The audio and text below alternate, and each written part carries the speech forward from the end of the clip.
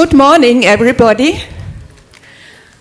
I welcome you very cordially to this second day of our conference. And we start now with the section Eastern Catholic Churches and Dialogue. This is now the first part of this section. First, we will hear an introduction by Daniel Galazza, a faculty member of this institute. I think probably there is no need to introduce him more. Liturgical scholar and a faculty member of this institute. He made studies in Canada, Toronto, St. Paul, at the Orientale and Dumbarton Oaks. He was teaching in Vienna, in Toronto, and he did research on Regensburg in Germany. So he's widely known as a liturgical scholar, I think, and I would like to give him the word for the introduction. Thank you. Thank you very much. It's a pleasure to be here this morning. I regret that I had to miss some of the talks yesterday.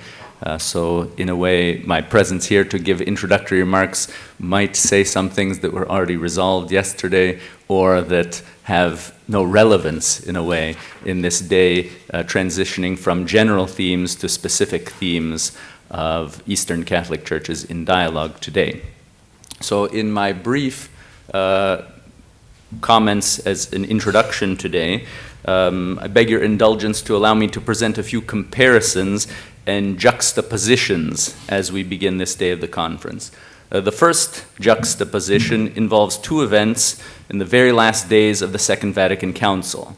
On December 7th, 1965, the Catholic Orthodox Joint Declaration was read out simultaneously at St. Peter's Square in Rome in the presence of Pope Paul VI and by Patriarch Athenagoras I at the Cathedral of St. George in Constantinople, Istanbul.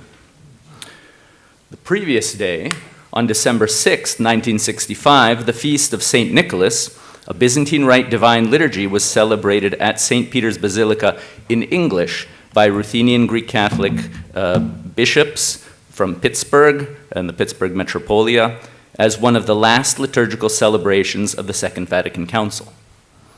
The two events, the lifting of anathemas between Catholics and Orthodox on December 7th, and a Byzantine Catholic Divine Liturgy at the Second Vatican Council the day before, are, of course, significant, but not in any way equal in their importance. Their juxtaposition here is nevertheless like comparing apples and oranges, I would say, a false equivalency. One is a declaration of the heads of two churches clearing the air and paving the way for dialogue after a millennium of conflict between Old and New Rome, making our conference here today possible. While the other is a divine liturgy celebrated by Eastern Catholics of the New World in the English-speaking and English-praying context in the so-called diaspora, which we discussed and will discuss. Be that as it may, the proximity of the two events illustrates how Eastern Catholics have been near the central events of ecumenical work in the 20th and 21st century, albeit somewhat distanced and often at the margins.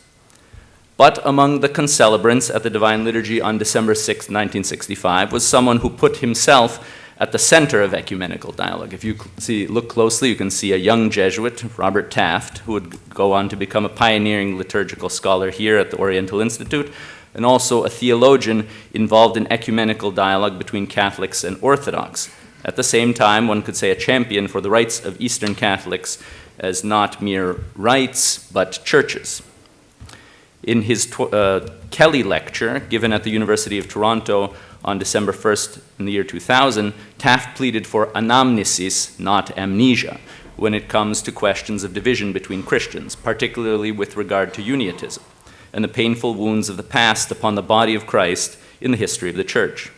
Solutions, even if provisional and interim, must be sought with charity, objectivity, and realism, without the anachronistic reductionist simplifications of history to which the Eastern Catholic communities are too often subjected by those who have concluded that the new age of ecumenism permits them to leave those they contemptuously refer to as uniates behind, making them easy game and dispensing their critics from the basic demands of human decency, truth, seeking the origins and factors behind the and to say nothing of Christian charity. Taft called for greater respect for historical truth, seeking the origins and factors behind the origins of the phenomenon of uniatism.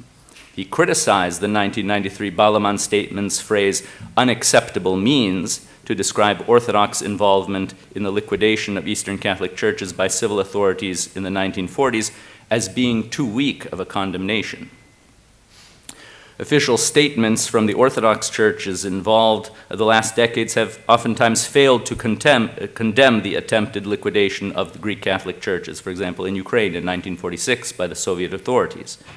From the Orthodox side, Metropolitan Kallistos Ware lamented the missed opportunities of the 1990s, which offered a chance to move beyond past conflicts toward a new vision of dialogue. Rather than condemn the persecution of fellow Christians, another false juxtaposition has often been raised in polemical literature, comparing the Union of Brest in 1596 to the so-called reunion of Greek Catholics with Moscow in 1946.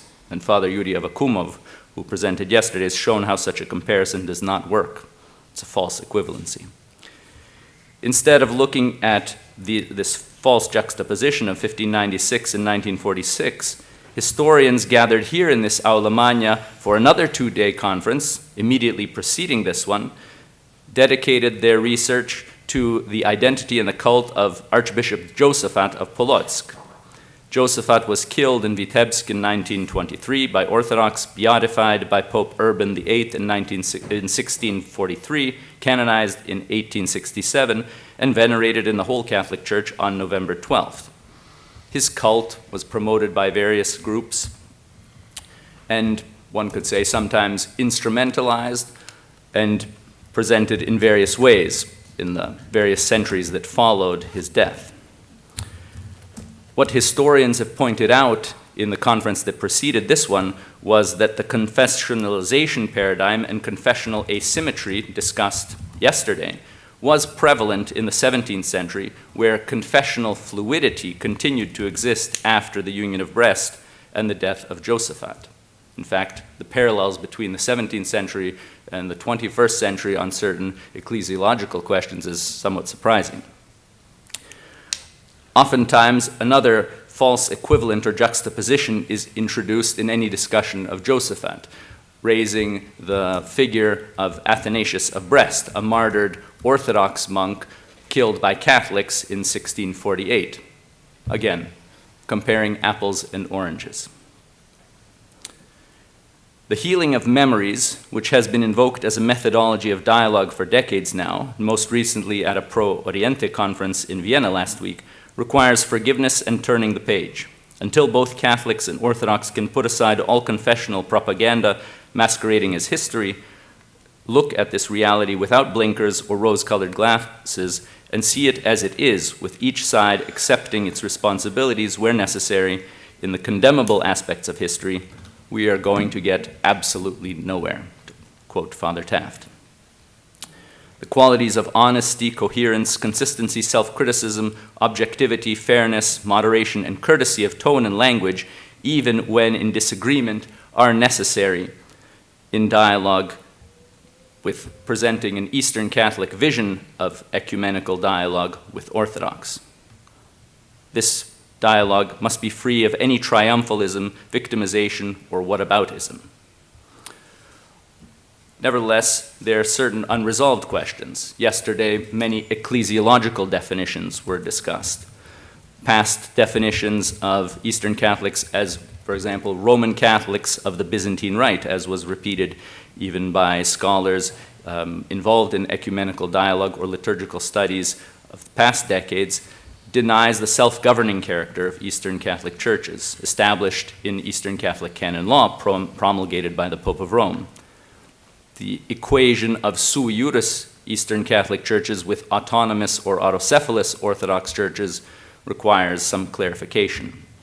And the identity of Eastern Catholics as Orthodox in communion with Rome raises questions for those who, one could say, self-identify in this way in the face of Orthodox who say that's not possible. We heard yesterday about pseudomorphism of Byzantine theology in the cultural milieu, that sometimes seems to present the culture as being more important than theological truth. And we heard that the revival of confessionalism would be disastrous. Thus, this confessional fluidity that was witnessed in the 17th century seems like a worthwhile direction for future research. In the papers today, we'll hear about Eastern Catholics in the diaspora and on the margins. We heard already yesterday about Eastern Catholics where they are minorities. In the Middle East today, we'll also hear about the Indian context. But in the end, this conference is not about juxtapositions, but rather it is about unity. The ecumenical vision of Eastern Catholics that is being presented here, hammered out, tested, debated, and fashioned, is a vision of unity in dialogue with Orthodox. Therefore, I look forward to the concluding discussion to see and hear where we have arrived by the end of this day and whether the proposals restore faith in a credible witness of the gospel call among Christians so that all may be one. Thank you. Thank you very much, Father Galazza, for this introduction and bringing us into the topic of today.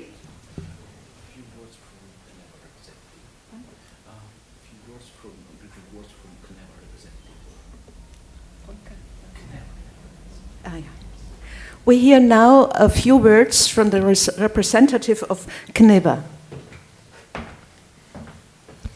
Greetings, everyone. Thank you very much for this opportunity. I will briefly introduce myself and our agency, Kneva, who has sponsored this important event. I'm Anna Cuziol. I'm the administrative officer of Kneva and Pontifical Mission.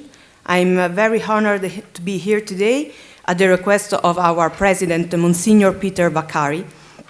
For those unfamiliar with us, Kneva is a papal agency founded in 1926 by Pope Pius XI in response of the post-World War I struggles of the Armenians and Syro-Chaldeans and all the peoples of the former Russian Empire. Initially placed under the Sacred Congregation for the Oriental Churches, its administration is now entrusted to the Archbishop of New York, now Cardinal Dolan.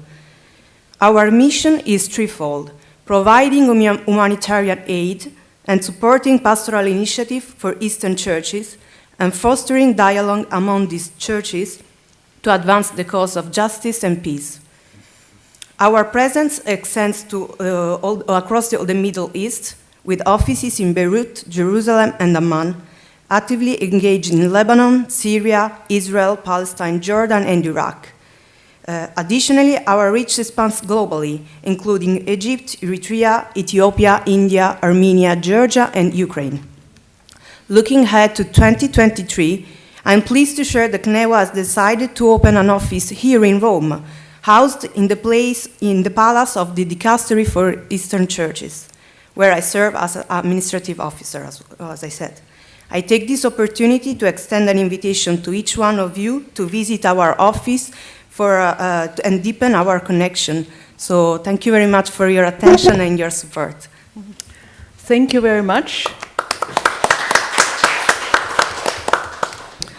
I would like to thank also the organization, probably in the name of all of us, for supporting this conference. Thank you. Now we start with our next or first speaker of this session, especially.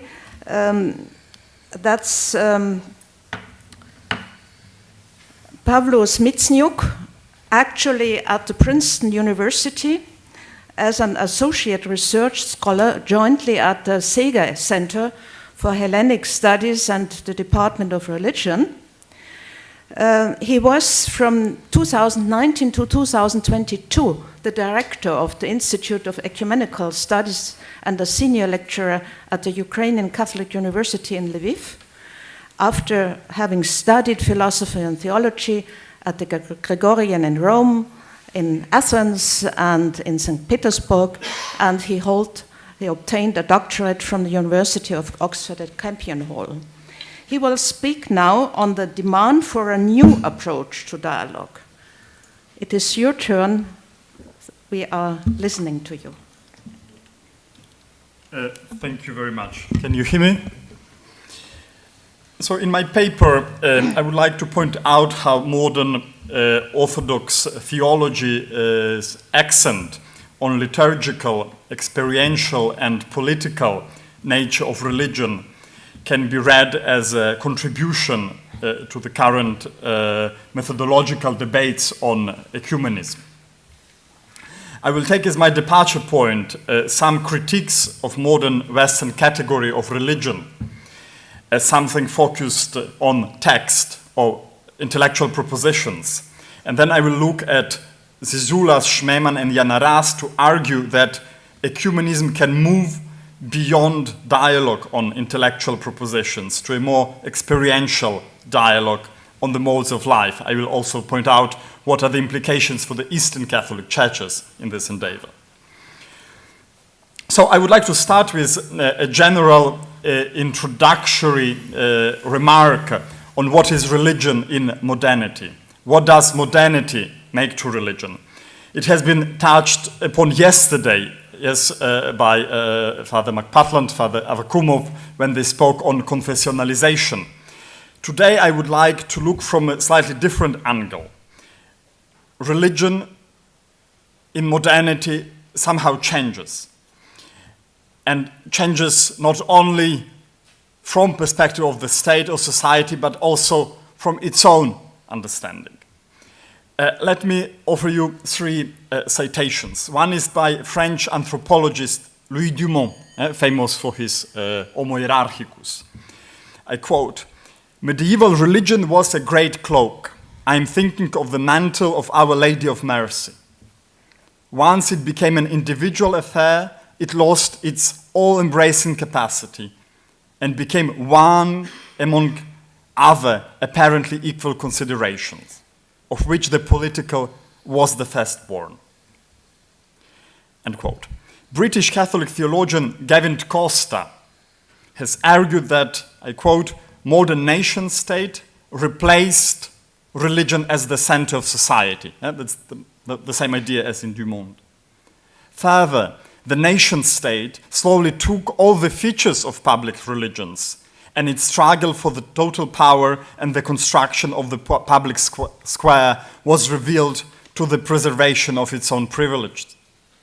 The nation state has caused, and this is important, the nation state has caused the construal of religion to focus on doctrines, worship, and cultic practices, which are deemed by modernity to be the domain of religion, end quote. So both Dumont and Costa tell us the story of modernity's effect upon religion. Religion as something private, spiritual, concerned with dogma and liturgy, rather than with politics and power, is a recent invention, unknown outside modernity. There was no religion before modernity. Richard King, who is a specialist on Hinduism, analyzes the encounter between the West and India, and he claims that the Anglo-Protestant conception of religion has been imposed on Indian traditions, both by the colonizers and the Indians themselves. King enumerates 6 assumptions of such a category of religion that were transposed onto the Indian context, and I will only cite some of them. First is religion as a category, as a realm which is different from the scientific, political, and economic domains. The second is the emphasis on belief, or assent to a set of creedal propositions. The third one is scripturalism, the preeminence of scriptures defined by a canon over other dimensions, particularly rituals or oral stories. Discreteness, assumption according to which syncretism is inappropriate. The primacy of pure origins, the idea that the instant of a religion's inception represents a moment of purity par excellence, to which believers should aspire to return by means of reformation and purification, and some other points. Now, King adds to Dumont's and Costa's argument another feature.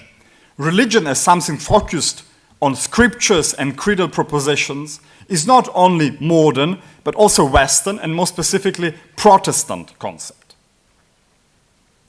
These statements, these ideas raise the question about the place of doctrines and dogmatic propositions in interfaith relations and in interpreting the past. This has had some effects on comparative theology, yes, as understood as interreligious dialogue, as practiced by, for example, Frank Clooney, a Jesuit at Harvard. The criticism was that his method and comparative theology, thus understood, is focused on theological propositions expressed in written text, to the detriment of other expressions of religious tradition. John Maraldo observes that the standard understanding in much interreligious dialogue takes religion to be primarily a matter of teaching and belief in teaching.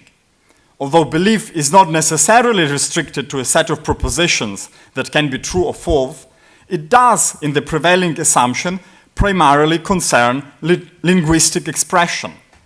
The standard understanding presumes the central role of teaching in different religions. And this is what actually we compare, two teachings, two texts.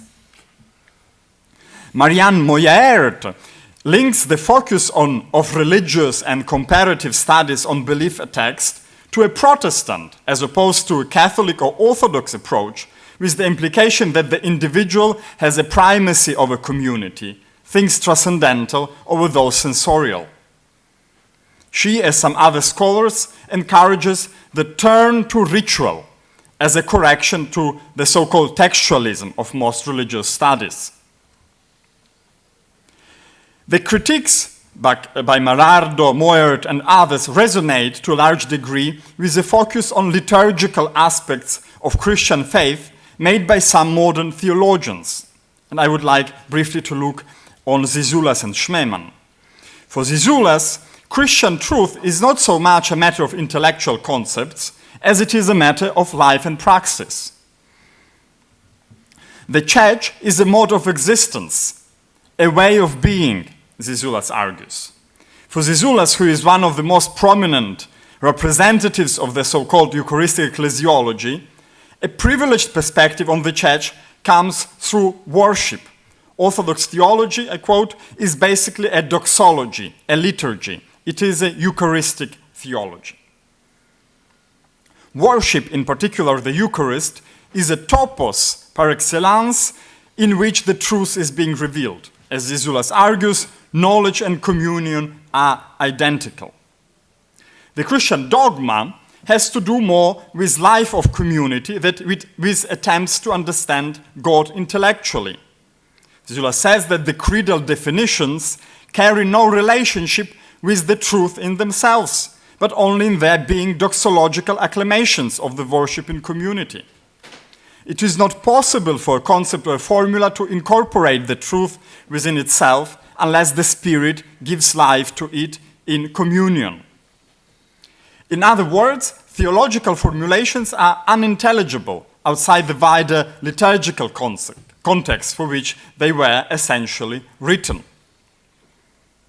The scope of formulating dogma at the early church councils is not a desire to positively define the things divine, but to solve issues of church communion.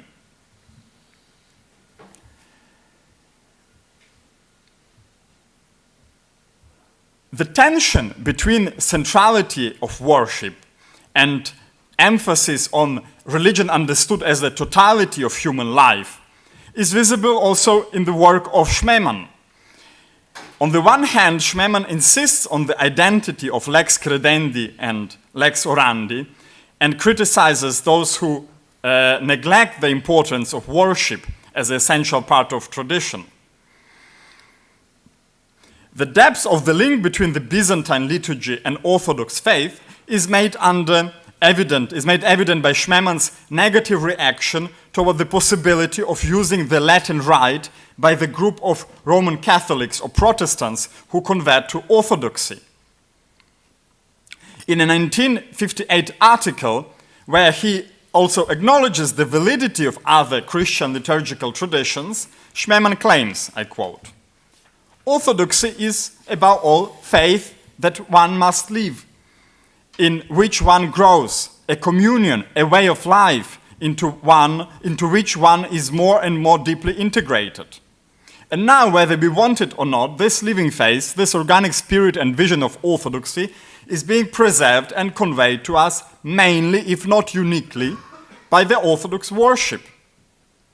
Orthodox liturgical tradition is a unique synthesis of the doctrinal, ethical, and canonical teaching of orthodoxy, and I do not need to see how real integration into the Orthodox Church, a genuine communion of faith and life, may be achieved without an integration in the Orthodox worship." End quote.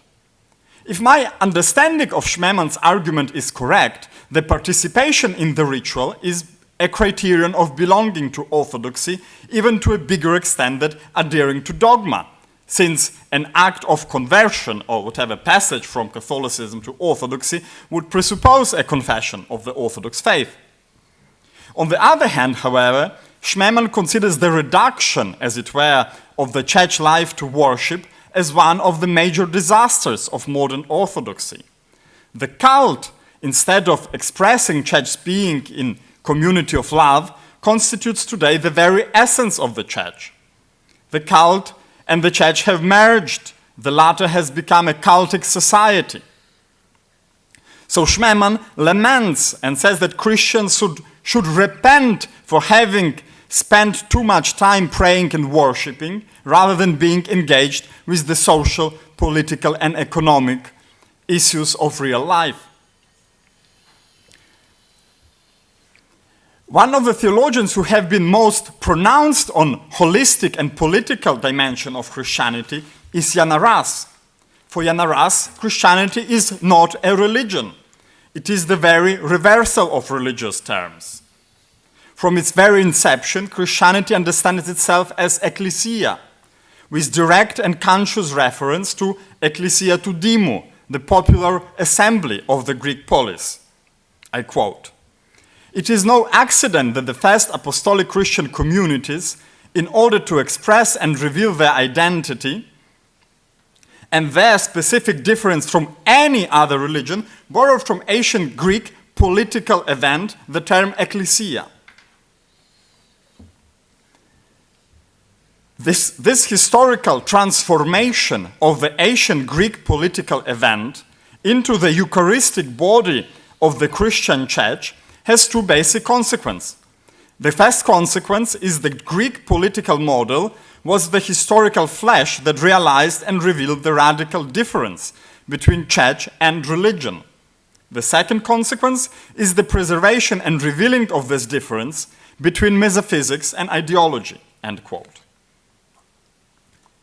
So the fact that early Christians have chosen a political term and not cultic term to describe themselves, ecclesia, was a claim that they constitute a political, not a religious community.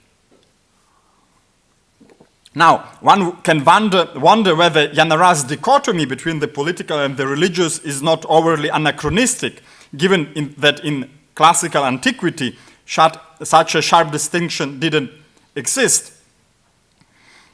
However, the core argument of Jan Arras that early Christians prioritized community life over sacrificial cult or what they perceived as religion is not wrong.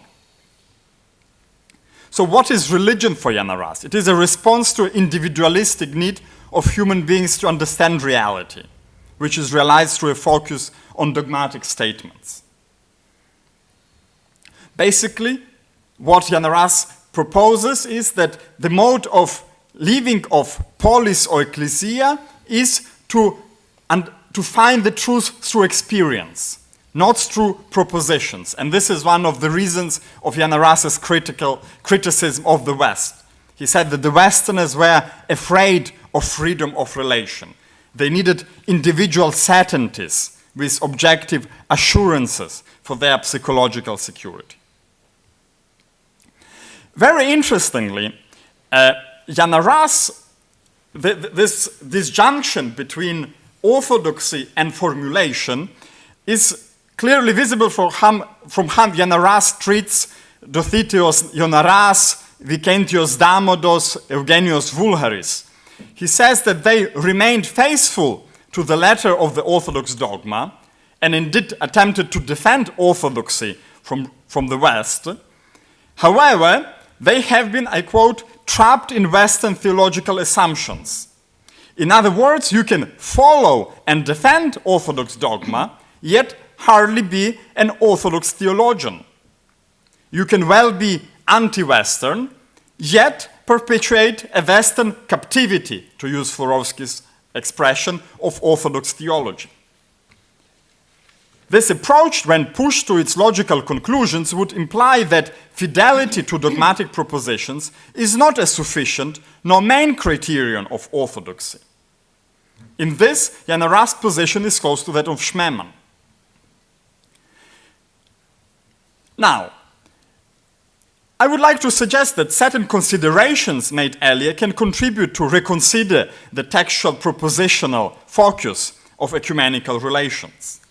Insistence on the holistic and political core of the Church and rejection of religious criteria of identity has a vast potential for aberration of a more nuanced Orthodox approach to other churches.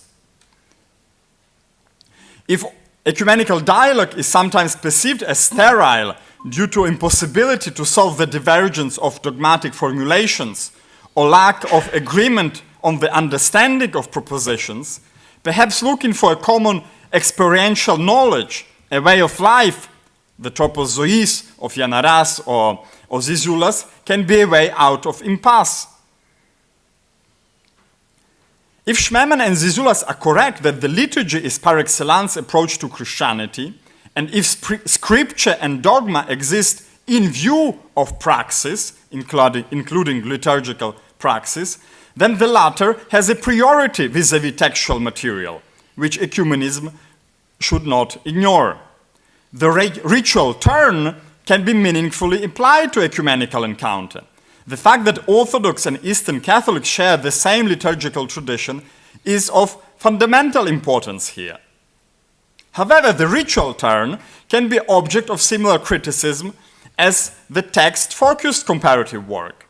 As Schmemann's critique of Orthodoxy's degradation into cultic society suggests, to look at a tradition exclusively through the lens of ritual constitutes a reduction. If, however, we follow the insights of those thinkers and look at theology to be not only a discourse on God, church, and liturgy, but a reflection of the totality of human and social life, then we could conceive of comparative theology, but also of ecumenical dialogue as comparative not only of texts and rituals, but of modes of life.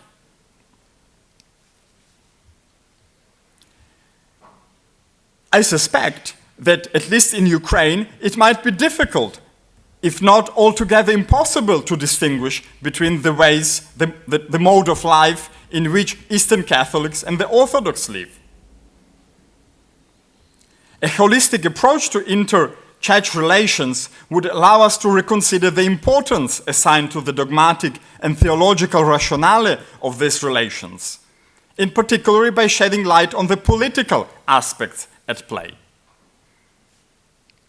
The etymology of term ecumenism fully legitimizes such an approach. Ekumene, which we translate as the common home, also means empire.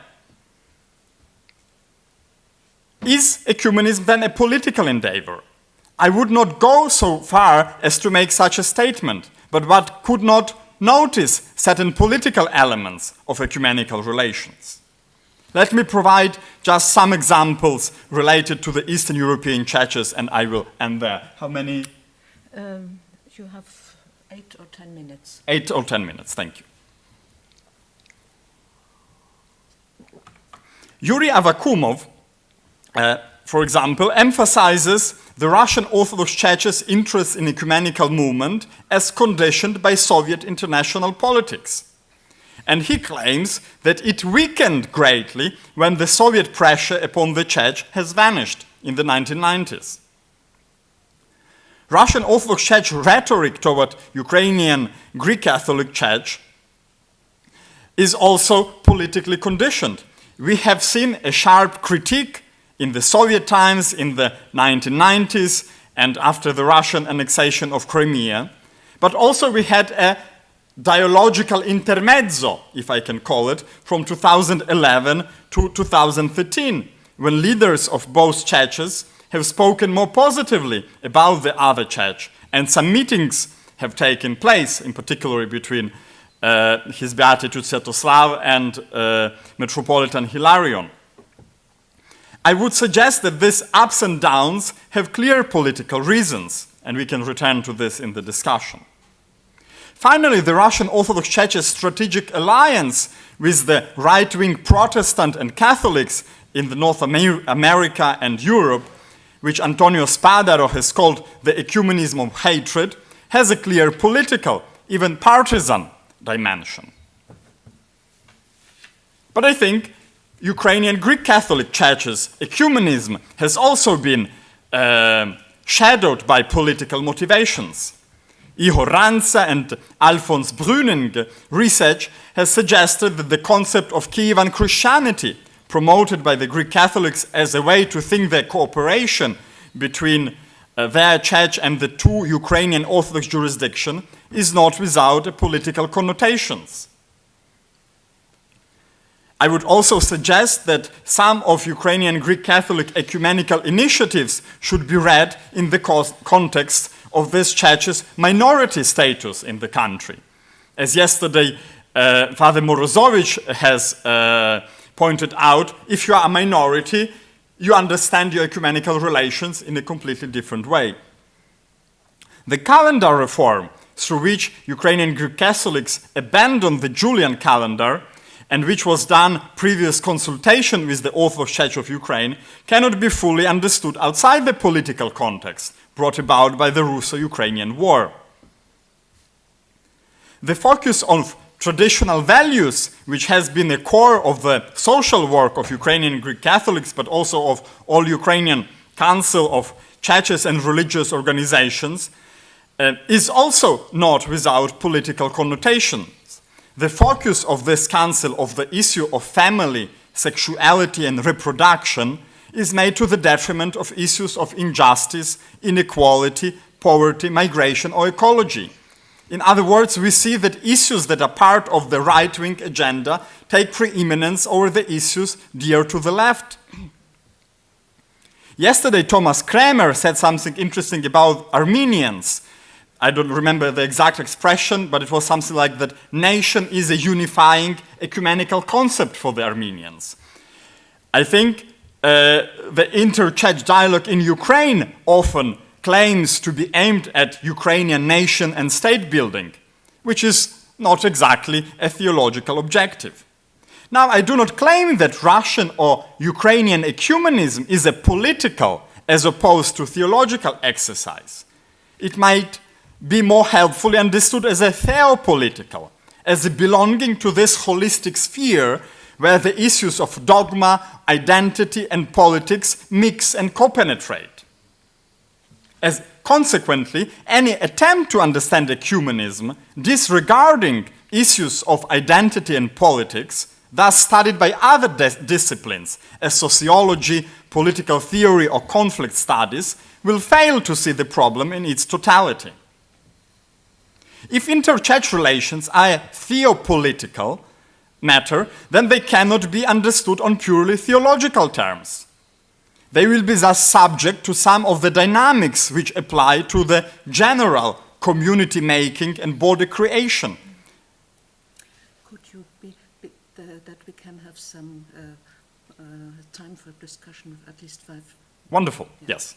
So, I was going to give a couple of examples, one from Judaism, one from post-Tridentine Bavaria, how things that are irrelevant become relevant because they allow to draw the borders between communities.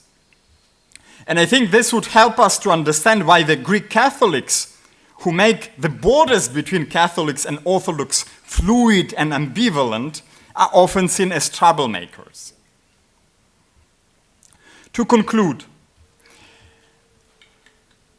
the question of how holistic and at the same time totally theological can be our understanding of ecumenical dialogue, I think is a big and important question. And I think that what needs to be done is somehow to put the place that dogma and intellectual propositions play in all this, in the totality of other issues. Not in the way of relativization, but maybe relativization as showing its place relative to other dimensions of relations between churches can be a huge help in our ecumenical dialogue. Thank you very much for your attention. Thank you.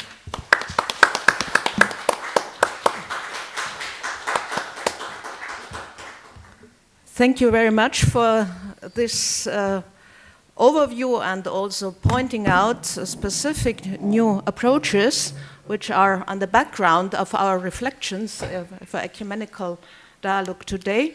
We have the time for one or two questions. Please, it's your turn. I would like to have a question. I have a question. Yeah, please. Father Dachko, please. Yes. Paul, we know one another. I don't remember that Patriarch Sviatoslav Ševčuk had any meeting with Metropolitan Alfeyev. The last time he was in Lviv was in 2010, and this was when he was directing in a Philharmonic orchestra, and he wanted to come to Ukraine in 2014, but since it was right after the annexation of Crimea, he was not permitted to enter Ukraine. I had meetings with him in Paphos, in Vienna, and also in Chieti.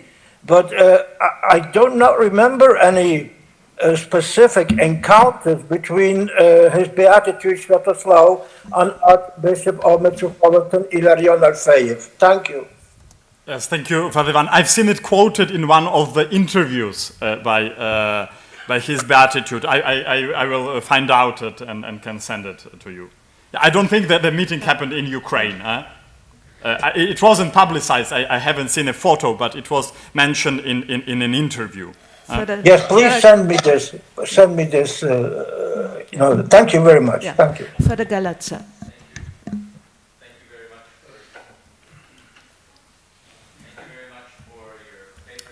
Oh, go here if it cannot be heard. Okay. Thank you very much for your paper.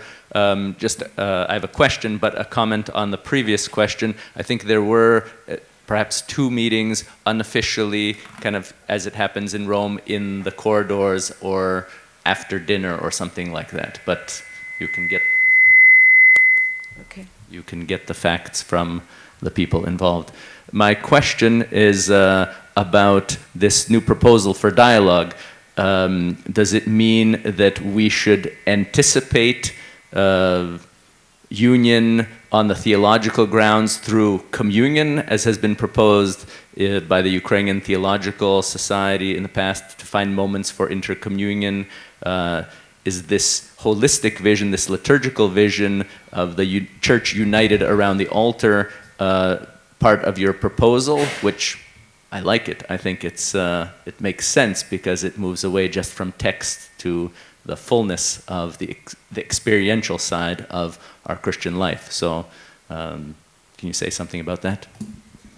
Yes, thank you very much, Father Daniel. But your question shows that I didn't manage to deliver what my title has promised. Yes, I didn't propose to relativize theological issues. I just wanted to show that our attention to theological issues might be a bit asymmetrical to the place that theology should occupy. I think one of the signs of it and one of the reasons why, for example, identity issues are important comes from the dialogue between Orthodox and some non-Chalcedonian churches who have reached a theological agreement and no unity, no jurisdictional unity has followed. So it means that even if we solve all the issues, theological issues we have with the Orthodox, we might not get into unity.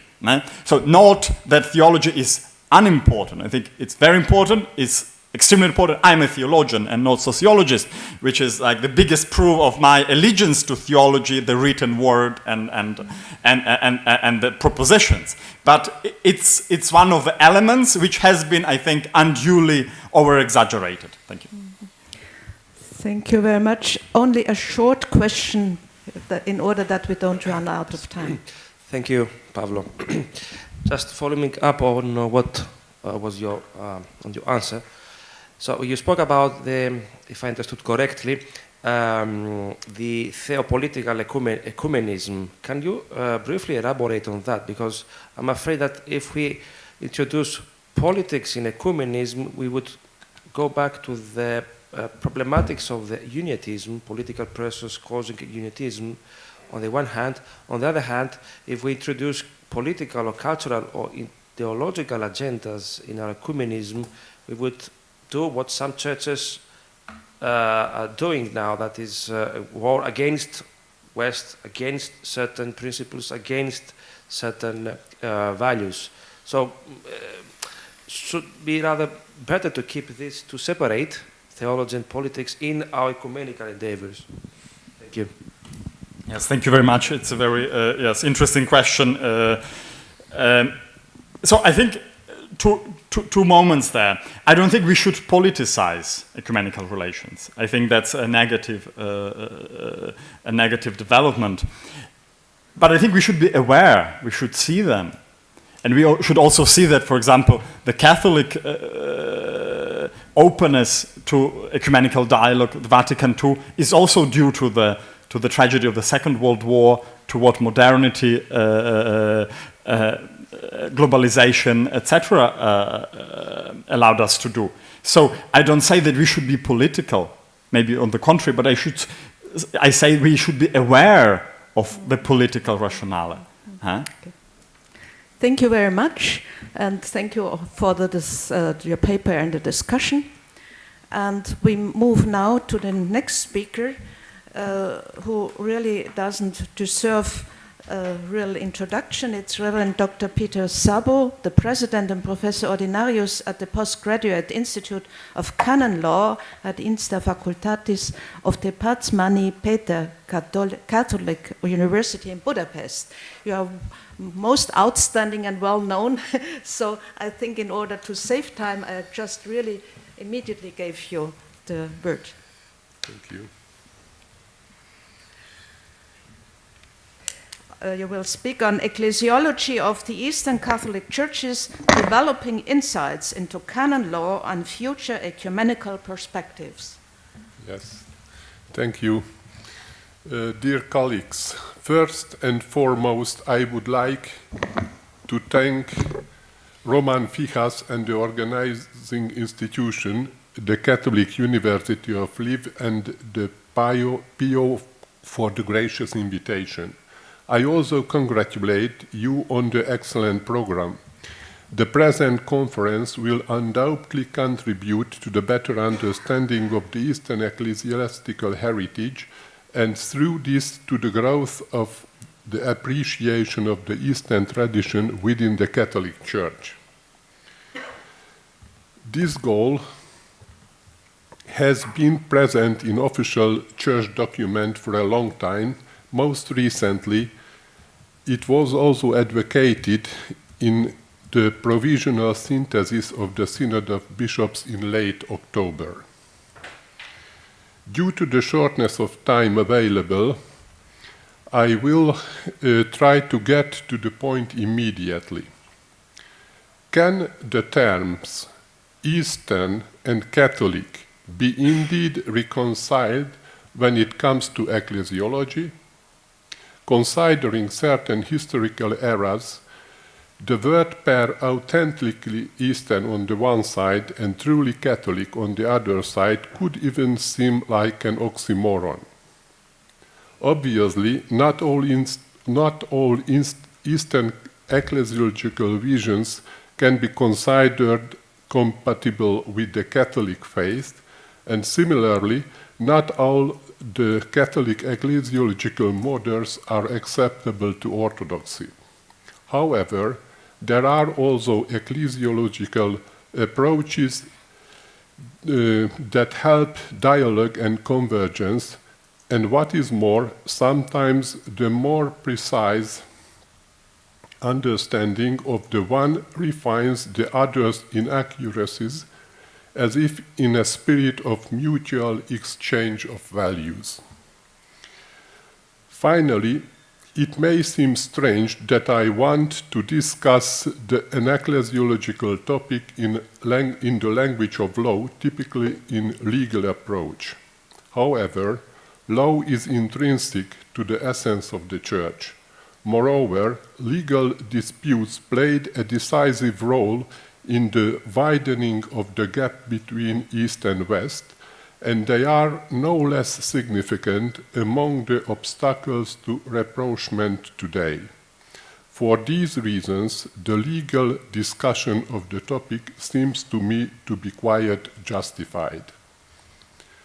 Given the limited time available, I would like briefly to outline 3 theses, which I believe are the cornerstone of an Eastern Catholic ecclesiology. I mean essential features of a model that is more hopefully acceptable to both the East and the West than the previous and hitherto conflicting approaches. As it is not possible to explain them in detail, I will try to mark some basic bibliographic references on the slides. I am aware that the following multicolored slides are not very aesthetic, but since we have to move quickly, I hope colored highlights can help you to grasp the essential point easier. The 3 topics to be discussed here are as follows. First, the sacramental origin of the sacred power. 2, the precise nature of Pope's role in the regulation of higher Eastern government authorities. And third, Eastern vision of the supreme authority of the Church. While I was writing the text, I had some uncertainty as to whether my approach would be interesting for the present audience. Some of the questions raised yesterday, especially some of Monsignor Daskko's important observation, reassured me somewhat. I am aware of the difficulty of the task undertaken, but I didn't want to avoid it. Therefore, I ask for everyone's understanding, recognizing from the very beginning that my thesis certainly need refinement and sometimes even corrections. If only some problems can be highlighted, my intention has already reached its goal. The first thesis, sacramental origin of the ecclesiastical power. According to the original conception, or rather ecclesiastical praxis, the transmission of sacred power was considered possible only in sacramental way, as we know, although it is true that also the determinatio juridica was implicitly present in the liturgical ceremony, as the relative ordination immediately bound the new bishop to a specific episcopal see. However, as we know, approximately from the 12th centuries onward, jurisdiction was considered completely separated from the episcopal ordination, insofar as the former was believed to be transmitted immediately by the Pope through an extra-sacramental channel independent from the episcopal ordination. The following authors are eloquent witnesses to this former conviction. For example, Juan Torquemada, according to Juan Torquemada, the office of the bishop is the fontalis origo totius potestatis ecclesiasticae, while according to Suarez' formulation, potestas episcopalis nihil aliud est quam participatio potestatis papalis, sic et simpliciter. The Second Vatican Council remedied the former unilaterally dichotomic view, highlighting that the true basis of governmental power is the ontological capacity acquired by episcopal ordination, Lumen Gentium 21b. Some specialists later interpreted this papal involvement as a simple external condition which only affects the licity of the lawfulness or the lawfulness for the exercise of power fully conferred by ordination, the school of Bertrams. While others, on the contrary, considered the same supreme intervention at least as a constitutive component of power, the school of Jean Beyer, if not even as a separate source of power independent from the sacramental ordination. But why is this complicated topic is so important for us? In connection with the Apostolic Constitution Predicate Evangelium, 2nd chapter 5, a recent norm according to which the Pope can appoint laymen to the head of some dicasteries of the Roman Curia, the old conception of the extra-sacramental origin of the power received authoritative support again.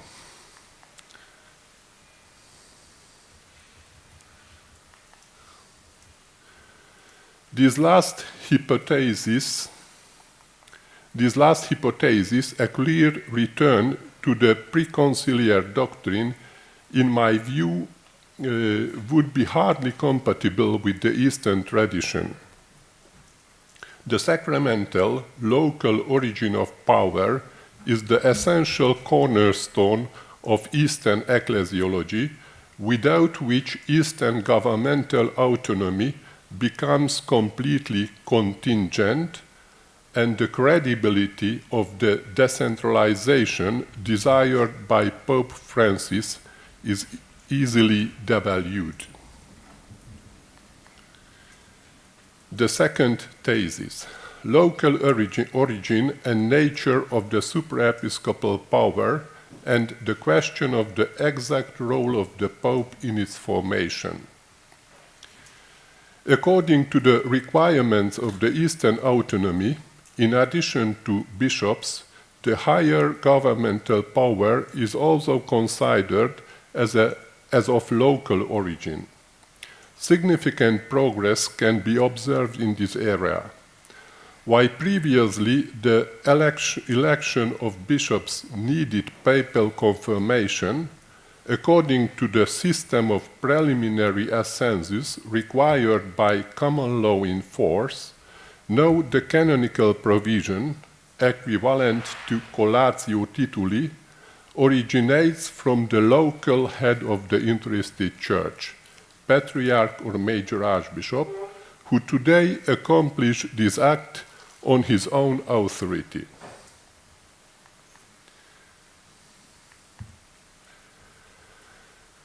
The local origin of the higher jurisdiction, which is the cornerstone of the stability of Eastern autonomy, in my view. However, this local origin remains somewhat doubtful due to the term participatio brought back unexpectedly into the Apostolic Constitution Sacri Canonis.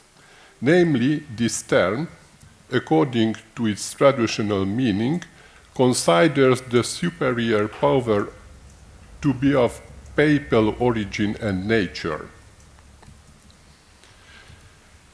As it is clear from the following significant statement or sentence of Cardinal Sodano, I quote, "In the Church of Christ, in fact, there is no supraepiscopal power, and even more so, no suprametropolitan power other than the supreme one entrusted by Christ to Peter and his successors." End of quotation.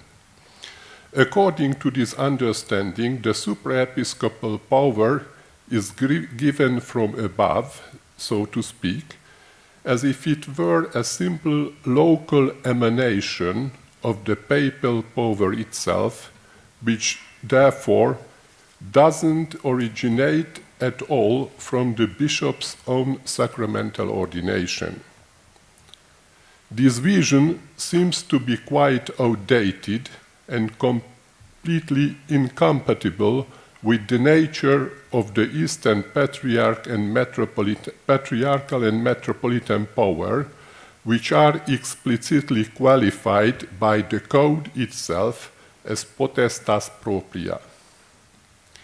In my opinion, the expression of participation reported by Sacri Canones is to read in the context of the precise historical horizon described by the apostolic letter Euntes in Mundum 1988, according to which, I quote, "The characteristic disciplinary autonomy of the Eastern churches does not originate from the privilege granted by the Church of Rome, but from the law which these churches have possessed since apostolic times."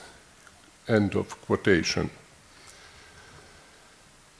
For prominent representatives of Latin canon law, there is no doubt that the post-conciliar codification in the understanding of the supraepiscopal power shifted from vertical extra-sacramental perspective to horizontal one, as it is affirmed by Giorgio Feliciani, for example. A new approach that traces the origin of the supraepiscopal authority in the local church. Shouldn't this deepening insight be at least equally clear for the Eastern doctrine? In short, according to the Eastern vision, both Orthodox and Catholic, governmental autonomy is rooted in the very sacramental structure of the Church of Christ, which means it arises from her DNA itself, to speak so to speak. How can it be explained? I think an adequate explanation of the local origin of the governmental autonomy can be traced by a deeper understanding of the multiple consequences of sacramental ordination. Namely, even the power of superior authorities is rooted in the episcopal ordination itself, specifically in its second dimension.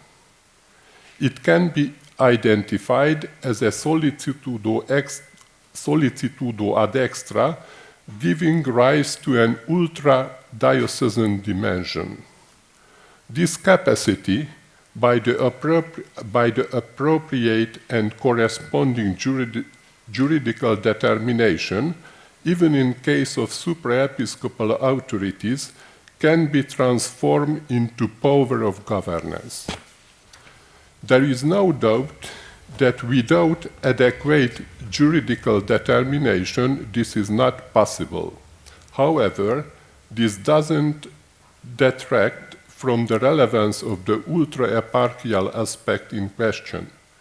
In fact, even the ad intra mission towards the bishop's own diocese or eparchy requires a similar determination for its transformation into potestas expedita ad actum, nota explicativa previa 2.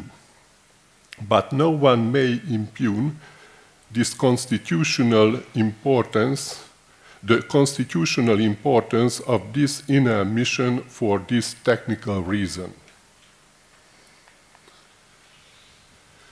Finally, both historical fidelity and Eastern ecumenical commitment compel us to consider this higher intervention rather as a witness of Petrine office that testify and guarantee the authenticity of the origin and the activity of the higher governmental authorities in question, rather than as a manifestation of pure jurisdictional act in a strict sense.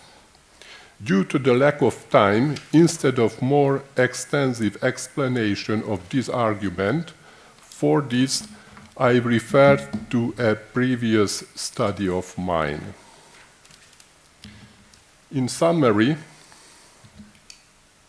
differently from the previous perception, which is reflected, for example, in the once influential Enchiridion of István Sipos, according to Eastern understanding, both Orthodox and Catholic, the power of local governmental structures is not based on freely accorded and freely revocable attribution descendant from pure discretional goodwill of the Pope, but rather on the wide-ranging autonomy based on sacramental structures of the Church, evidenced by ancient tradition.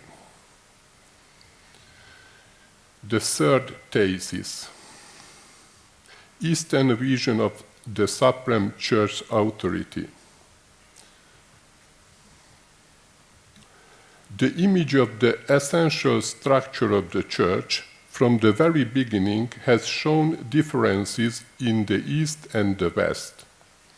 According to this, plurality in unity or unity in plurality is not a consequence of fragmentation resulting from schisms. In my view, the adjective polyphyletic, applied by Zoltán Alszegi to describe the theological diversity, is also suitable for explaining the clear ecclesiological differences present from apostolic times. Ecclesiological visions are also derived from more than one ancestral line, and by this very reason they are natively pluriform.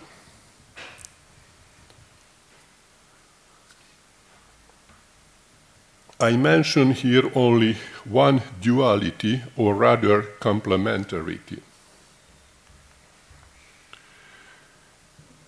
The duality between the Petrine monocratic authority, considered as the exclusive fontalis origo unitatis, as we have seen, on the one hand, and the Catholicity, on the other hand, understood as an expression of the communion and the consensus among all the churches of apostolic origin, as it is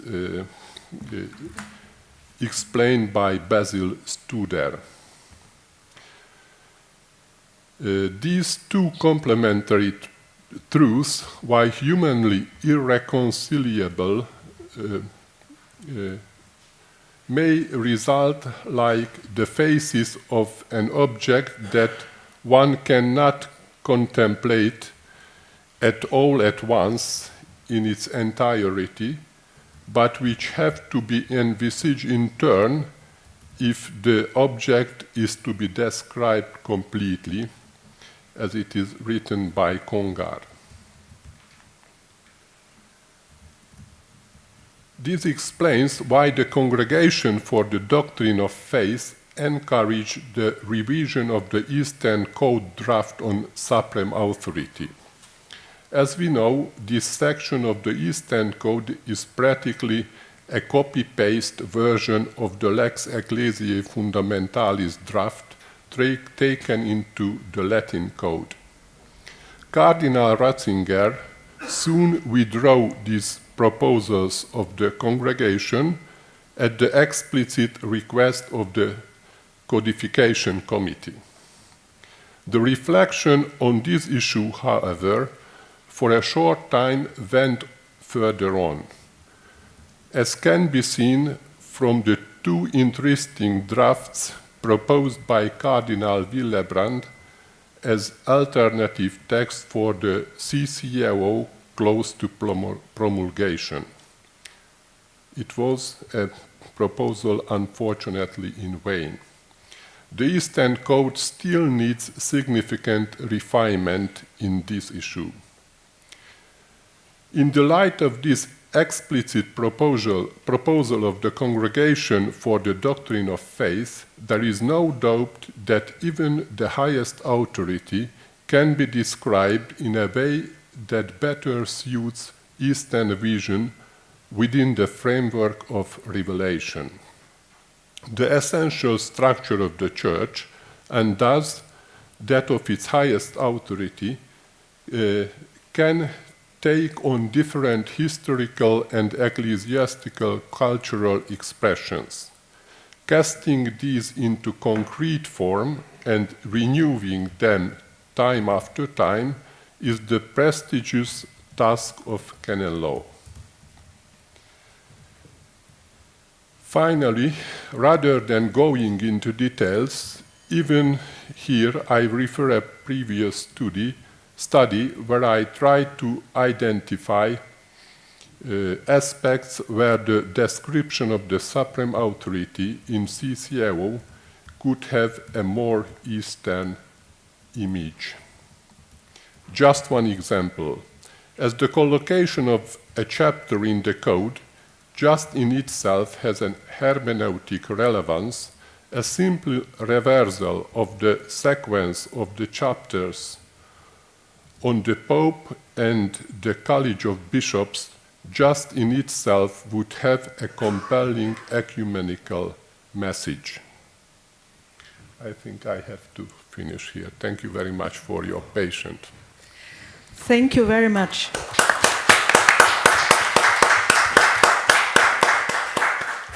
Thank you very much for this clear presentation of topics of the canon law, which can be a big help also in our discussion. We have now time for a few questions or remarks.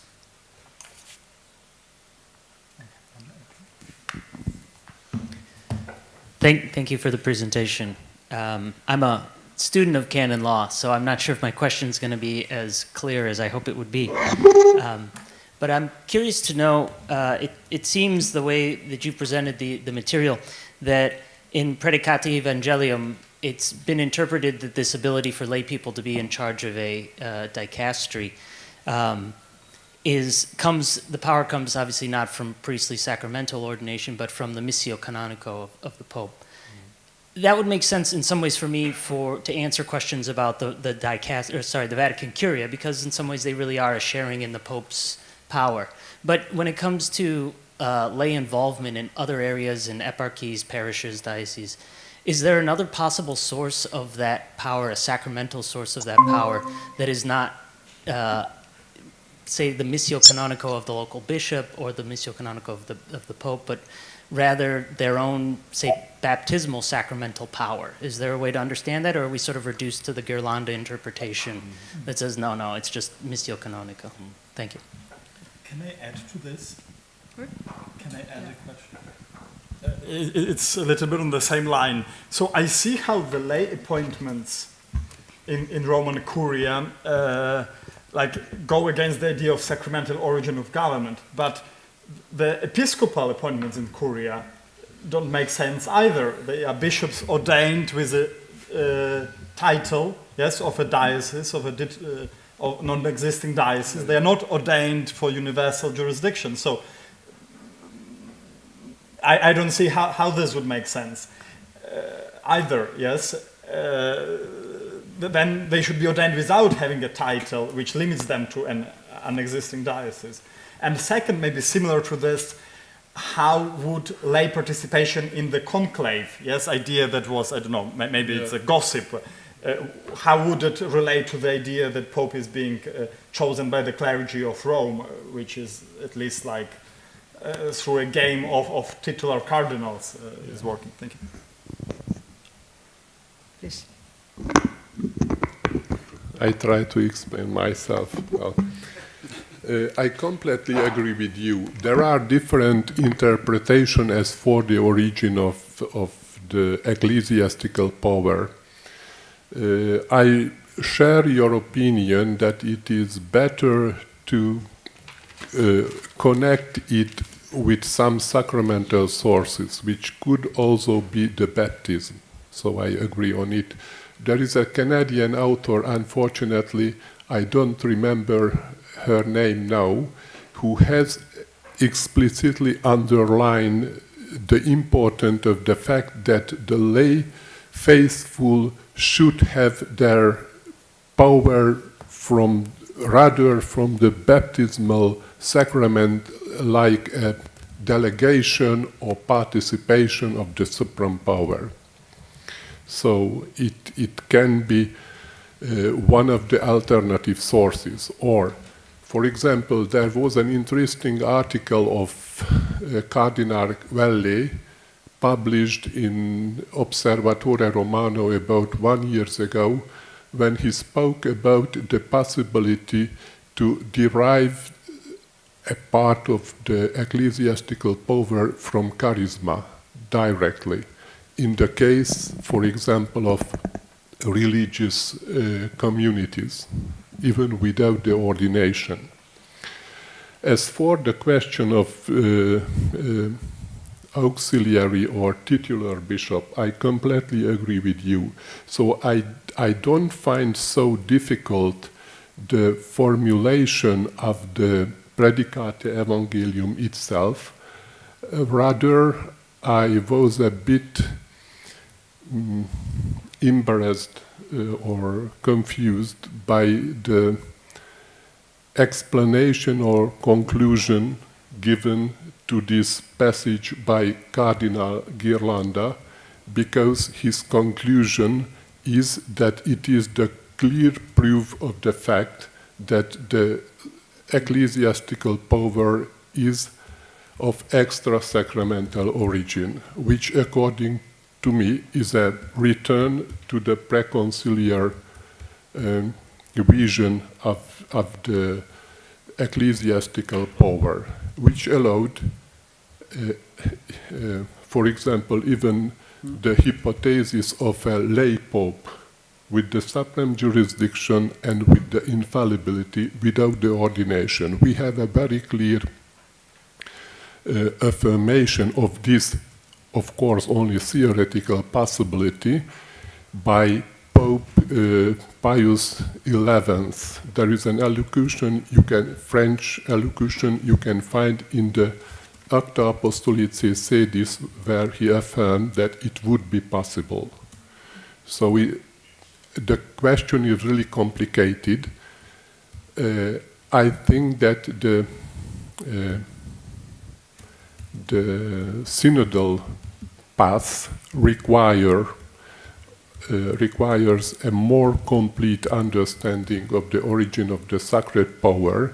But anyway, I think that first of all, because the importance of the real sacramental basis of the Oriental autonomy or the decentralization in general, the importance of the sacramental basis for this phenomenon, I find difficult to accept the possibility to return to the explanation of the higher power as coming from in an extramental channel directly from the Pope. Thank you very much.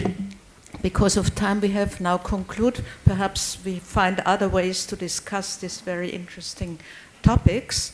But our next speaker will be Reverend Dr. Alexandru Buzalic. He is the Associate Professor at the Faculty of Greek Catholic Theology at the Oradea Department of Babeș-Bolyai, University of Cluj-Napoca in Romania. He is versed in dogmatics, especially in ecclesiology, and very experienced in ecumenism in various places. So I just stop here in order not to steal time of you. Your topic is dialogue in Romanian context. Thank you very much. Romanians live in the Carpathian, Danubian, Pontic area, distinguishing themselves from the neighboring peoples. Excuse me. Romanian lives in Carpathian, Danubian, Pontic area, distinguishing themselves from the neighboring peoples by the language they speak, Romanian. The Romanian language is a Romance. Do you hear Yes, correctly? Yes. Okay. Not Maybe you can just come here. No, the microphone works. I think it's just need to be closer. Yes. Now it's better? Okay. Through history, 3 Romanian state entities were formed during the medieval period, namely Wallachia or Romanian land, Moldova and Transylvania. If in Wallachia and Moldova, the territories are compactly inhabited by Romanians, obviously with the presence in the border regions of Ukrainian, Bulgarian, Serbian, Greek or Lipovian Russian minorities, the history of Transylvania is marked by the penetration of Hungarians and Czechs. The second historical presence is due to the German settlers who received privilege from the Hungarian king, being several waves of sedentarization of the so-called Romanian Germans, Transylvanian Saxons, Cypsers, and Swabians. The majority religion of Romania is the Christianity of the Greek Byzantine Rite. It is present in the Romanian Orthodox Church, which is the majority, 73.86%, and the United Romanian Greek Catholic Church, a minority. It is followed by the Roman Catholic Church, 3.89%, which brings together the majority Hungarian population and Polish, Slovak, Croatian, and German minorities.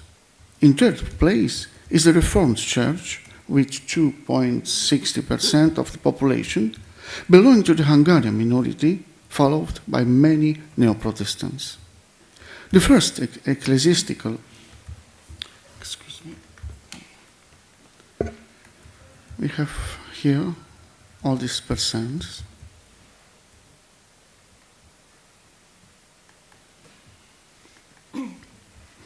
The first ecclesiastical communities on the territory of today's Romania appeared starting from the apostolic period. The basic ecclesiastical language of Latin origin, and especially the archaeological vestige, attest to the presence of Christian communities in the territories of the Black Sea coast and around the Carpathian Mountains, with an uninterrupted continuity despite the migration of the early Middle Age that produced the ethnogenesis of the current population, until the union with Rome of a part of the Orthodox Christians from Transylvania.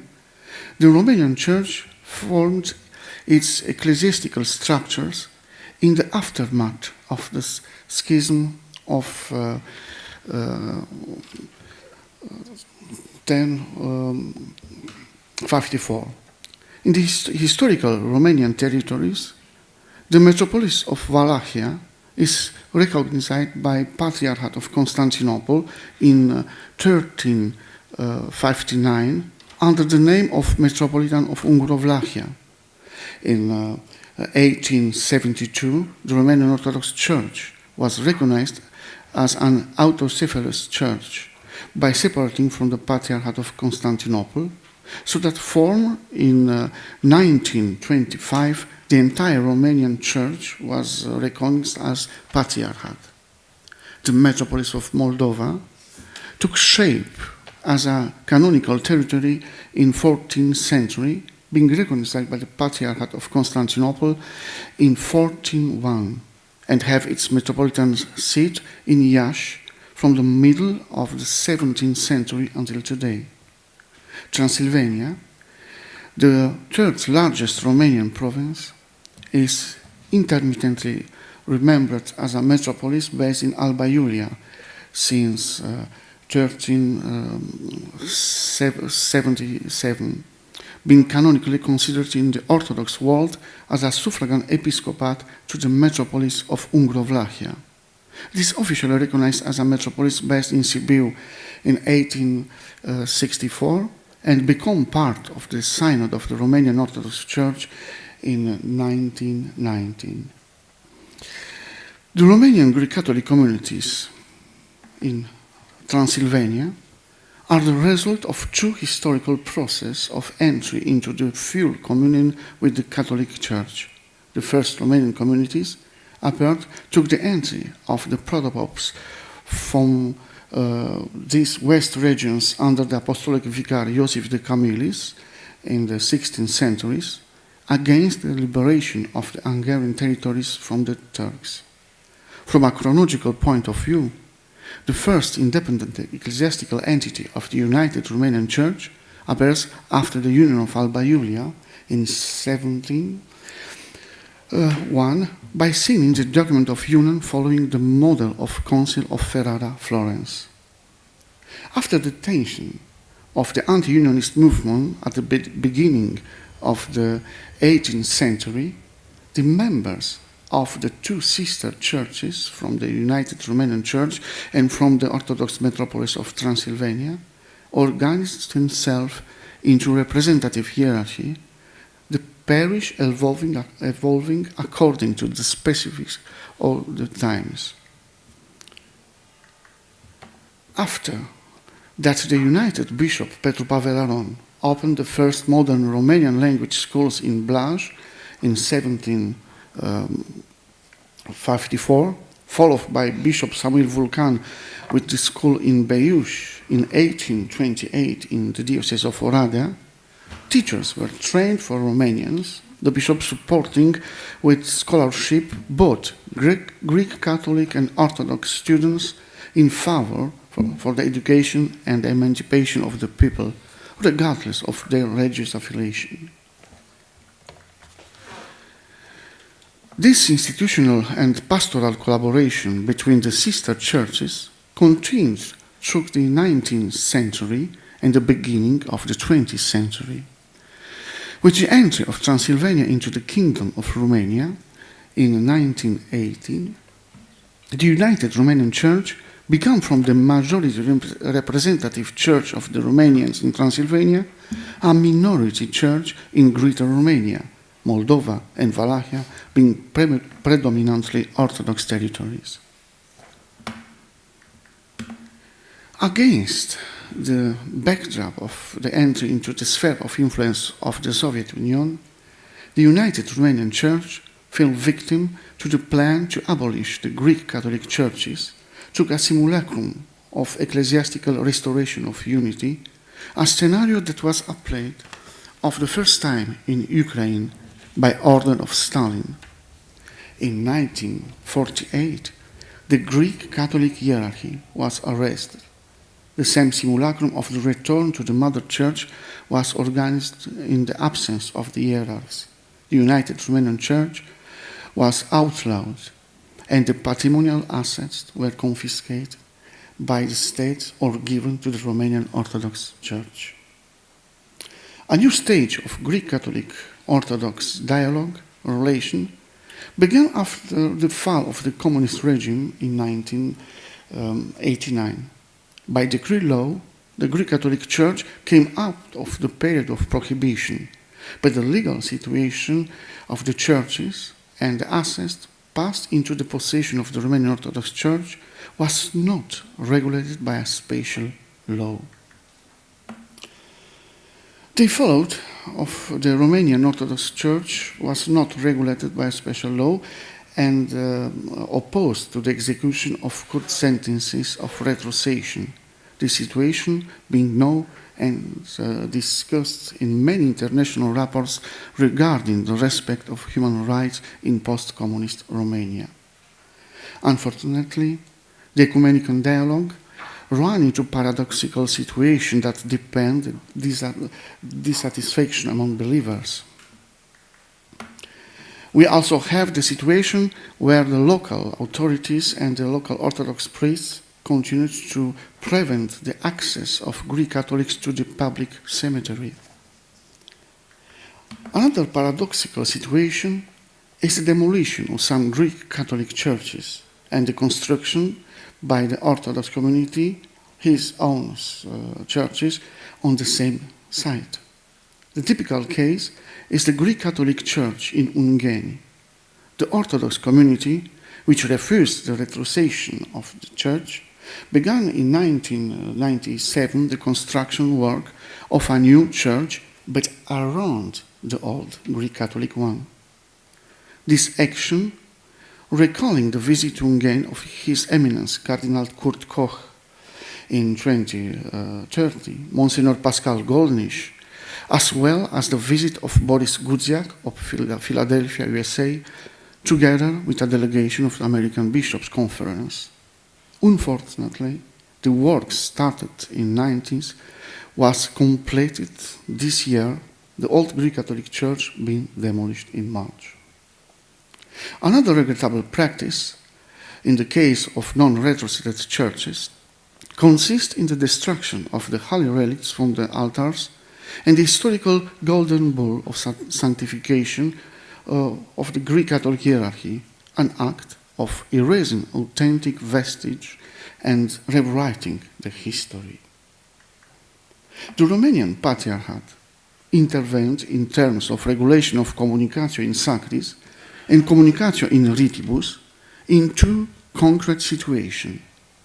The Orthodox Metropolitan of Timișoara, Nicolae Corneanu, during the consecration service of the Greek Catholic Church, Holy Mary, Queen of Peace and Unity, in the presence of the Apostolic Nuncio, Archbishop Francisco Javier Lozano, and the Greek Catholic hierarchs, on May 25, 2008, he partook of the Holy Eucharist from the Sam Chalice. The second event was the concelebration of the blessing service of the waters of the Criș River in front of the Oradea Town Hall by the Greek Catholic Bishop Virgil Bercea and the Orthodox Bishop Sophronie Drinček, according to a practice from before the Second World War. The Orthodox bishop was attacked by some of the hierarchs, monks from Athos, clerics and believers, and the case of Metropolitan Nicolae Corneanu, including Patriarch Kirill, asking the Orthodox Church Romanian to express a point of view in relation to this event.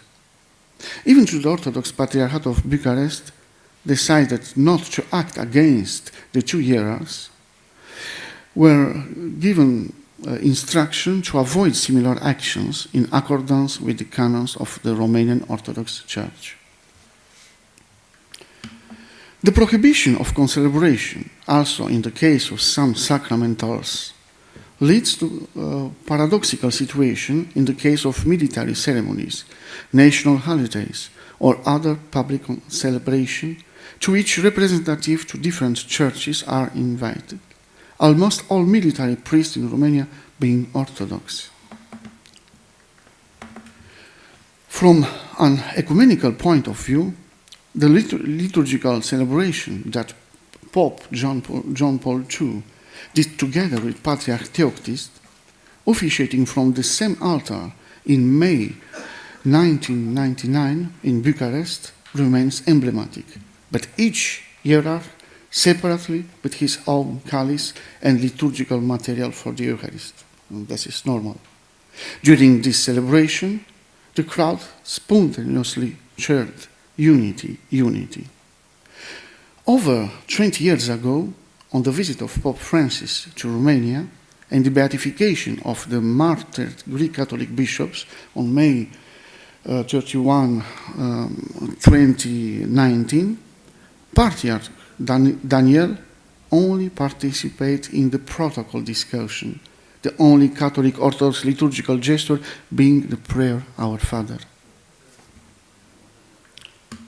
But about ecumenical dialogue today, despite the tension and the hostile attitudes sometimes coming from the officials, the ecumenical dialogue was and remains a permanent concern that develops on an institute level by involving the leadership of the dioceses and the local level of the Synod of United Romanian Church and the Conference of Bishops in Romania. The Greek Catholic Church maintained a constructive position even in the complex situation generated by the refusal of the amicable retrocession of the goods that come into the possession of the Romanian Orthodox Church. The Greek Catholic hierarchs accept the alternative service in case that the Orthodox communities. An example is the seminary church in Oradea, retroceded after 64 years following the final court's rulings on June 30, 2013.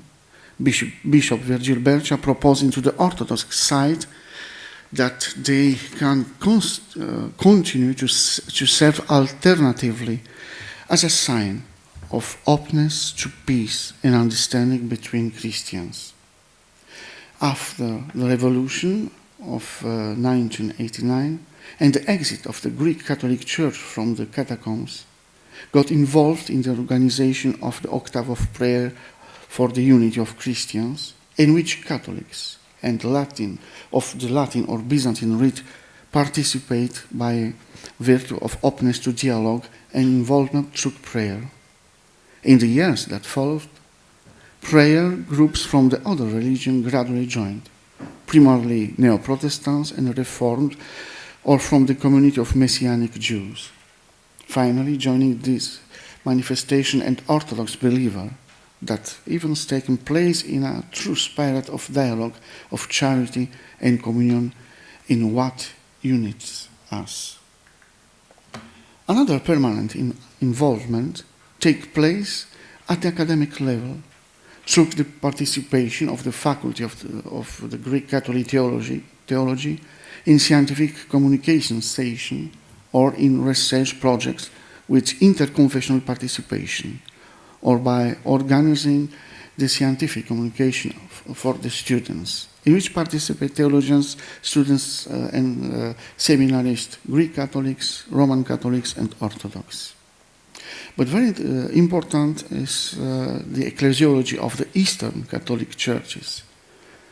The restoration of unity among all Christians is one of the main concerns of the Second Vatican Council, as Unitatis Redintegratio states. Catholics, in their ecumenical work, must assuredly be concerned for their separate brethren, praying for them, keeping them informed about the Church, making the first approach toward them. But their primary duty is to make a careful and honest appraisal of whatever needs to be done or renewed in the Catholic household itself, in order that its life may bear witness more clearly and faithfully to the teaching and instruction which have come to it from Christ through the Apostle. A first clarification concerns the ecclesiological essence of the United Churches. The declaration from Balamand, 1993, and from Havana in 2016, affirming that the Eastern Catholic Churches have the right to exist and that the uniatism is not the current method of full communion, make a clear distinction between the so-called uniatism and the ecclesiological status of united churches from today. The united churches paved the way for the restoration of unity by experiencing communion and contributing to the evolution of the canonical body in accordance with the demands of historical time and the conscience of preserving one's identity in the model of unity in diversity. The united churches are more than bridges between orthodoxy and Catholicism. They are part of the Orthodox churches that have already taken a first step toward the restoration of unity. His Beatitude, Sviatoslav, the major Archbishop of the Ukrainian Catholic Church, defines the united churches as follows.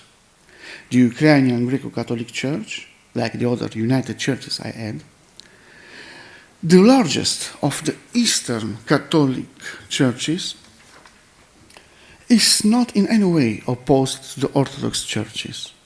We are an Orthodox church with Orthodox theology, liturgy, spirituality, and canonical tradition that chose to manifest this orthodoxy in the spirit of the first Christian millennium, in communion with Rome.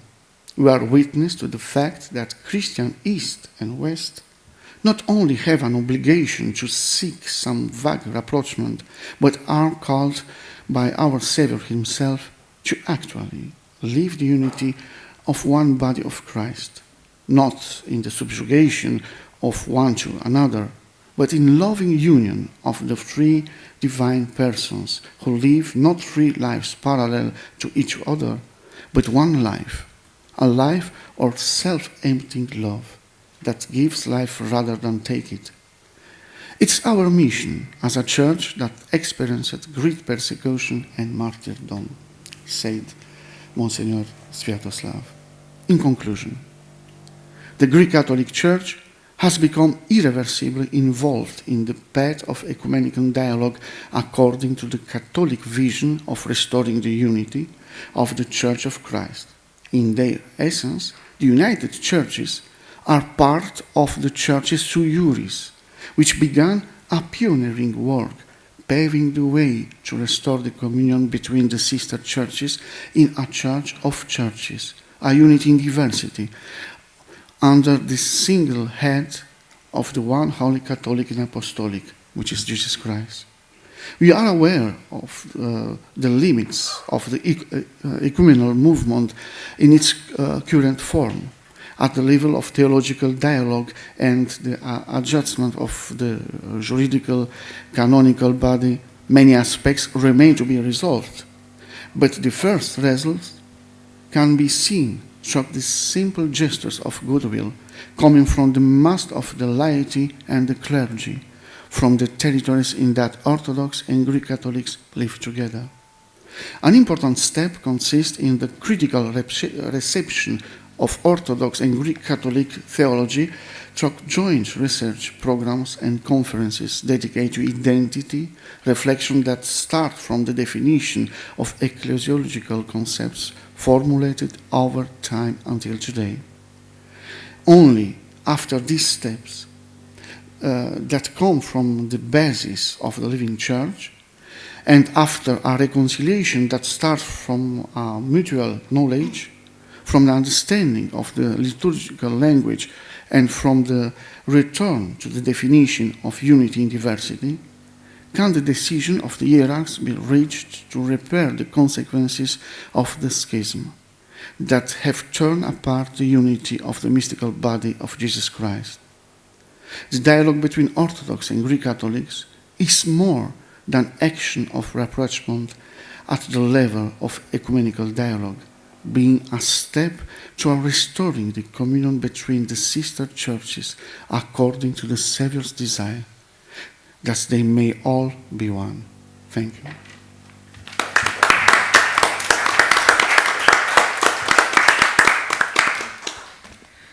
Thank you very much for your presentation on the on the dialogue in Romanian context in all its development, and also giving some aspects and perspectives for the future. We have time for one question, please.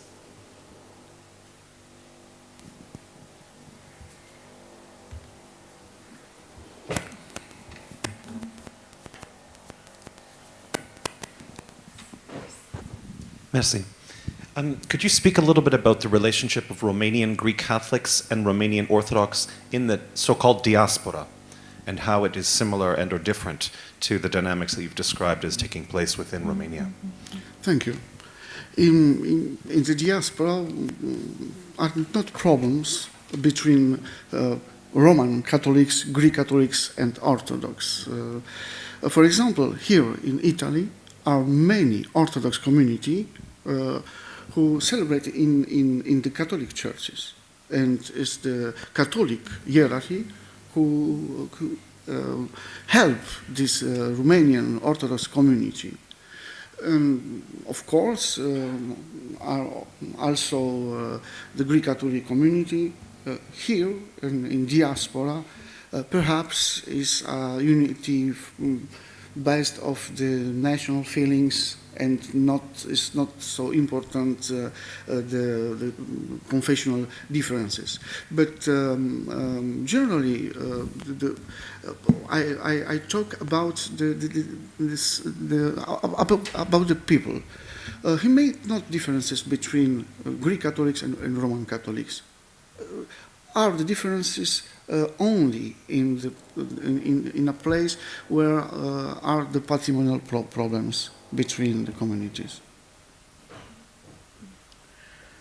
Yeah, thank you very much again.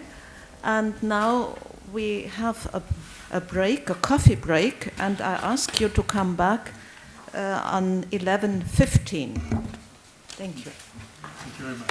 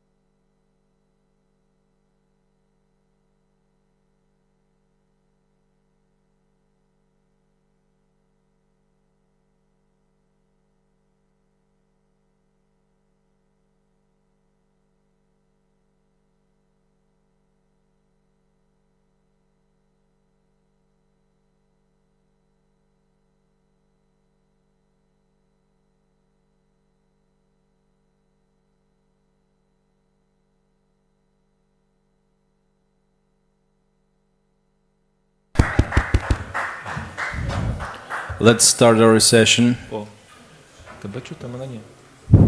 Тебе не чути? А, ні, чути. Please come inside who is interested in our conversation.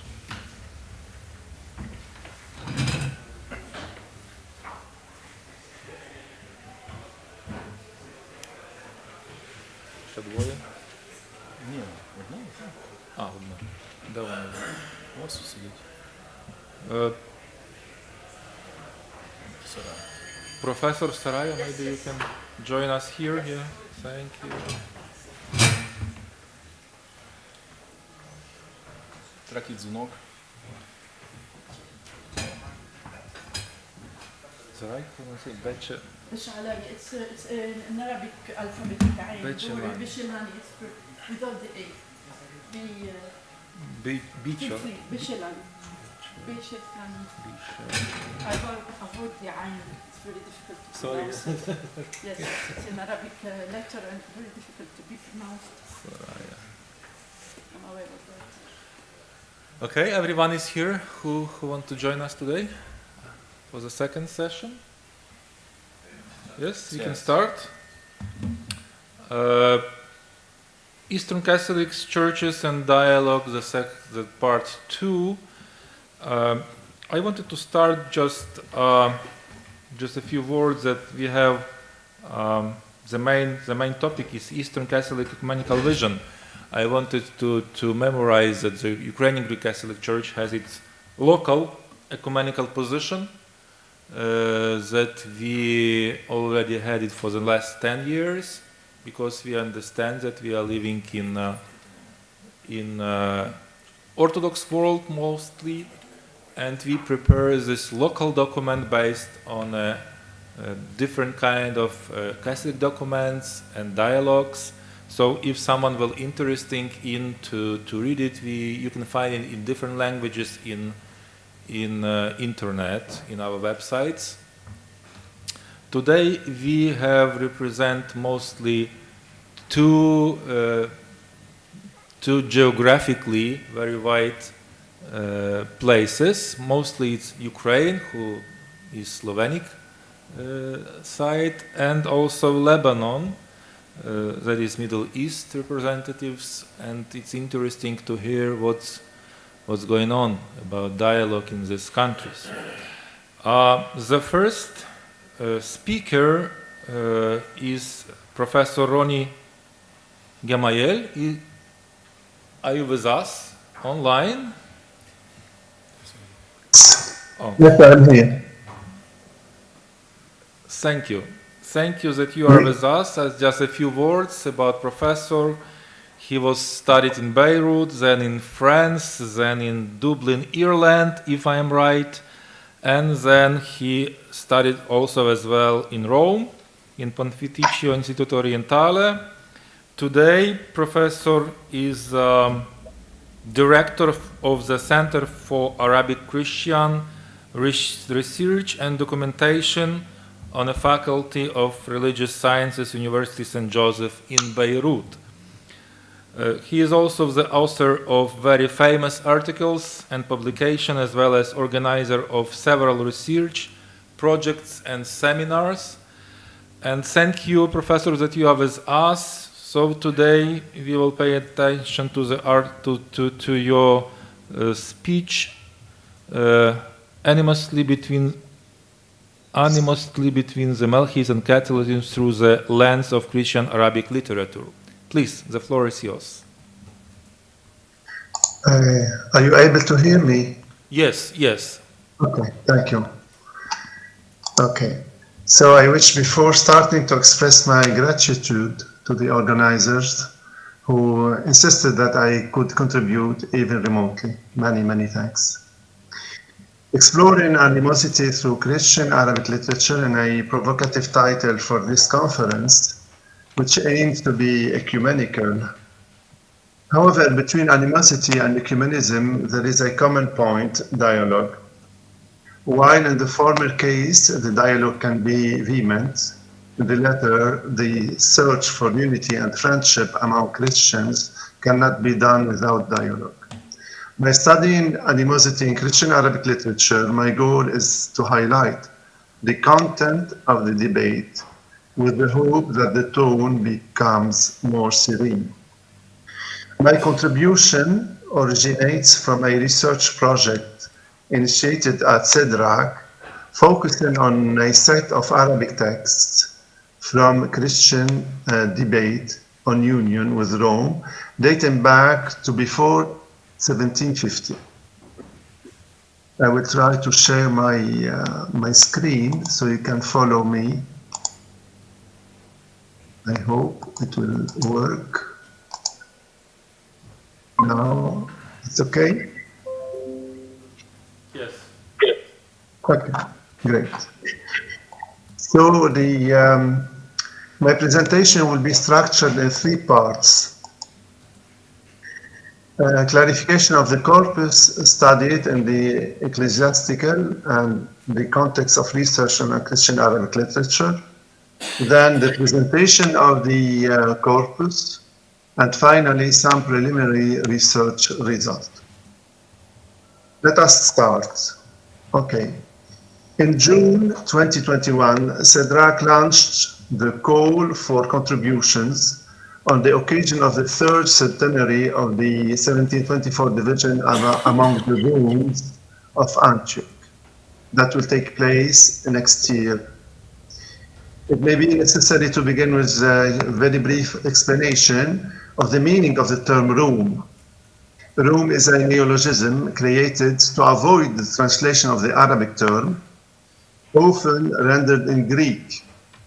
Indeed, this translation, which I contest, could create confusion between the Rooms and the Greeks from an ethnic and cultural perspective. Room refers to the Christian population in the Eastern Mediterranean basin, that is Chalcedonian, and over the centuries had generally aligned itself with the theological, liturgical, and disciplinary positions of Constantinople. In July 1724, following the death of Athanasius Dabbas, the see of the Rome Patriarchate of Antioch, was claimed by two people, Seraphim Tanas and Silvestros of Cyprus. Unlike the common rivalries between candidates for the see of Antioch, the dual election in 1724 resulted in the creation of 2 separated churches, one adopting the qualifier Orthodox and the other one Catholic. The division was the result of a century, roughly from 1615 to 1715, during which Latin missionaries, sometimes with the support of or the opposition of European embassies, succeeded in promoting a movement towards union with Rome. During this century of uncertainty, some Rome hierarchs maintained good relation with Rome and the missionaries without posing a problem for the authorities of Constantinople. The history of the 1724 division is painful and still carries an unpleasant memory within the Rome community today. The 3 centuries have been marked by a rise of animosity between Orthodox and Catholic Romes, which has resulted in abundant literature of debates, if not polemics. Although the Second Vatican Council sparked an ecumenical spirit, the path of dialogue between the Roman Catholic Church and the Roman Orthodox Church has not always been smooth. In reality, the ecumenical movement in the Catholic Church has sometimes made the division even more difficult to handle at the local level. It is in this delicate context, ecclesiastical context, that CEDRAC has launched its project to publish a historical and theological study on the 1724 division. The research results will be made public here, in the Orientale, 1 year from today, and we hope that it will take place in November. Now, I go forward for the context of research in Christian Arabic literature.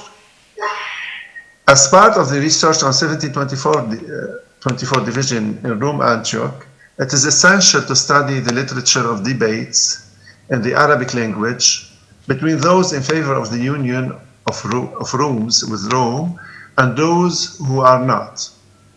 Eli Danawi from the University of Balaman and I have named this project DURR, that is, Debates on the Union between the Rooms and Rome. You may be aware that Christian Arabic literature has been evaluated since the early 20th century, when the Chaldean Jesuit Luis Shaykho gradually published his catalogue of the Christian Arabic authors and their list of their works and manuscripts in Beirut. He was followed by Georg Graf, who published his famous Geschichte, the history of Christian Arabic literature. Graf conceived his history in two major periods, with the Council of Florence making the distinction between them. It is strange to make the distinction with a event who took place in Europe, but it is the fact that the history of the Christian Arabic literature is somehow was shaped by this council. In the first period, from the 8th to 11th century, is characterized by a significant intellectual contribution from Christians, especially in the region of Baghdad, under the Abbasid caliphs, who encouraged the literary production and translation. Without going to the details of periodization, I simply emphasize that on the conquests, one of the consequences of the Council of Florence was the dispatch of missionaries to the Levant, sparking a revival of Christian Arabic literature around the 16th century, and even more since the late 17th century, after the few centuries of intellectual dormancy. Since the Graf studied on Christian Arabic have developed over the decades, theologians was gradually become convinced that Christian Arabic literature has a role to play in reconstructing the history of theology. As Arabic theology is contextual in an environment where Islam has prompted reflection, the development of interreligious dialogue theology during the 1980s and 1990s and the emergence of the question of Islam in the Western world after the September 11 have made the contribution of Arabic theology highly valuable. Thus, the first period outlined by Graf has captured the attention of researchers, unlike the second period. The post-Florentine period has a bad reputation, being considered a time of estrangement for the churches of the Middle East in relation to their own culture and heritage, given the Latin influence on the churches of the Levant. It is said that scholasticism shaped the mind of the Levantine authors to the extent that their genuine contribution is minimal. A shadow of shame hangs over this pre-Vatican II period, marked by self-assertion and controversy preceding dialogue and ecumenical openness. Minds are convinced, even today, that it would be better to relegate this phase of history to oblivion. In such a context, it is understandable that Christian Arabic literature from the second period is generally neglected. It is also understandable that polemical literature is considered outdated, useless, and of no interest. If I am not mistaken, only one article on the debate has been written since Vatican II. It was by Rashid Haddad in 1966. Now I come to my third point, the first part. to present the corpus of DURR. In this overview of Arabic literature studies, CEDRAC launched the DURR project to integrate text from the second post-Florentine period, especially debate, controversy, and polemics, into the research circuit. This project aimed to present a substantial review of the works, including the list of manuscripts and studies. This presentation should be preceded by a biographical notice of the author and a comprehensive bibliography. Those familiar with the literature of Christian-Muslim debate will recognize in our project the paradigm of Christian-Muslim relationships published by David Thomas in Oxford. To delimit the study at corpus, the first part of this research, and I hope that there will be a second part, the first part is devoted to the debates written between 1250 and 1750. Why these dates? Apart from representing a round figure of 500 years, they also define the interval that encompasses the first anti-Latin writing in Arabic, which is the translation of the Typicon of Nikon of the Black Mountain, and the writing of the generation of authors who lived through the events of 1724. We have established the list of work in the corpus based on Graf's history and Nasrallah's history. For those who are unfamiliar with this name, Nasrallah is the one who updated Graf's history, focusing particularly on the Rome community. As of today, the corpus includes 86 authors, of which 43 are anonymous, and 209 works. What we term a work constitutes a rather disparate corpus in terms of length. It goes from 400 word to 100,000 word. And it's also disparate as a literary genre, from systematic exposition of faith, epistles, homilies, etc. Only 6 of our work are no longer accessible. They have been identified in catalogs, but are currently unavailable. If you want to have an idea, here is the list. I won't go through the names, it will be too fastidious. But we can also, at least observe in this list the work of missionaries from the second half of the 17th century that were only found in Aleppo in the early 20th century. And after that, we have no trace of them. Okay. My second part of my contribution is about the data at our disposal, a bit of statistics.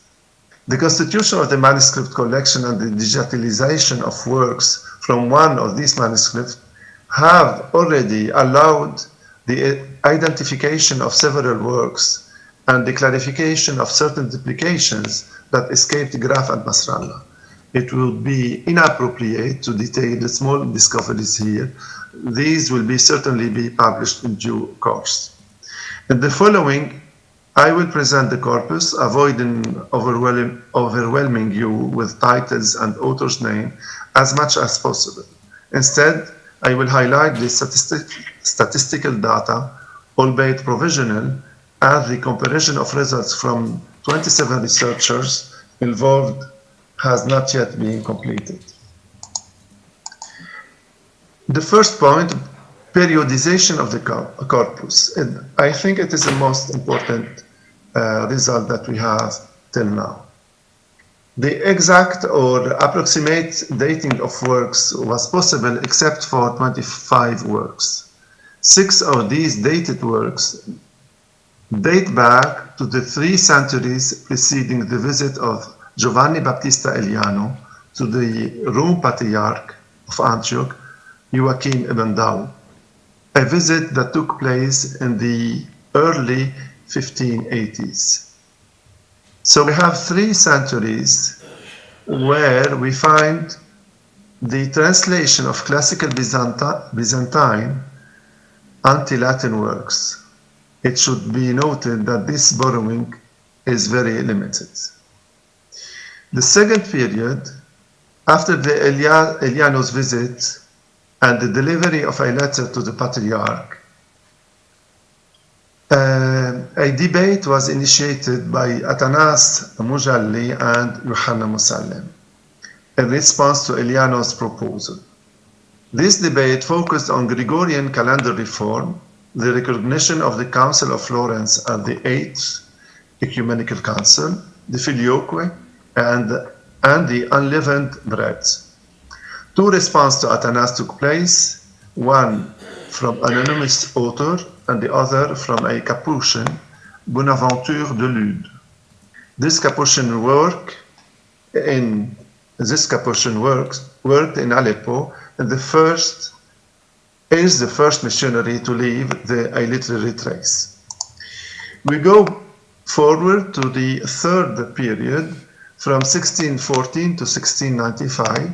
For almost 50 years, we encounter an orthodox silence. The literary corpus of this period consists of several works by missionaries and some pro-Roman works by the Rome Patriarch, the famous Macarius ibn Zaim.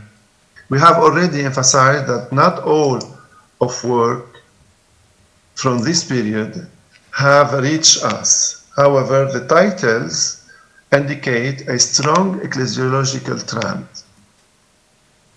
We find a lot of treatises defending the true church and the genuine Church of Christ. Okay, after that,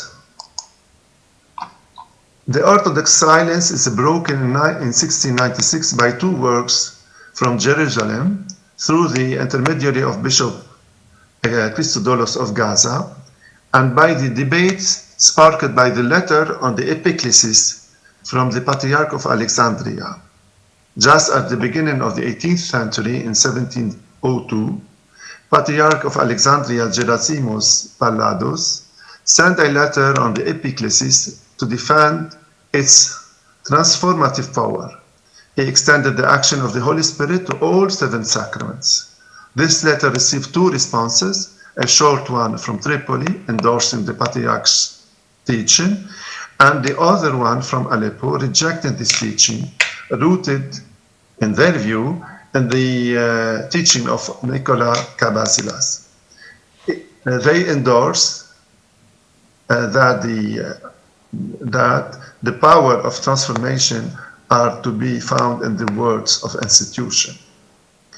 A second Orthodox silence sets in from 1702 to 1721, giving Athanasius Saifi, the Bishop of Sidon and founder of Dar al-Mukhallis in June, who is the main instigator of the pro-Roman movement among the Romans. So this silence gives Eftimos Saifi the stage to publish his works, including the famous Ad-Dalal al-Lamia, printed in Rome in 1710.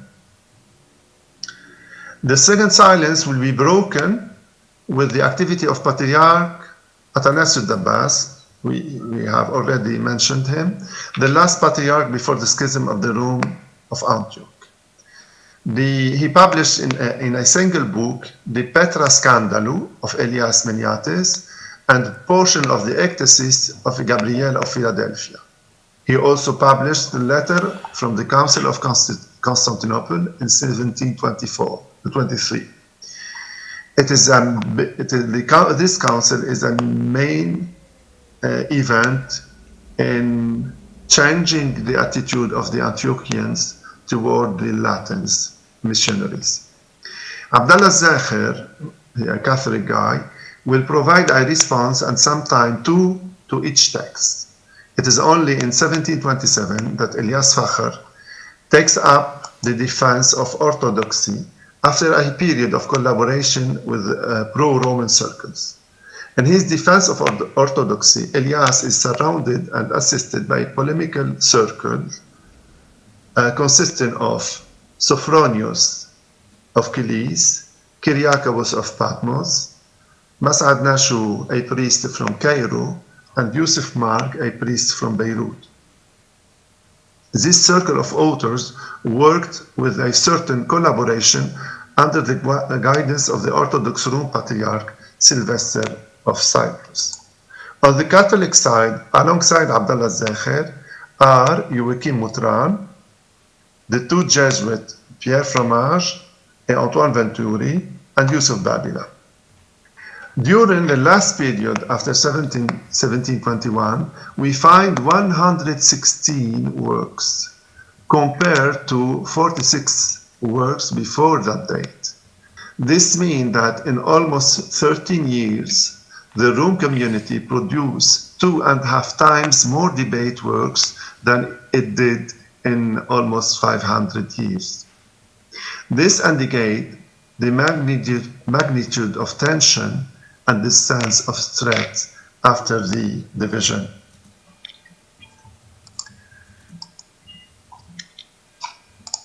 Okay. Professor, just sorry to interrupt you, but maybe if you can do last 3-4 minutes, because... Okay, I will go rapidly through the auto-denomination, affiliation, and number of works. We know we are able to identify the denominational affiliation of all authors, whether anonymous or not. Those who defend the Byzantine position are 43% and are responsible of almost 16% of the works. So we can guess that the DURR corpus is mainly Orthodox. What we can say about the preliminary result? Okay. We can say that we can glimpse at first the importance of the translation. The Orthodox or the Catholic are translating from Greek. It is the Greek literature for them is a reference. So, and we can have a look on the names translated, like most important is Gabriel Sebastos of Philadelphia, Elia Meniatis, who else we can name, Neophytos Rodinus, Stratus Argentis, etc., etc. Okay, we can say also that we have one aspect of this debate is a debate on occasions. Many works result from a reaction to any provocative, be it a letter, a poem, or another work. Abdallah Zakher is the most well-known for this back and forth reaction. It seems he left no work without a response. Okay, I will say that we can list 3 or 4 debates, important debates. One after the publication of the Athanasius Dabbas of the work of Elia Meniatis, and after this sparkled at least 4 or 5 reaction. We can say the same thing about after the publication of the Arabic translation of the Council of Constantinople in 1723.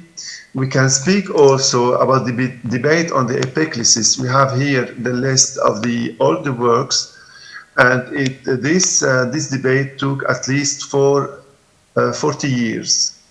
Okay, and then there is an important also debate about the virginity of Saint Joseph, very peculiar theme, and here also 4 or 5 authors reacted.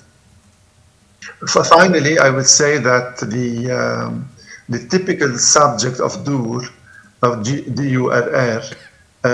we can find some typical subject like the the emergency or emanation of the holy fire from the Holy Sepulchre on Holy Saturday. This theme will come many times in the corpus. Another one could be the claim of the missionaries that they belong to the Petrine church.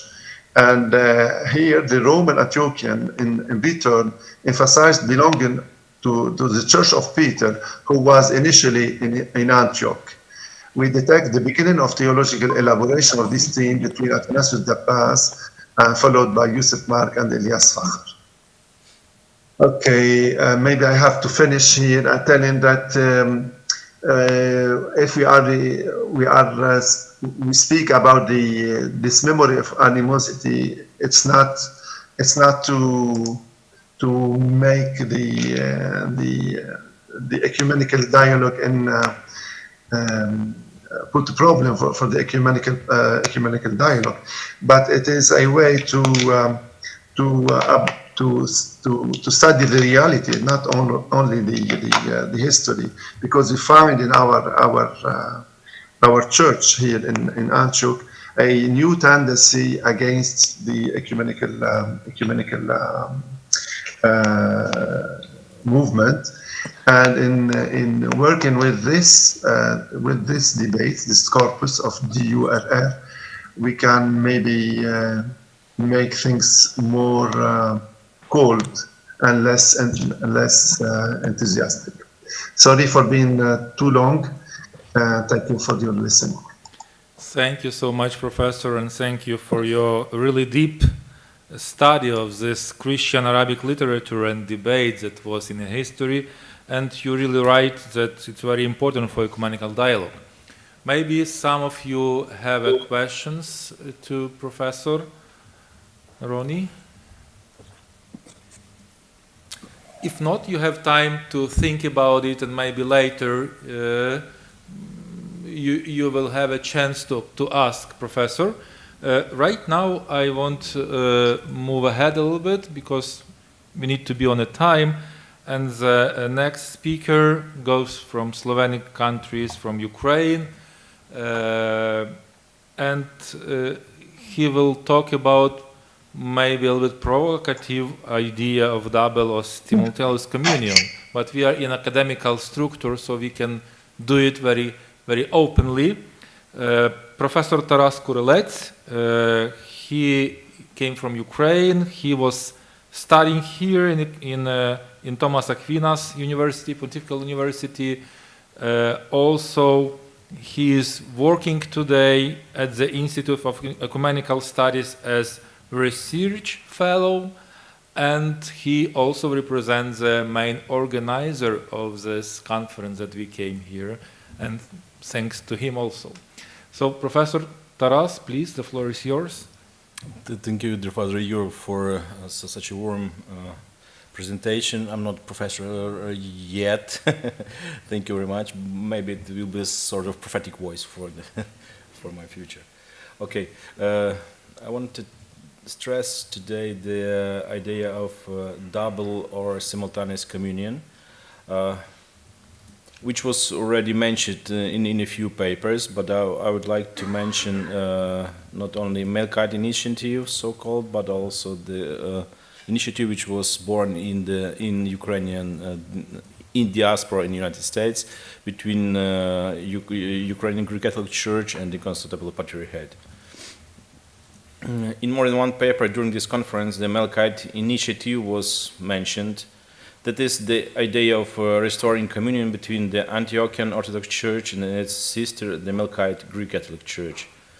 I would like also to mention, but in comparison with another initiative, the activity of the Kievan Church Study Group as an informal dialogue between the Ukrainian Greek Catholic Church and the Ecumenical Patriarchate, which studied the possibilities of restoring communion between the Ukrainian Greek Catholic Church and the Ecumenical Patriarchate without breaking communion with the Roman Apostolic See.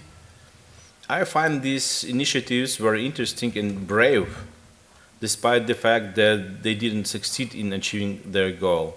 However, a negative result is also a result that shows that the chosen path cannot be implemented under the given circumstances. Despite the fact that both initiatives did not achieve the desired result, it cannot be said that the experience was entirely negative. The process itself was accompanied by the vivid academic activity, a brotherly exchange of ideas, sincere conversations, and the initiation of personal friendships. The rapprochement between the Melkites and Antiochians began immediately after the Second Vatican Council, while the Ukrainian Greek Catholic Church and the ecumenical patriarchate rapprochement began only in the end of 18th and then in diaspora on the American continent. It is necessary to note immediately the fundamental difference between those two initiatives. While Kievan Church Study Group considered this possibility on a theoretical, academic level, being by its nature an informal dialogue, the work of individual theologians who nevertheless had the blessing of their churches. While the Melkites initiative was involved hierarchy and synods of both churches. Well, it has more official dimension. Excuse me. Now to the Melkite initiative. As I said, the rapprochement process began at the 17th of the last century, and the concrete idea of double communion, or as we called it, simultaneous communion, was highlighted in 1975 thanks to the initiative of the Archbishop of Baalbek, Elias Zogby, who wrote, "Both churches have preserved the basis of the dogmas and the structure of the church, although the expression of these dogmas is different and the organization of the churches is also different. Apart from the differences in theology, the faith remains identical. It is precisely the identity of faith that the unity and fellowship can be restored." I want to stress once more that he talked about the identity of faith, because this term will be used in the response from the part of Roman Apostolic See on this initiative. In 1981, the famous book of Archbishop Elias Zogby appeared, Tous Schismatiques, or Oral Schismatics. He completely refuses to live in the schism that exists between the Orthodox and the Catholic churches, having written the corresponding act of faith. In July 1995, at the end of the Synod of the Melkite Greek Catholic Church, the majority of bishops accepted this act of faith, which Archbishop Elias edited in a concrete form. First, I believe in everything that Eastern Orthodoxy teaches. I am in communion with the Bishop of Rome within the limits defined by the Holy Eastern Fathers for the first among the bishops in the first millennium before the division. The Synod of the Antiochian Church, Antioch Orthodox Church, responded to this in 1995, saying, unquote, "It is the time for the Antiochians who would to heal the land where it appeared." Thus, we come to July 1996, when the Archbishop project of Elias Zogby becomes an all-church matter and is accepted by the Synod of Bishops on behalf of the entire Melkite Greek Catholic Church. Patriarch Bartholomew and Pope John Paul II were also informed about this initiative. According to the Melkite theologians, three things are necessary to the appropriate solution of such direction: preparation, participation, and reception of the faithful of the two churches, and this can begin with the following stages: allowing the laity to partake to the Eucharist in both churches; second, blessing the priests of common religious services and sacraments, including the Eucharist; in the last measure, the union of patriarchy, one patriarchy and one hierarchy. Now a few words about the Kievan Church Study Group. The Kievan Church Study Group was an initiative that arose on the American continent between individual representatives of the Ukrainian Greek Catholic Church and the Constantinople Patriarchate, laymen and clergy of the Orthodox and Catholic churches of Ukraine. It was launched in 1992.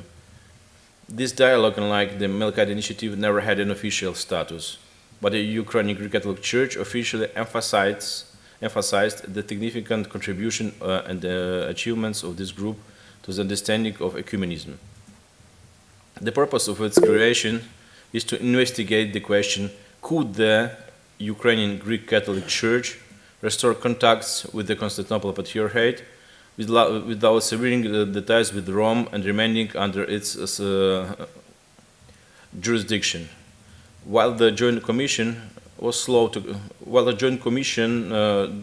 Joint Theological Commission between Roman Catholic Church and the Orthodox churches was quite slow to consider the theological differences between Orthodox and Catholics, the members of Kievan Church Study Group immediately began discuss complex and controversial issues. This became possible thanks to the informal nature of the meetings, which made it possible to create an atmosphere of sincere exchange of ideas. The group did not manage to reach an understanding on the main problem. The Orthodox never agreed that the Ukrainian Greek Catholic Church, recognizing the teaching of the First Vatican Council, could start communion with them.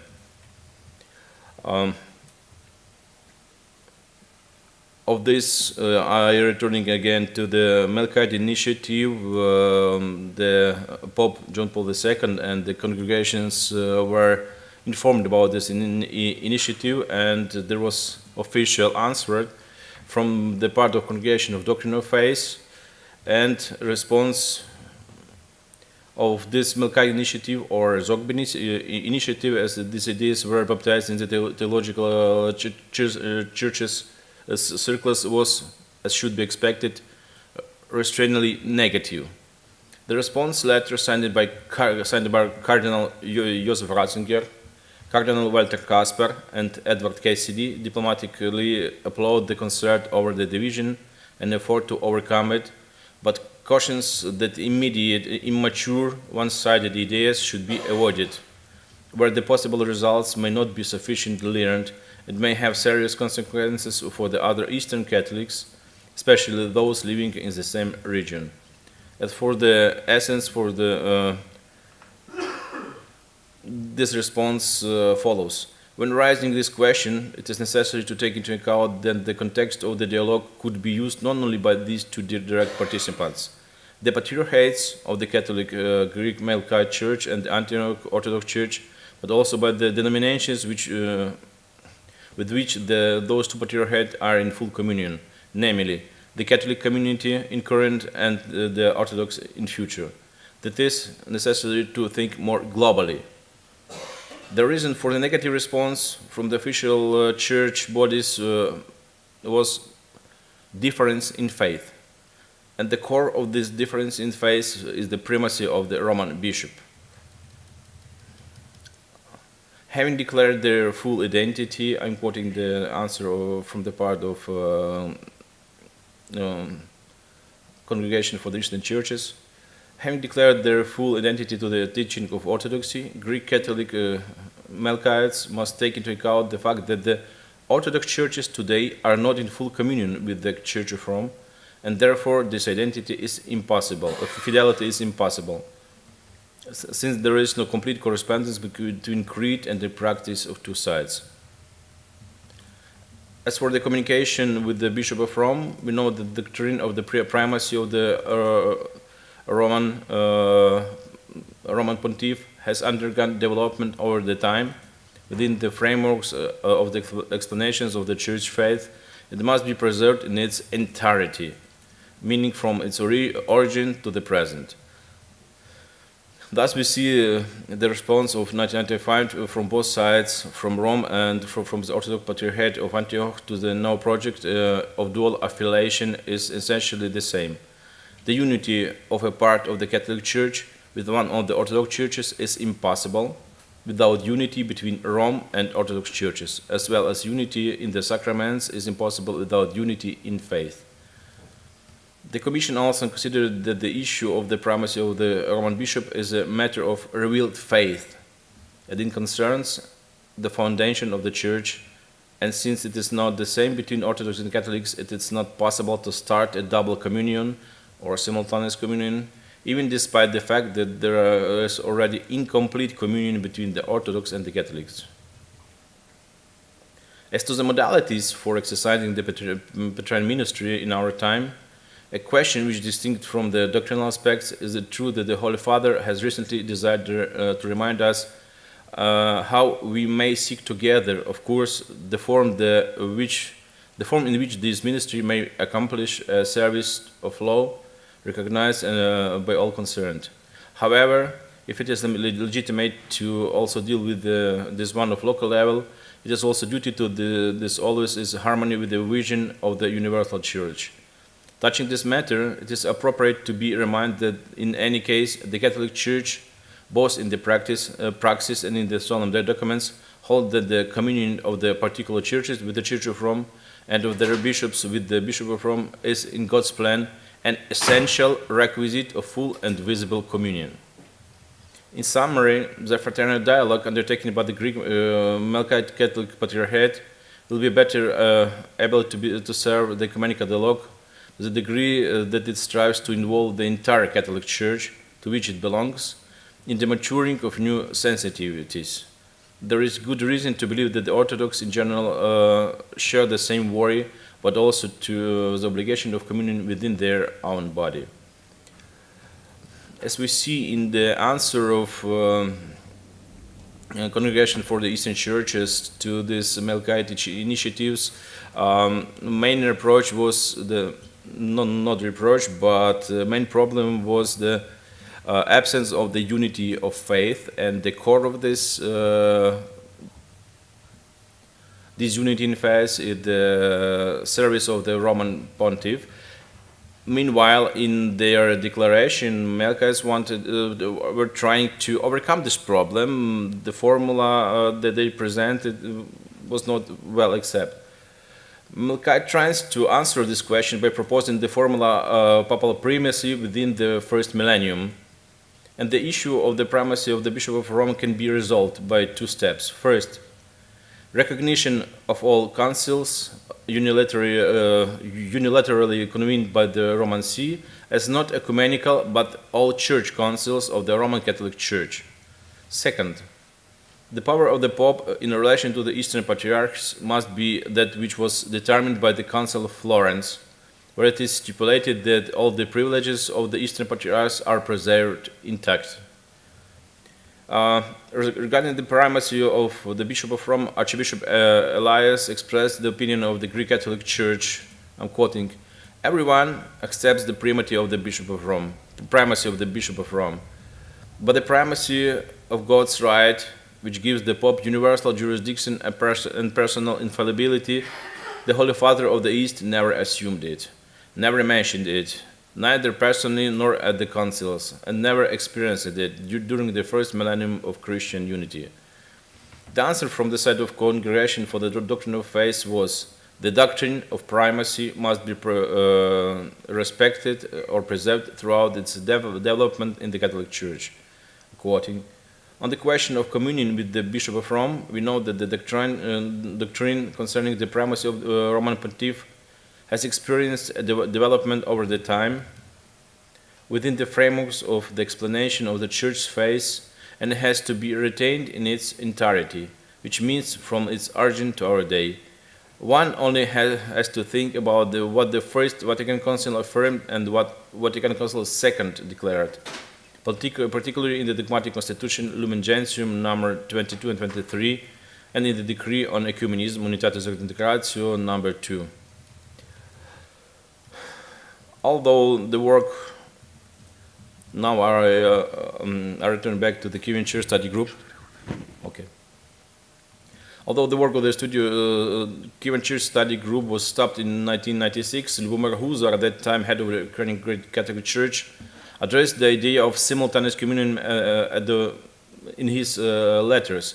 In a letter to the Ukrainian Orthodox Church head Metropolitan Volodymyr, he proposed an algorithm for achieving communion between East and West through unity in the service of the Eucharist and with the common Patriarch. I'm quoting, "In order to restore the lost unity, the author of the letter offered all above-mentioned churches, first of all, to mutually recognize each other as hypostatically and uniquely in their own leadership and priesthood, each equal to the service of the sacrament of the salvation. After that, all churches must recognize a common confession of faith based on the Nicene Constantinople Creed. As a result, it is proposed to recognize mutually the validity and grace of the sacraments, the legitimacy of hierarchical structure. After that, it is necessary to enter the names of the heads of, of each church into diptych and mutually commemorate them during the liturgy. It is important to note that despite all of this, each of the mentioned churches remain in communication with their hierarchical church, meaning Constantinople and Rome. Here I've got to skip a little bit, but I've got to mention that there was answer from the part of Ukrainian Orthodox Church at that time, of Moscow Patriarchate, where they criticized much this approach, this idea of Cardinal Huzar, saying that this was that he proposes a new unia in one matter, and they recalled the old practice, old idea, saying that for Eastern Catholics, those who are keen to their Eastern rite, they can be aggregated into the Orthodox churches, and those for whom the unity with Rome is essential can be aggregated to the Roman Catholic Church, disappearing in such way. I'm going to the current state of affairs. In the context of receiving Thomas by the Orthodox Church of Ukraine, many voices were heard from the ordinary faithful. Why shouldn't the Ukrainian Greek Catholic Church and the newly created Orthodox Church unite? Because they have so much in common. However, both heads of the churches, His Beatitude Sviatoslav and His Beatitude Epiphanius, no longer refer to the idea of double or simultaneous communion, but agree that the keys to such unity are found in Constantinople and in Rome, where the Orthodox Catholic dialogue is conducted. The experience of aforementioned search for simultaneous communion has shown us that the Eastern Catholics want their greater subjectivity within the frameworks of the Catholic communion to which they belong. The basis for this is the sense of closeness with the Orthodox brothers. In addition, in certain historical periods, such precedents have already taken place. There are, in general, two models of restoration of communion. The First, we need to achieve complete unity in faith, and only then we can celebrate the liturgy together. And the second says that since the Catholics recognize the full ecclesiality of the Orthodox churches, we can now celebrate the liturgy together, and the common communion will help us to overcome those differences that still exist. Currently, at the official level, both Orthodox and Catholics adhere to the first model, where the common Eucharist is considered as a coronation on the higher point of achieving the unity in faith. Under such circumstances, the idea of double communion cannot be realized at the moment. As a conclusion, the initiative to restore communion at the local level, in the absence of communion between their confessional families, was interesting and brave, but after the division between the churches, each of them went through a certain way of developing of their doctrines, and the difference between Orthodoxy and Catholicism are so significant that it is impossible to talk now about the restoration of communion at the local level. I repeat in this moment. Loyalty to their confessional families, Orthodoxy and Catholicism, requires them to expect the resolution of all differences in faith at the global ecumenical level in the course of the bilateral theological dialogue. And even better, they should join this process and become a part of it. Thank you very much.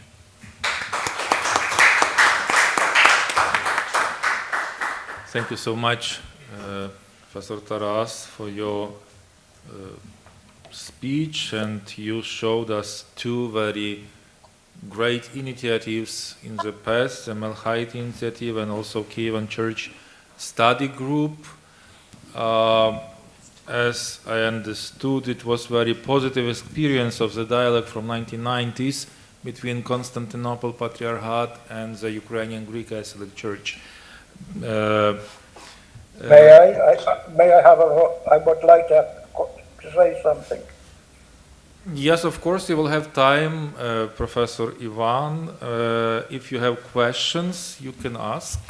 No, I just want to explain one thing. I made it very clear that you can't speak of a double communion. Of simultaneous communion, yes. We cannot split the church in pro-Roman, pro-Constantinople.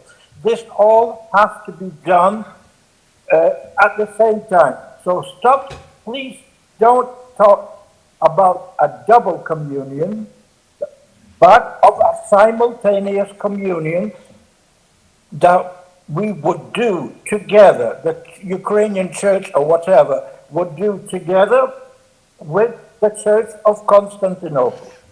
Second, the Kievan study group. The Kievan study group did really a great job. First, it started from those words of Pope John Paul II, when he said that the Church of Kiev was Orthodox in faith and Catholic in love. And there were very successful meetings between the representatives of the ecumenical patriarchate and of the Ukrainian Greek Catholic Church. Metropolitan Kallistas were, Metropolitan Maxim Hermanyuk, and various professors, and it stopped in 1996 and 1997. All the documents are published in Logos, were published in Logos in Canada.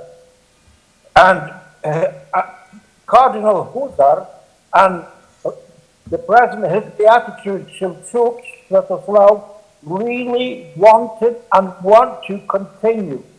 The reason why, but the Patriarch Sviatoslav Shevchuk would like this to be, this time, not to be a diaspora project, but a Ukrainian project with the Patriarchate of Ecumenical Patriarchate in Kiev. It was stopped for three reasons. First, the lack of money. This project was very expensive, and it was supported by Bishop Basil Loston. When he stopped supporting, that was impossible or unrealistic to continue. Second, we had COVID and now the war. But it was this Kievan study group did find interest even in Rome, in the Vatican.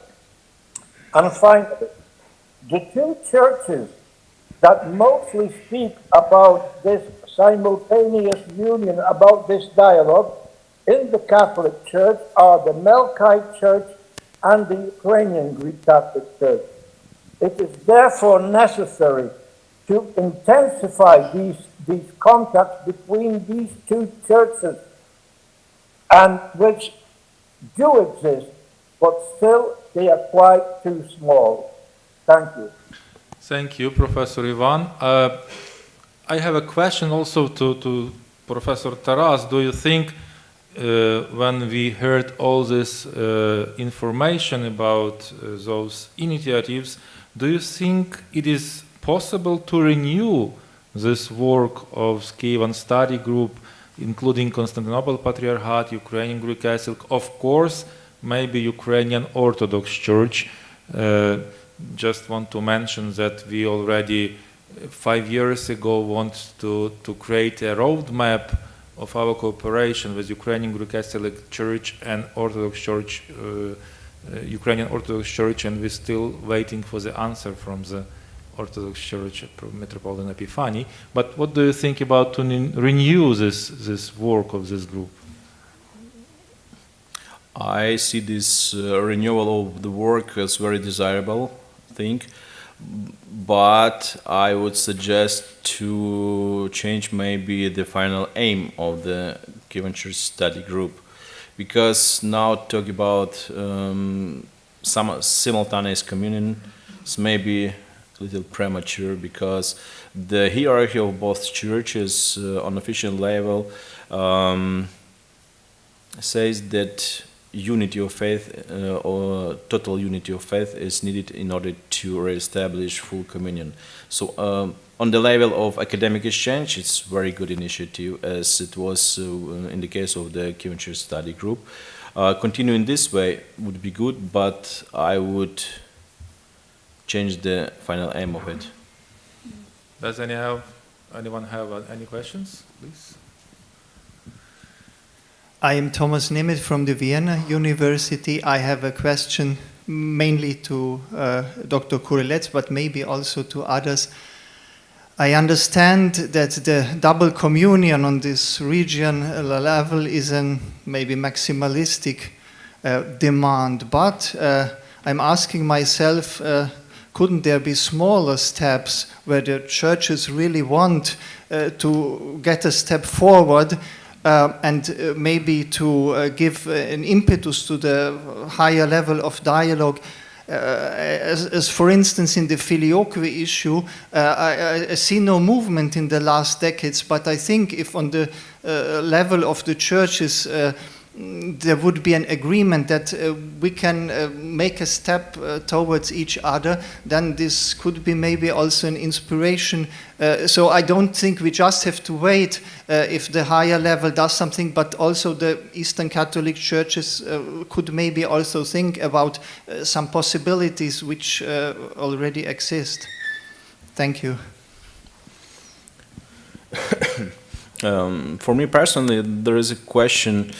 What can Eastern Catholic churches on their level, on their local dialogues, achieve something different from the general official theological dialogue? Because to me, all the questions they are touching in their local dialogues is the same questions which are touched by official joint theological commission. And what are the small steps they can do? For me, that's the question. Yes. Is it a question back to me? Yeah, I mean, why do Eastern Catholic Byzantine churches use the filioque? In our Ukrainian Catholic Church, it's almost always used in the liturgy. I don't understand why as an Eastern Catholic theologian. Tradition. If I can interrupt, it's not very right position, because in Kievan region and in several places in Ukrainian Greek Catholic Church, we're not using filioque anymore. Even in the Antiochian Catholic Church. Also. In the services of in Ukrainian Greek in Ukrainian Catholic University, we don't use. Questions of Azarias, please. No. But usually it is just a part of tradition, nothing else. No very. Yeah, please. Thank you for your paper, Justin Coyle, Mount Angel Seminary. It strikes me that in the allowance made between the Chaldean Church and the Assyrian Church of the East for, let's say, irregular intercommunion in the diaspora, the argument there in that text is because of violence, right, in the homeland, that these allowances are made for in the diaspora, right? If you can't get to a Chaldean church, it's okay to commune in an Assyrian church and so on. It also strikes me that there is a large degree of Ukrainian refugees in my parish, for instance, the United States, some of whom drive right past the Ukrainian Orthodox Church to get to our parish. So I wonder, are there any conversations happening in the diaspora that could utilize that sort of precedent set by the Chaldean and Assyrian churches in time of war? Sincerely, I do not know about this allowance for Assyrian and Chaldean Church.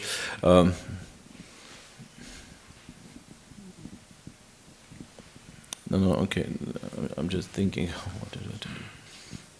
It was questions, so please. It is allowed now the Eucharistic hospitality, which is quite different from Eucharistic communion. In the time of difficulties, the Eucharistic hospitality is allowed for the whole Catholic churches, according to their Orthodox brethren.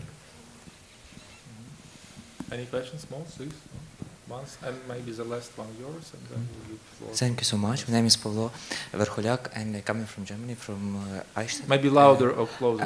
I have a question about, you have already mentioned that problem is that they have to make connection, make a conversation between Rome and people who represent Orthodox Church in Ukraine, because Ukrainian Greek Catholic Church do not have opportunity to do that themselves.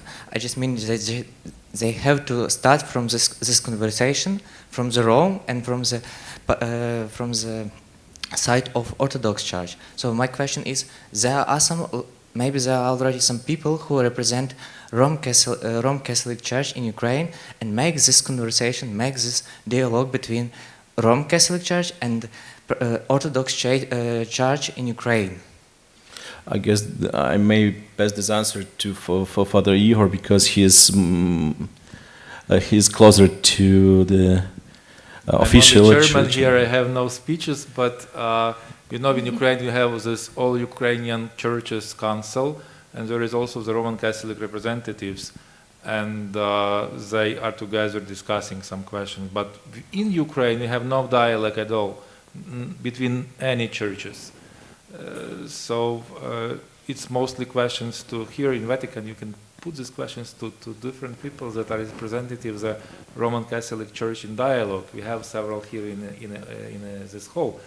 But maybe this later on the coffee breaks. And maybe you have a question. Okay, one more. Yeah. The question of so-called recognition of the Orthodox Church of Ukraine from the part of let us say Roman Apostolic See, it's a big, large question, which I wouldn't like to touch now. We are not going so deep. Yeah. Thank you, Tarase. I'm interested if you could just reflect. You mentioned the Zagłębie Initiative and how the agreement was to recognize the office of the Pope of Rome as it was recognized within the first millennium. So I think everyone agrees that it's boilerplate that the office of the papacy has developed, and therefore Orthodox are in the position of saying, well, we don't feel obligated to recognize developments that go beyond a period. But on the other side, how often, or what is your perspective on considering the way the patriarchy developed, and whether, to what extent, Rome needs to recognize the limits of patriarchal authority as those obtained in the case of New Rome, and what does it mean then to speak about, say, the role of the Patriarchate of Moscow, which doesn't exist in the first millennium? To what extent are Orthodox obliged to acknowledge the development, perhaps of doctrine even, of a sense, of the doctrine attaching to the jurisdiction of the respective patriarchates, which may well go beyond what was in fact there within the period of the first millennium? I underlined in my paper that both communities undertaking some development. Even Orthodox side, as you rightly mentioned it. So this is both side process.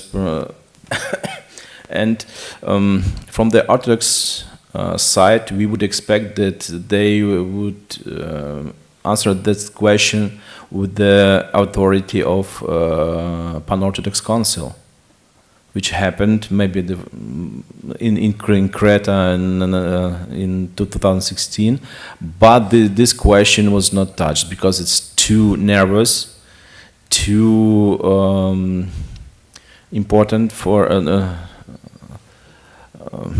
causing so many problems. That's why this question was not touched upon during this council, and we expect that this new development inside the Orthodoxy will be touched by maybe next session of the Pan-Orthodox Council.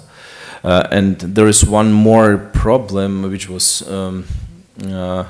raised during the work of official theological dialogue, the question of universal primacy. When there was split inside the Orthodox Commission, Orthodox part, between those who are pro that idea that even on the local, on the universal level, there is the necessity of primacy as well as synodality, and there is part of Orthodox churches, those who are attached more to the Moscow Patriarchate, which are against this idea. And there is one big split concerning this question inside the Orthodox church community. Thank you, but we will not go inside of all these questions inside of the Orthodoxy. Maybe if you will have questions, we will do it later at the end, after the third speech of Professor Saraya Beshelani. Right? Professor Beshelani holds 2 doctorate degrees, one from Paris Jesuit University and the other from Beirut St. Joseph University, as I'm right. She is a professor and director of the Center for Religious Studies at St. Joseph University in Beirut. Also, she is well known as a former Secretary General of the Middle East Council of Churches and co-president, if I'm right, very famous interreligion organization, Religion for Peace. No? No? No, okay. So, please, can... I was one you of was. the co-presidents, but we were 40 persons. Oh, I was. Because I know this organization. Yes, I was one of the co-presidents. So of I'm this, right, yeah. So please, Professor Beshelani, floor is yours. Thank you. I'm aware that I'm the 80th speaker in this conference, and maybe you want to brief. This international conference is dedicated to Eastern Catholics' ecumenical vision in dialogue with Orthodox. The organizers entrust me to reflect on this theme through my experience as Secretary General of the Middle East Council of Churches. I am a former one. I am aware that I should bring something new that enriches the debate. Hopefully, I will succeed to do it. I'll make 3 short points. The first one, I will present shortly the Middle East Council of Churches and its mission. Secondly, I will present the MECC as a regional ecumenical organization. And I had this idea yesterday because we spoke a lot about the local and universal, and we were aware that we avoid the regional level of the dialogue. And it is important to mention that the MECC is a regional ecumenical organization. And the last point will be about the Catholics' role and mission in dialogue within those rails. We call them rails. The MECC, or the lived experience of togetherness and synodality. In the Middle East, the understanding of synodality is manifested and exercised in an ecumenical network that brings together all the churches. This network was founded in 1974 by 3 ecclesial families: the Orthodox, the Oriental Orthodox, and the Evangelical churches, under the name of the Middle East Council of Churches, MECC. The Catholic family joined the council officially in 1990. Now the MECC includes 4 families of 27 churches and covers 8 countries: Egypt, Palestine, Holy Land, Jordan, Iran, Iraq, Syria, Lebanon, and Cyprus. Some evangelical communities based in Algeria, Tunisia, Sudan, and Kuwait are also related to the MECC. The raison d'être of the MECC. According to the MECC Constitutions, Article 3, the Council includes within it the 4 ecclesiastical families of the Middle East, which believe in the Lord Jesus Christ as God and Savior, in accordance with the Holy Scripture and as articulated in the Apostles' Creed. These churches endeavor to realize together their common calling to praise God, the Holy One in 3 persons, Father, Son, and Holy Spirit. The mission of the MECC. in its Article 5. The Constitution develops the mission and the purpose of the Council, which is to deepen the spiritual fellowship among the churches of the Middle East and to unite them in word and deed as they strive to achieve the unity of the churches and bear a living evangelical witness to spread the gospel of salvation and reconciliation through the Lord Jesus Christ, love, peace, and justice through the region and among the people inhabiting it. So the MECC works towards the unification of visions, perspectives, and attitudes among Eastern churches, especially on issues related to Christian presence and witness in the Middle East. The nature of this network, very important. The Council presents itself as a Christian association which has a legal personality and derives its competence from the Christian church assembled together. That is the key word, assembled together. It is not an institution set in authority over the member churches, but an official association which assembles the churches together. In respect to this MECC constitution, the Council includes within it the four ecclesiastical families of the Middle East, as mentioned before, the Orthodox, the Oriental Orthodox, the Evangelical, and the Catholic. As we can see, the membership isn't held by each single church. It is the specificity of the Middle East Council of Churches. It's not, the membership isn't held by each single church, but by family. By family, the constitution means the churches that share common faith tradition with full communion. The full communion is described in the bylaws, Article 1b, as the sacramental unity. So, the four families are equally represented in the council, despite the number of churches per each of family. In other words, it is a consensual constitution founded in a synodal understanding of ecclesiology. It means that, example, for the Oriental Orthodox family, we have three churches: the Coptic Orthodox, the Syriac Orthodox, and the Armenian Orthodox. For the Orthodox family, we have four churches: Alexandria, Antioch, Jerusalem, and Cyprus. For the Evangelical, we have 15 churches. And for the Catholic family, we have 7 churches. But they are equally represented in the MECC. We have 4 presidents. We have an executive committee of 24 persons, and each family is represented by 6 churches, despite the number of the churches within each family, and so on.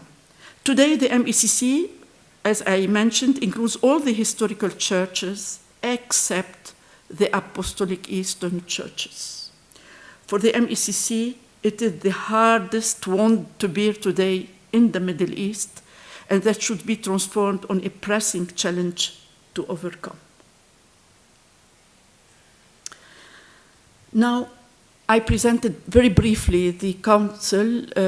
I had the opportunity to present it the last year here in Rome in the Angelicum initiative about the listening to the Eastern churches, and I can refer you to the website of the MECC. You can find, if you look at the website, you can find of the Google, you can find the website of the MECC, and you will find the constitutions and the bylaws and all the activities of the MECC now actually in the Middle East. The second point, I will present the MECC as a regional ecumenical organizations. We call them REO, the REOs around the world. Before talking about the theological role of the REO, the MECC as REO, I will briefly present the REOs around the world according to the WCC, the World Council of Churches official website. Now we have the WCC. The Catholic Church is not officially represented in the WCC despite the faith and unity department and these theological issues. But the website presents the Reus as, like I will say it now. In the 1930s and 40s, as plans were being made for creation of the World Council of Churches, the majority of churches involved were based in Europe and North America. Representation of churches by geographical regions arose from a vision of Christian unity that would no longer be held captive by Western vision, but provide a balance among churches of East and West, South and North. This balanced diversity was deemed essential to the Catholicity or universality of the word with church. The WCC has identified 8 regions that complement one another in their partnership. Most of these regions was inaugurated autonomous regional ecumenical organizations, exhibiting their differences from one another in terms of history, membership, organizational structure, and decision-making. Representatives of each region attempt to apply the goals of the global movement toward unity within those culture contexts where their member churches live and bear witness. At the time of the foundation of the World Council of Churches in 1948, there were no regional ecumenical organizations yet. The first to come into being was the East Asia Christian Conference in 1955. It was followed in 1959 by the Conference of European Church, known as CEC. At the early stage of this new development in the ecumenical movement, the leadership of WCC voiced some concern that it would lead to fragmentation and weakening of the oneness of the movement. And then, however, the creation of regionalized ecumenical instruments reflected the felt need of the churches for a place where they could deal with the specific issues of their region and make their voice heard at the regional level. Regional ecumenical organizations, REOs, also provide a context for the churches to express and celebrate their common regional identity, culturally, historically, and politically. In 1963, the African churches founded the All Africa Conferences of Churches, AACC, and in 1966, the churches in the Pacific established the Pacific Conference of Churches, PCC. The Caribbean Conference of Churches, CCC, was formed in 1973. That same year, the East Asia Christian Conference became the Christian Conference of Asia, CCC-1A, and in 1974, the churches of the Middle East brought into being the Middle East Council of Churches. In 1982, the churches in Latin America created the Latin American Council of Churches. Now we have 9 REOs around the world, and as you see, it was created by the WCC to bring the regional churches together because of their contextual challenges and issues. For the MECC and for all others, the regional ecumenical organizations share a common identity and constitute a distinctive group within the one ecumenical movement. They differ in approach, priorities, working style, and structure according to their particularities of each region. For the MECC, this council presents itself, as I mentioned before, as a Christian association which has a legal personality and derives its competence from the Christian churches assembled together. It is not an institution set in authority over the member churches. It means that the MECC is not a regional institution over the churches. Even so, as the unique association which brings the churches in the Middle East together, it's the structure that invites them to share a synodal process and to experience the communion. In this line, the MECC is the unique REO which includes all the ecclesiastic denominations despite the Assyrian Church. In the other rails, there is Catholic Church or Orthodox Church or Oriental Orthodox Church, but the MECC is the unique rail that includes all the family, except the Assyrians, unfortunately. The MECC is officially allowed, the churches to speak loud as a regional prophetic voice and to live their common witness and mission as the disciple of Jesus Christ in the Middle East. And the Secretary General of the MECC is the unique official international voice speaking on behalf of those churches around the world. And I had the honor to experience this public voice on behalf of the Oriental churches. And the MECC is the favorite place to develop the contextual theology because the church members are sharing the same culture and the same challenges.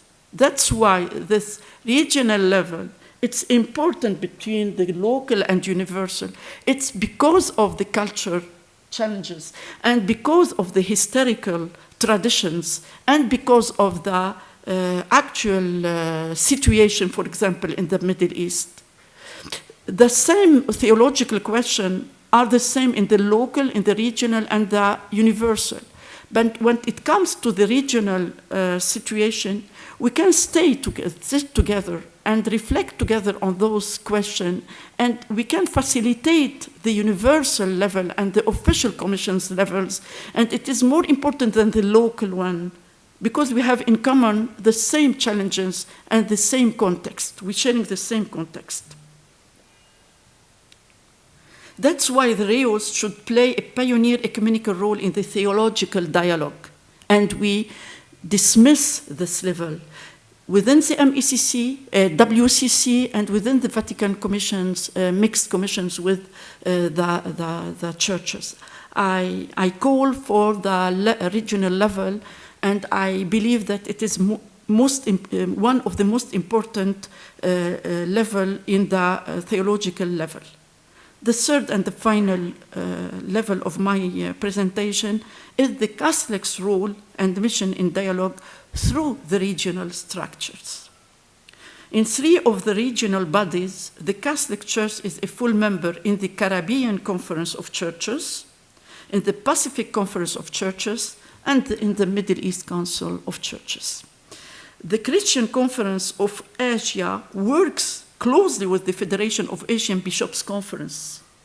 And the CAC European one is working very closely with the European Ecumenical Assemblies. It's the same for the Latin American Council.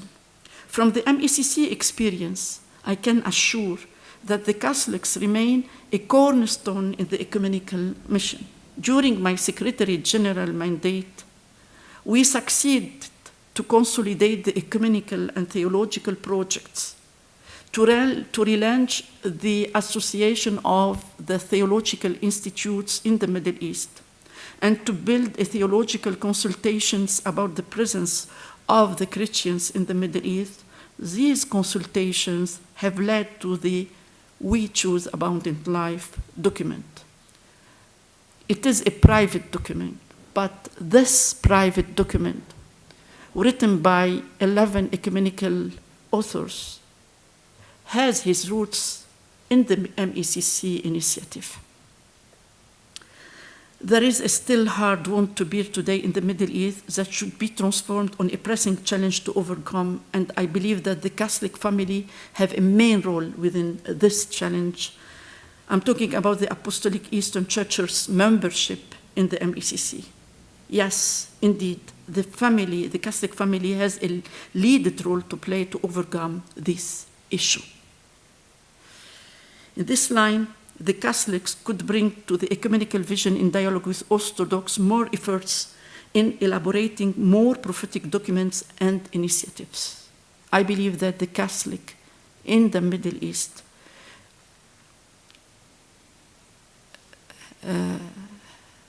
have a lot of insights. First, in elaborating 2 lists. I talked about it in the Pro Oriente Foundation.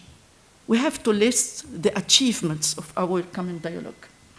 But you have to list the pending tasks, disagreements in matter of faith, and designate the right delegates at the joint commissions to deal with that.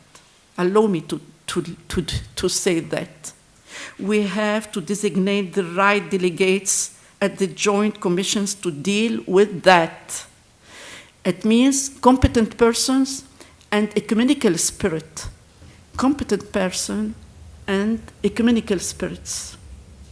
Secondly, we have to defining and unifying the theological criteria to distinguish the fundamental elements of the faith from the theologomena, which do not affect our faith in Trinity and in the Church according to the common dialogue text. How can we define and receive together our common faith, understood as what has been believed everywhere, always by all? According to the rule of Vincent of Lerins, what about the role of the Holy Spirit in process of reception? Third, listening to the youth and women and voiceless in the church to contribute in promoting and encouraging the participation of the whole people of God in the decisions, the leadership, and the governance of the church. As Catholics, we have a lot to do. I'm proud to be one of the members of the synodal process in the Maronite Church who delivered the document on women and the leadership and the vocation and mission of the women in the church. And such initiative is very important to promote the role of the youth and women in the church. This kind of initiatives could dynamite the reception of the voice of the Holy Spirit in the church in both ways, from top to down and from down to top, as the only synodal journey toward renewing our reception of the living and invigorating tradition, namely the Lord Jesus Christ. The last point, encourage and promote initiatives like the Pro-Oriente Initiative 1 on the Orthodox Catholic dialogue, healing wounded memories, healing wounded memories. The document of Ballamand, in my opinion, is a model or the model of the dialogue which heals memories. It is at the same time a theological document and at the same time a psychological document. When we say that the Uniatism is a method of the past, the Catholic Church is recognized that it was a mistake. And it's very important to formulate it in our official common documents. To conclude, in these days, we frequently mentioned Bishop Zurbi, his Beatitude Sire at the Vatican II, and the document of Ballamand. It refers to the region that I'm coming from. Indeed, the Antiochians, both Catholic and Orthodox, and there is one Catholic in this assembly and one another Antiochian Orthodox in this assembly, my colleague, Professor Asad Kattan, and I'm proud to work with you in our common ecumenical work. So those persons refer to the regions that I'm coming from. Indeed, the Antiochians always played a role of mediator between the East and the West. It's let me feel proud, but at the same time, it invokes my responsibility as Antiochian person, because I believe that in the Middle East, that churches will be together or they won't be. It is a matter, it's not matter of theological discourse. It's a matter of life and death for their mission in the Middle East. Thank you.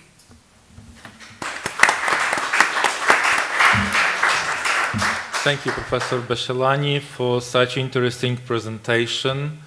And as I understood, we really missed this ecumenical organization as regional. We just think about local or universal. And the regional organization is very important also. Thank you. And about this family representation, it was very interesting Also, thank you for this information. So, we heard about this two regional ecclesial situation from the Slovenic region and from the Middle East. Do you have any questions? Please.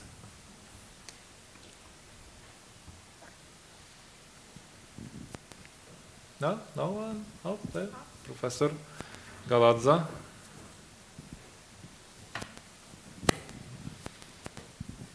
Thank you for your presentation. Perhaps this is too detailed of a question, but you mentioned the positive relations within the council of the various members of the churches, but you also urged that representatives have an ecumenical spirit and have the proper formation as delegates to this group. How would you evaluate the reception of the work of this council in the actual churches? So is the positive dynamic in the group reflected on the ground in the various churches and communities outside of the formal dialogue?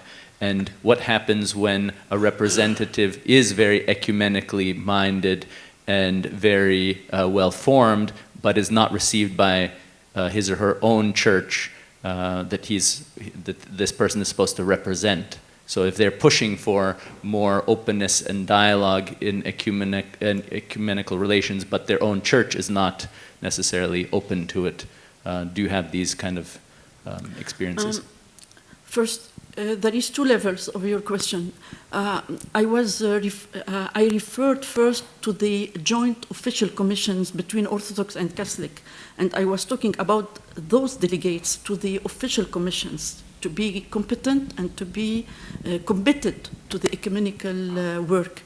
But although I referred to the membership of the members of the MECC Council of Churches, I mean by that the executive committee and the experts in the MECC. In the council, you should be officially represented by your church. You are nominated by your church. And I'm calling to renew, we have to renew the membership of the persons, to have more youth, to have more women, and to have more competent persons on board on two levels, the executive committee and the Secretariat General in Beirut and in the regional offices. And it's not easy to do it. You know that even in the official commission now, we have to renew the commissions.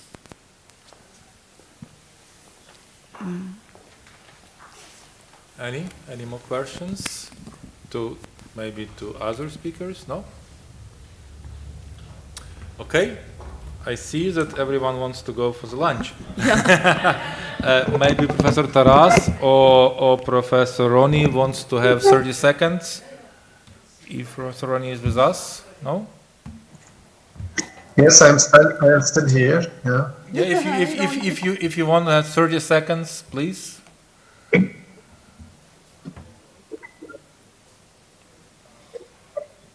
No. Yeah, if you have 30 seconds, if you want to say something. No, thank you. Thank you very much for the occasion that you offered to me. Thanks for Suraya also and for you all. Okay, thank you. Thank you all of our speakers for so much beautiful presentation. And also personally, I want to say thank you to the Institute of Ecumenical Studies from Ukraine and Pontifical Oriental Institute in Rome for organizing such beautiful and great conferences. And next step, we have this lunch time. Please don't be late for the third part of this dialogue. Thank you.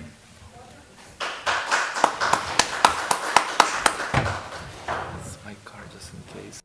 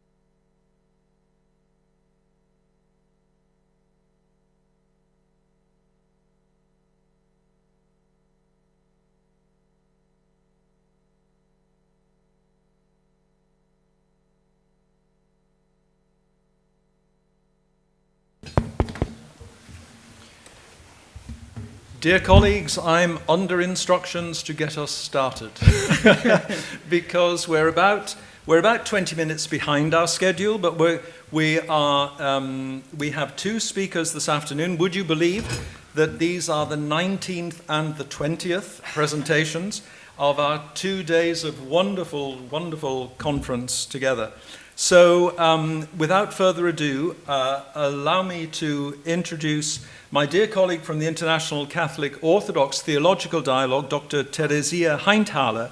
She is Emeritus Honorary Professor of the Christology of the Early Church and the Theology of the Christian East, and in the Graduate School of Theology and Philosophy at St. Georgen at Frankfurt am Main. She has been working on the faculty of St. Georgen since 1986 on the great research project, Christ in Christian Tradition, founded by Alois Grillmeier. And here is the latest wonderful volume. And Theresia has been directing this project since 1994. She has been deeply involved with Pro Oriente over the years and is a member of the theological dialogue between the Assyrian Church of the East and the Catholic Church, and also, as I mentioned, since 2005, a dear colleague on the International Roman Catholic Orthodox Theological Dialogue and on the coordinating committee of that dialogue.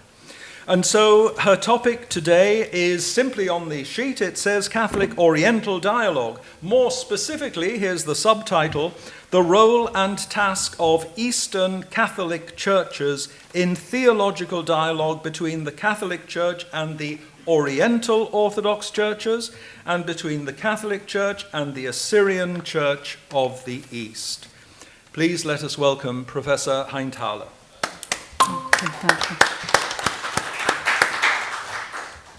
Many thanks for this very kind introduction.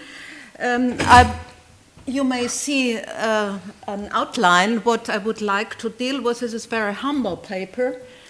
I will start with some preliminary remarks. Just for clarification, I would like first to remind us that we have to distinguish between official and unofficial dialogues, between bilateral and multilateral ones, and declarations of head of churches, which often were inaugurating a dialogue commission, and declarations of dialogue commissions, in order just to see the different levels. Unofficial dialogues, like that which had been organized in 1971 by the Vienna Foundation Pro Oriente, are dialogues with the consent of the respective church authorities. The participants, theologians, however, are not official representatives of their respective churches. That means the theological dialogue can more explore the questions and the topics involved. Several times, a common declaration of heads of churches, like the one in 1973, exactly on May 10, of Pope Paul VI and the Coptic Orthodox Pope Shenouda, which Pope Tawadros underlined, and the 50th anniversary of which was celebrated this year, is the starting point of an official dialogue and a theological dialogue commission. Such was the case here also.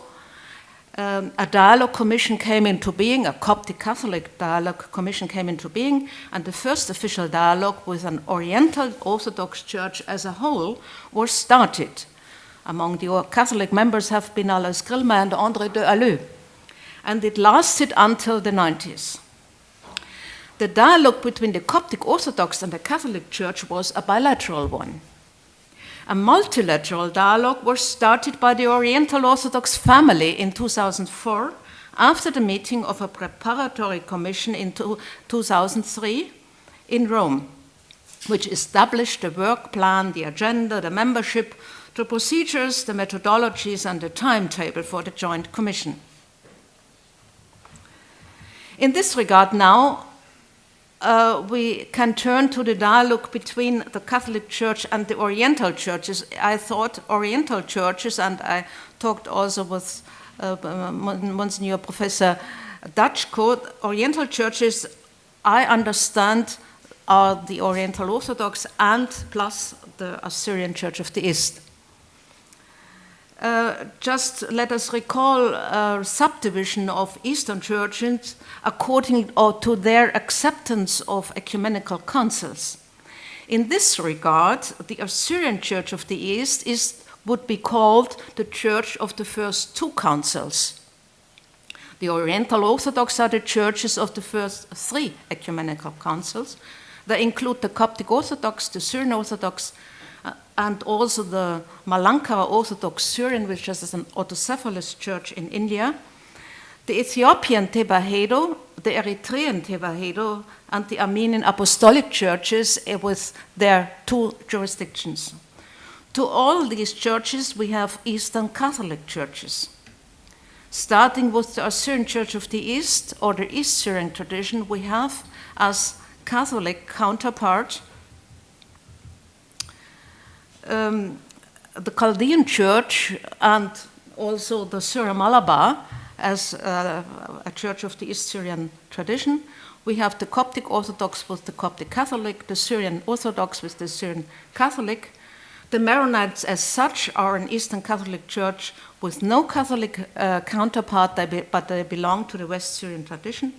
We have the Ethiopian, together with the Ethiopian Catholic Church, the Eritrean, with the Eritrean Catholic Church established in 2015.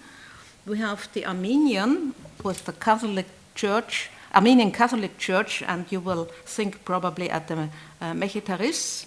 And we have the Malankara Orthodox Syriac Church, and their Catholic counterpart would be the Syria Malankara,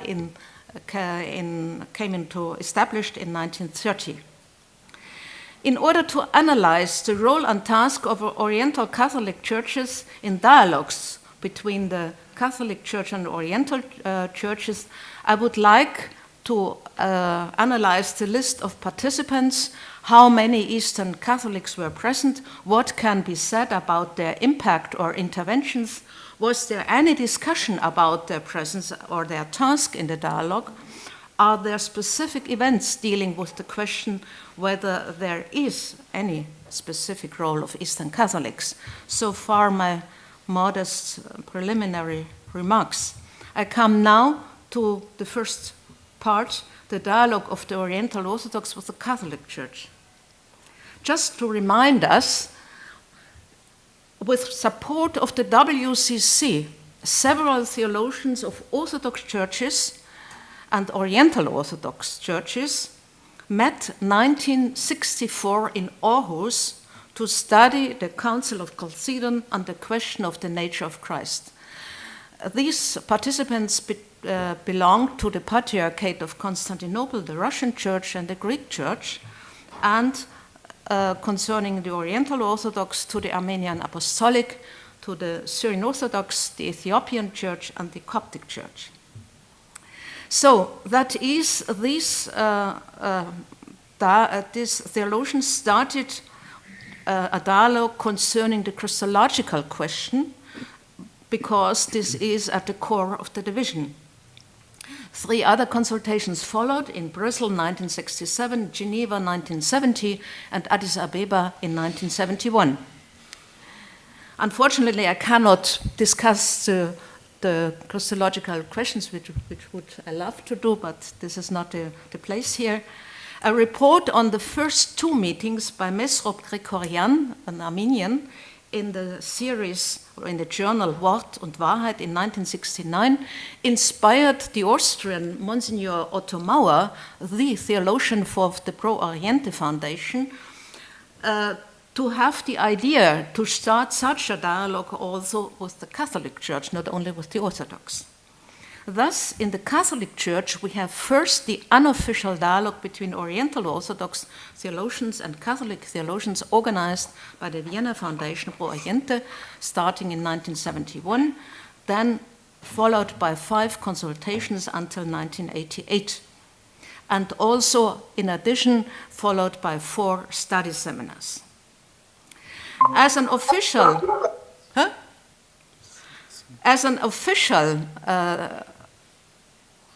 dialogue, as I mentioned already, we had the Catholic Coptic Orthodox dialogue, which started with the Common Declaration of Pope Paul VI and Patriarch Shenouda. And as a whole, this official dialogue commission met 8 times, 1974, 75, 76, 78, 88, 1990, 91, 92, then finished. The dialogue came to a standstill despite some efforts from the Catholic side to revive the dialogue again. Finally, the official dialogue between the Catholic Church and the Oriental Orthodox family as a whole started in 2004. Hello? Yeah. Ja. Father Dachko? Nee, je bouwt er maar iets van het. Nothing. Nie, lekker zal het niet de shout op de nightstand zijn. Okay. Father Ivan, could you mute your computer, please? It's done. Okay. Excuse me. I continue then with the point, the Vienna dialogue, an unofficial and multilateral dialogue.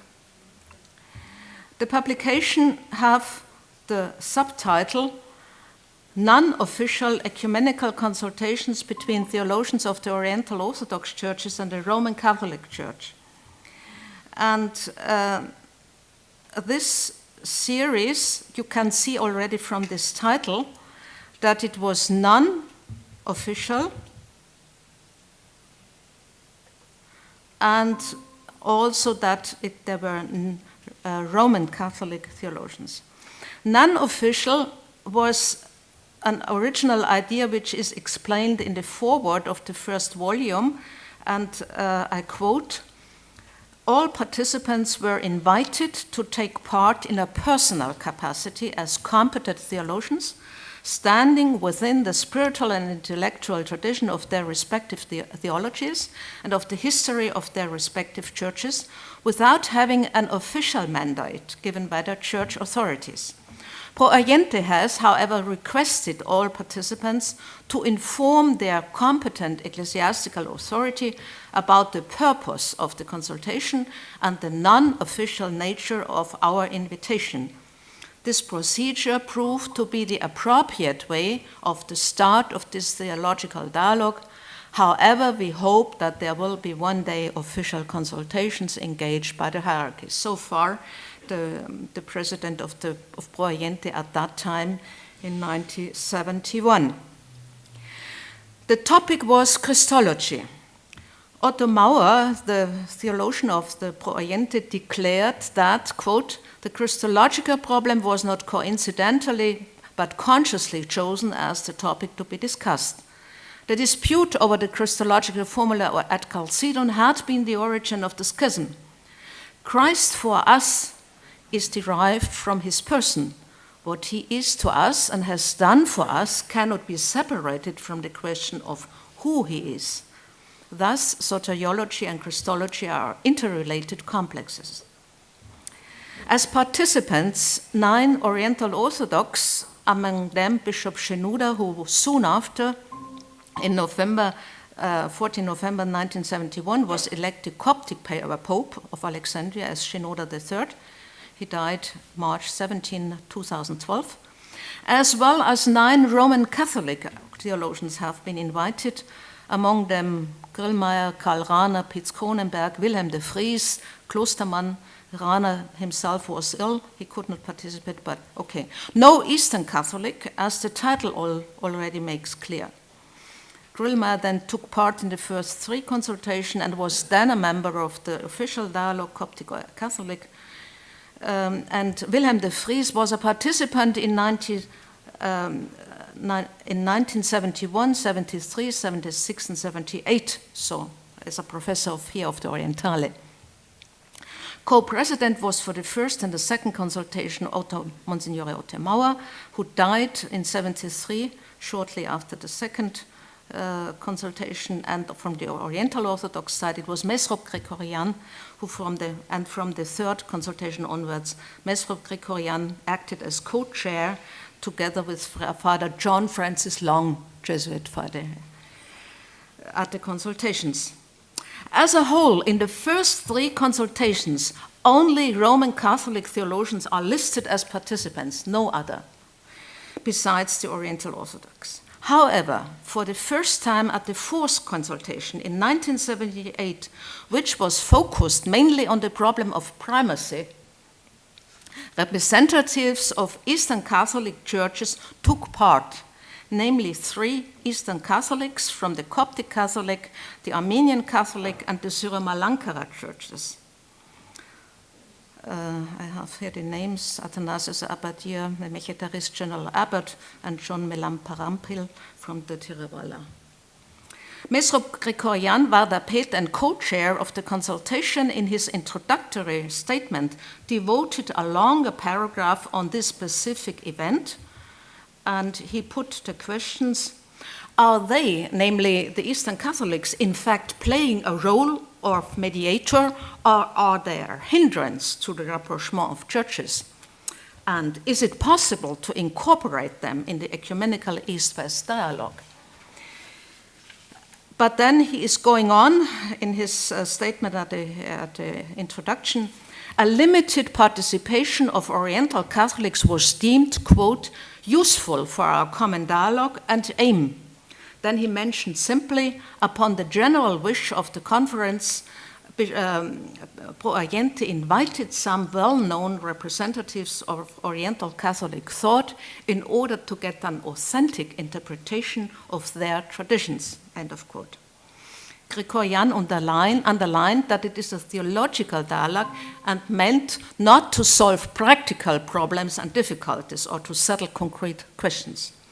In the communiqué of the 4th consultation, one paragraph, paragraph 13, is devoted to the role of the Oriental Catholic churches, and I quote, "The Oriental Catholic churches will not even in the transitional period before full unity be regarded as a device for bringing Oriental Orthodox churches inside the Roman communion.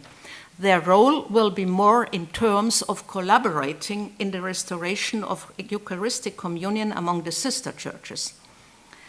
The Oriental Orthodox churches, according to the principles of Vatican II and subsequent statements of the See of Rome, cannot be fields of mission for other churches.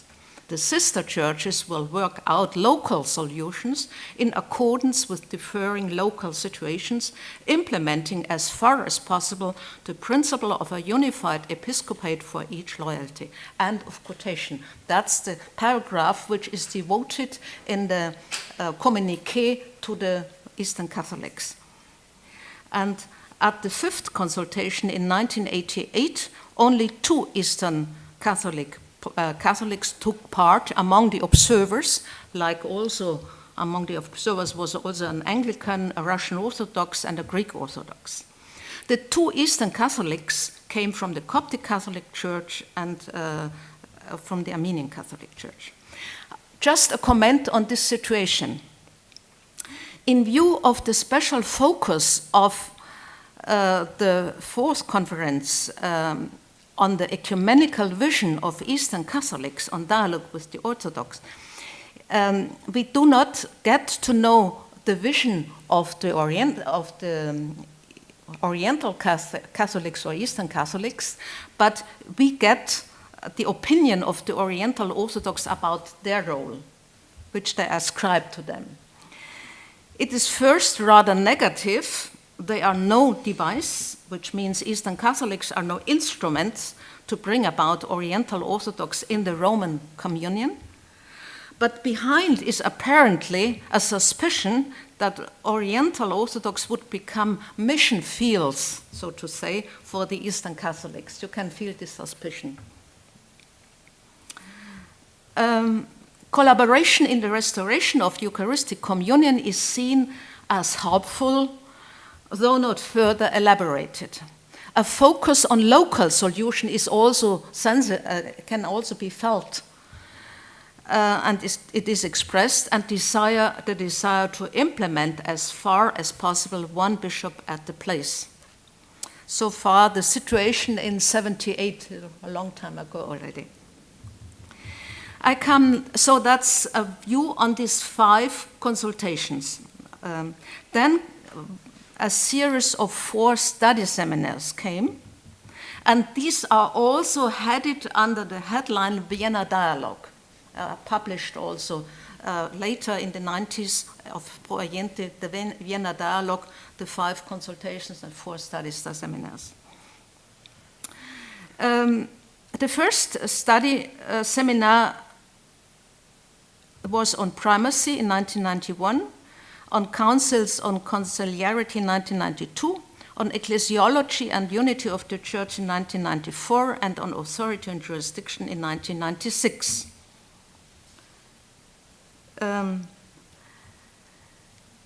The third study seminar in 1994 was the first with a considerable participation of Oriental Orthodox representatives, and among the 25 invited participants, 7 Oriental Catholics were there, and 3 Roman Catholics, 10 Oriental Orthodox, besides the 4 of Pro Oriente of the staff, among them 3 Roman Catholic theologians. At this study seminar, 4 papers have been presented with the topic, the role of the Oriental Catholics in the search for communion between East and West. And they were presented by a Syrian Orthodox and a Coptic Catholic, a Syro-Malabar and an Armenian Apostolic. It is clear from the very first approach that they were satisfied with the full participation of Oriental Catholic in the 3 official dialogue with the Catholic Church, namely the Catholic Coptic Orthodox, the Catholic Malankara Syrian Orthodox, the Catholic Malankara Orthodox Syrian Church. And we can just already announce that also in the following official dialogue, Coptic Oriental Orthodox, Eastern Catholics were present, to the half of the Catholic delegation. At this study seminar, it's interesting to read it, maybe because some ideas which we come across also later are already expressed. You can feel that tensions are visible from the Armenian part.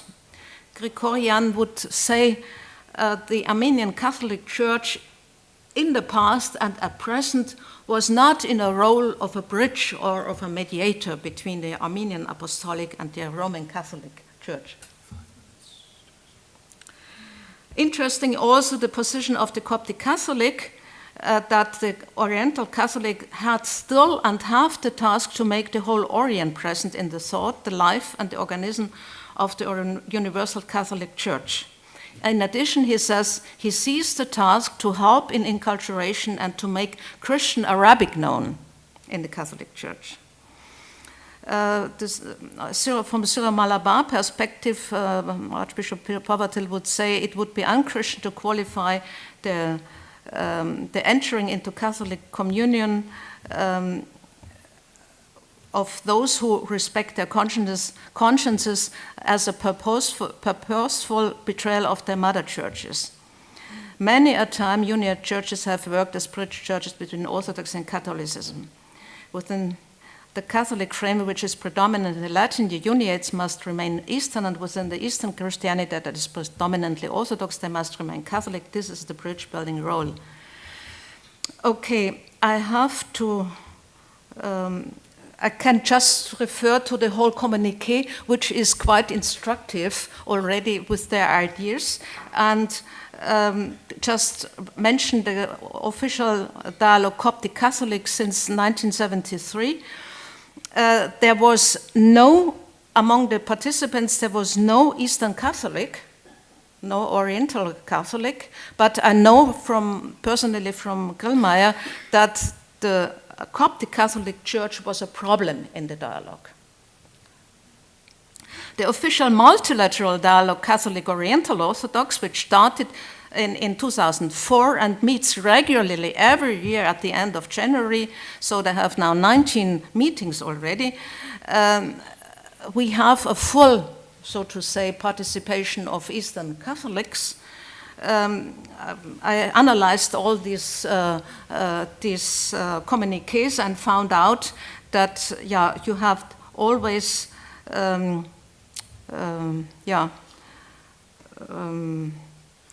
Syro-Malabar, Maronite, Armenian Catholic. You had Coptic Catholic, Ethiopian Catholic, Syrian Catholic. Representatives in that. I can show you the list, so that's very clear that and you can see from the outlook that it is a policy of the Dicastery for Promoting Christian Unity to have half of the representatives of the Catholic delegations with Eastern Catholics. I looked also at their input. There have been papers given by Eastern Catholic in an average. For every consultation, there was at least one paper from an Eastern Catholic perspective. In the coming out of the documents, they have, up till now, they have the document on the nature, constitution, and mission of the Church. You have a document on the exercise of communion in the life of the early Church and its implication for our Church in communion today. And we have a third document on the sacraments in the life of the Church. In the first two, there is no reference to Eastern Catholic, which is understandable as such, but in the document on sacramental life, on the sacramental theology, it is clear expressed that Eastern Catholic follow the practice of the Oriental Orthodox in the sacraments of initiation, in baptism, in chrismation, in marriage, and orders. And they are quoted always how they do it, so I could present it. I would like to address now still, because the dialogue of the Catholic Church with the Assyrian Church of the East is in that way interesting, very interesting, because it has, first of all, an unofficial dialogue with Pro Oriente, the so-called Syriac dialogue, which was a very interesting and successful dialogue, and so far as it tried to bring the Assyrian Church of the East into the ecumenical movement, which otherwise they were not at all integrated, had no ecumenical dialogue. And this was not possible as such. It was only possible in the framework of a Syriac dialogue. That means all churches of Syriac tradition came together, whether Oriental or whether Catholic or even Protestant and autocephalous, and at least at 10 or 11 churches, and the binding framework was the Syriac tradition, which was quite a big discovery, because this was a tradition which really bound them together and helped to find new solutions. That was very interesting.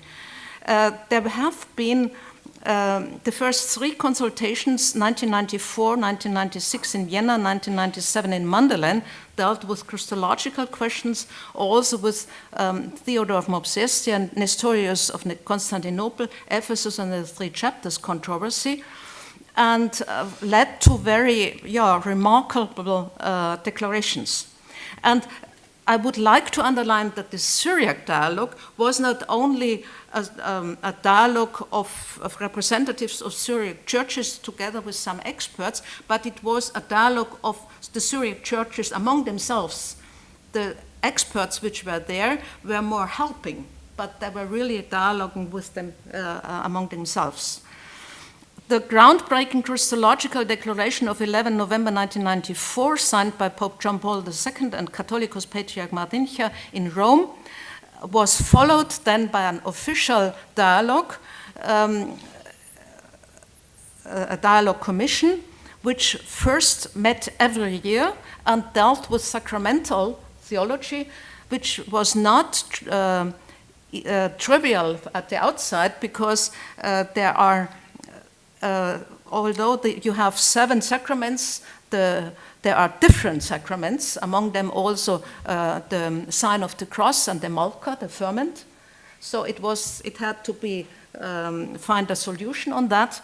And also there is the Adai und Mari anaphora, and it had to be found out whether how to deal with that, because it has no institution narrative. So here Father Taft of the Oriental Institute, the CDF under Ratzinger, and the Pontifical Council for Promoting Christian Unity, in a joint effort, accepted and accepted the Adai and Mari anaphora, and also then found guidelines for full communion of Chaldeans and Assyrians when Assyrian priests would celebrate the liturgy with the Adai and Mari anaphora without including the institution narrative, although the Assyrian Church of the East allowed that it can be included, but even if it would not include it, it's a valid, and the faithful are allowed. I think that's a very important point I have to mention, especially also as Father Thomas Kremer yesterday showed us this very remarkable initiatives also of Patriarch Saku, who was a member of the Syriac dialogue from the very beginning. The official dialogues, Syrian Catholic, is continuing since was started in 1995 until 2004. Then it was uninterrupted. The second document was on the sacramental life, was signed in 2017. Now, last year was a new document signed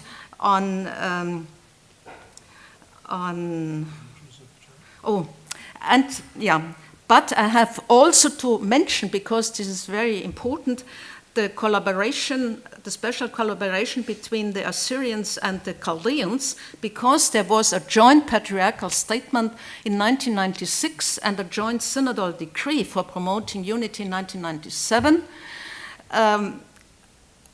saying they want to come to one church, and they listed also concrete steps which had to be done in the joint patriarchal statement, and especially also in the joint synodal decree. I'm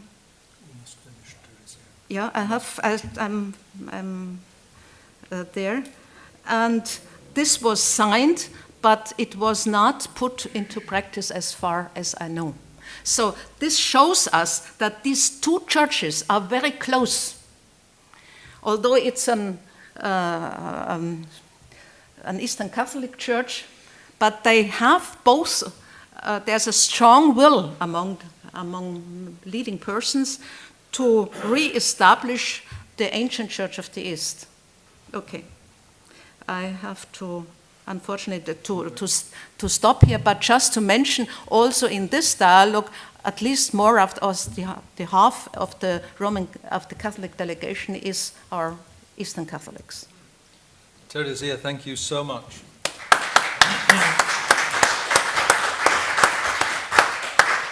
Your command of an amazing amount of data is quite amazing. And we have, unfortunately, we're all operating against the clock, so I think we have time just maybe for one quick question, if anyone would like to ask Teresia a question. Yes, please. Father Daniel. Thank you. My question is quick. I hope it's about, I was surprised to learn about this concelebration that you mentioned at the end of as long as the liturgy was that of Adai and Mari, with or without institution narrative, but I was under the impression that for the Church of the East, the Malka was crucial, and as far as I understand, among the Eastern Catholics, it's not there. So I found it fascinating that they were willing to compromise on not just the institution narrative, but on the Malka, which I thought was central. So was that not discussed, or maybe it's a sign of kind of giving a bit up in order for union? Thank you for this question. You see, if you look at the guidelines, which was for the guidelines for celebrating, it is not mentioned. Malka is not mentioned. So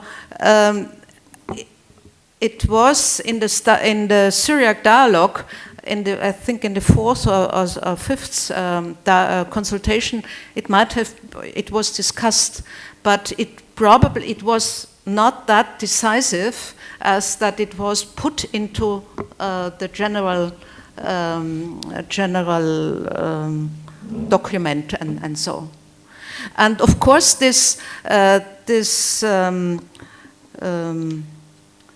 Eucharistic communion, so to say, is for Assyrian and Chaldeans only.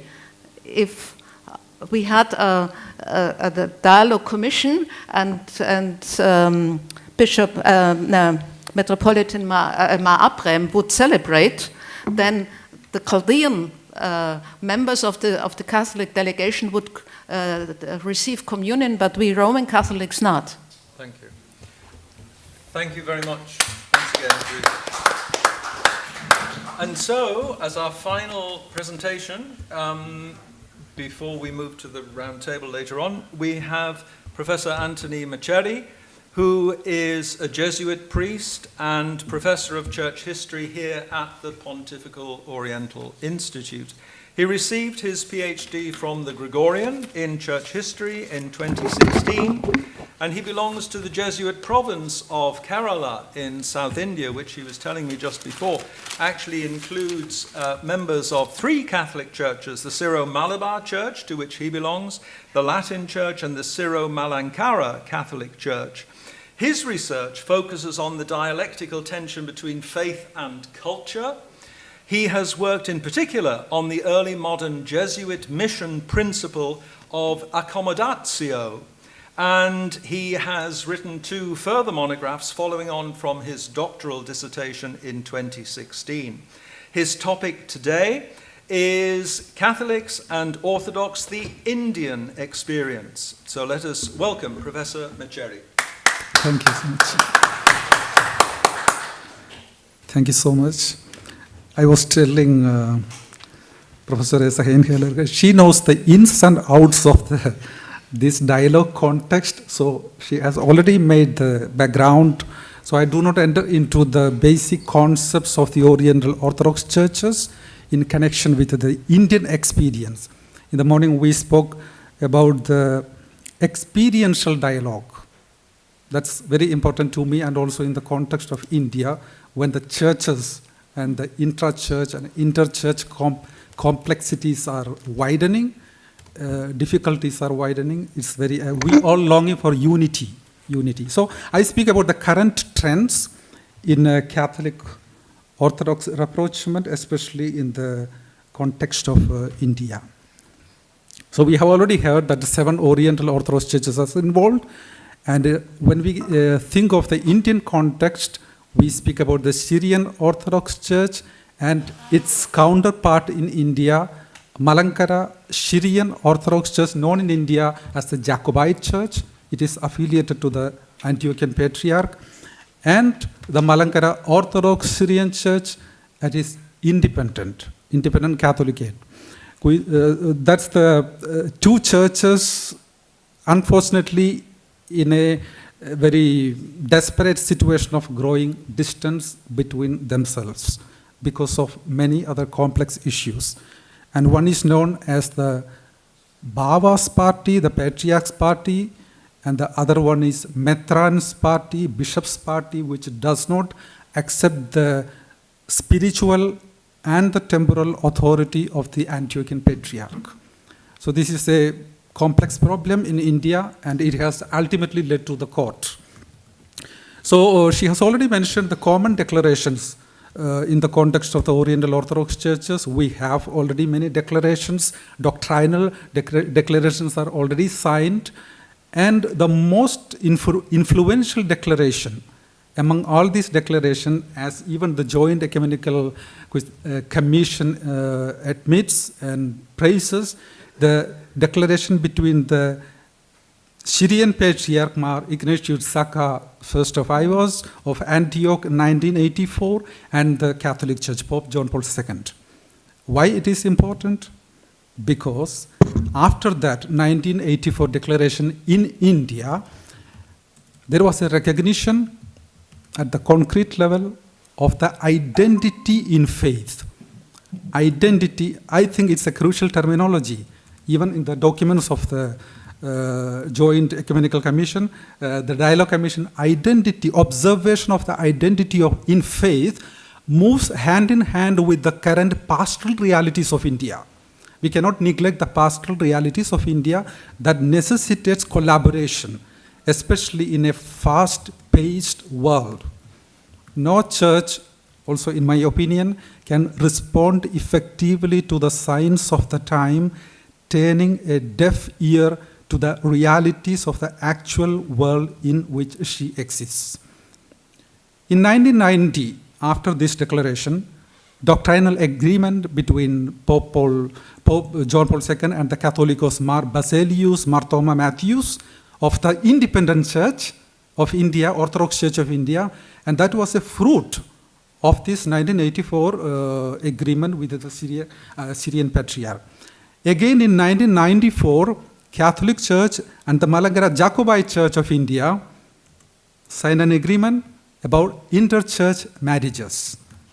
All the documents are available online, and again a pastoral guideline specifically how to deal with this situation in the context of India, because all these churches, they are following the same rite, they are following the same tradition, and a unique ecumenical climate of India. All these churches now divided in 7 groups, we all share the same history until the end of the 17th century. That we will speak immediately about it.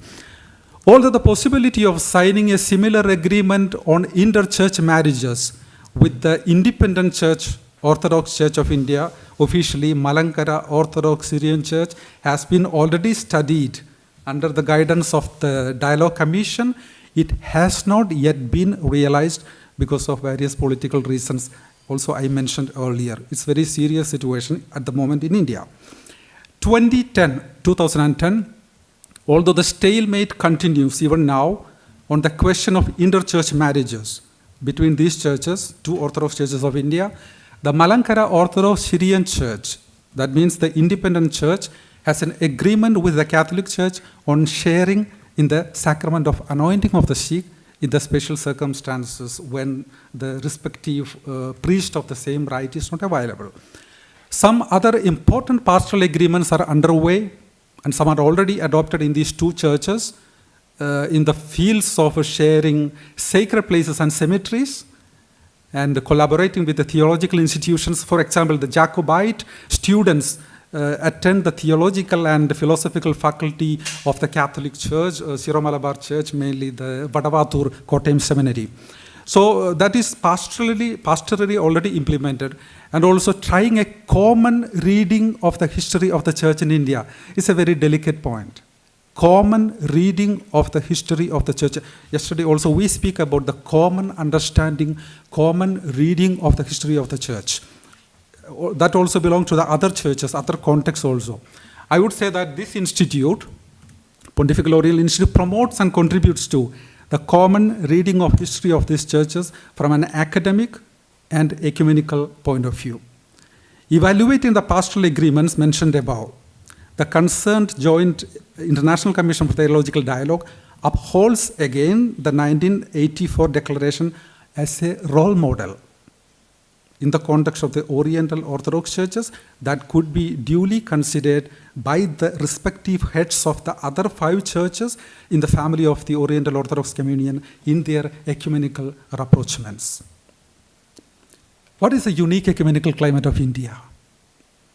We cannot replant another contextual reality in India because these Christians, traditionally known as Malankara Marthoma Nasranigal. Nasrani is a terminology I know in the Eastern European context. It may sound a little bit derogative, but that is not the etymological understanding here. It means only Christians. Malankara refers to the spatial implication of this church, southwest of India. Malankara, original name of this community, before the split in the 17th century.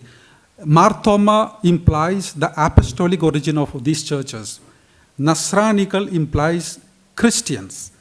So what I said, nothing to do with the Proto-Slavic etymology, or might have some influences from the Arabic usage of the terminology in Quran and Hadith, Nasrani. So they were using this terminology for Christian. In India, this term honorably adopted by the Thomas Christians in Malabar to define their religious identity, that is known in the local language Malayalam, Marthoma Margam. That is exact translation. Margam comes from the Pali language, the Buddhist context, earlier centuries, then adopted in the Sanskrit language, then in Malayalam. Margam, that means only the way shown by Saint Thomas the Apostle. So this is the identity of all these churches, which was lamentably and strategically misrepresented during the Latin mission, and they translated wrongly without understanding the terminology Margam, way. They translated it into law of Thomas. That is creating trouble even today, and that created trouble in the past. It has nothing to do with the law. It has something to do with, mostly to do with the way of Thomas, that the disciple Thomas presented the Christian faith in India, and they believed it from the very early centuries. Marthoma Margam, the way of Saint Thomas. So these Christians in India, until it was unheard in India about the Great Schism of 1054. The birth of Orthodox churches in India in 17th century, we need to understand the division, we need an ecumenical understanding. Primary reason behind the schism. If we borrow the words of Pope Leo XIII from Orientalium Dignitas of 1894, the division was contributed also by, I quote Latin, incommodi imprudenter obrebat ab occidentalibus evangelii administris. Freely translate, my translation, disaster or damage unwisely brought in by the Western servants of the gospel. The 1894 document of Leo XIII was a warning not to repeat the similar mistakes in the future. However, the question of division in India then, in the 17th century, was not related to Eastern rites. Popular narratives, there will be confusion when I say that. I explain. But it was related to a pastoral, cultural, and administrative nature. A question of pastoral, administrative, and cultural nature. In the public oath, which is available in many of the archives in Rome, the public oath of this division of the separated brethren, there were six resolutions by the separated brethren. There was no bull of excommunication. There was no expression of doctrinal dissent. There was no mention of rite or liturgy. There was no mention of distance from Rome or the Catholic Church. What was there? The 6 resolutions of the 1663 were centered around 2 points.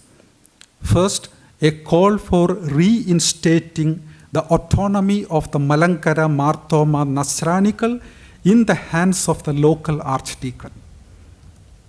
Because local archdeacon has a special tradition in the Indian context.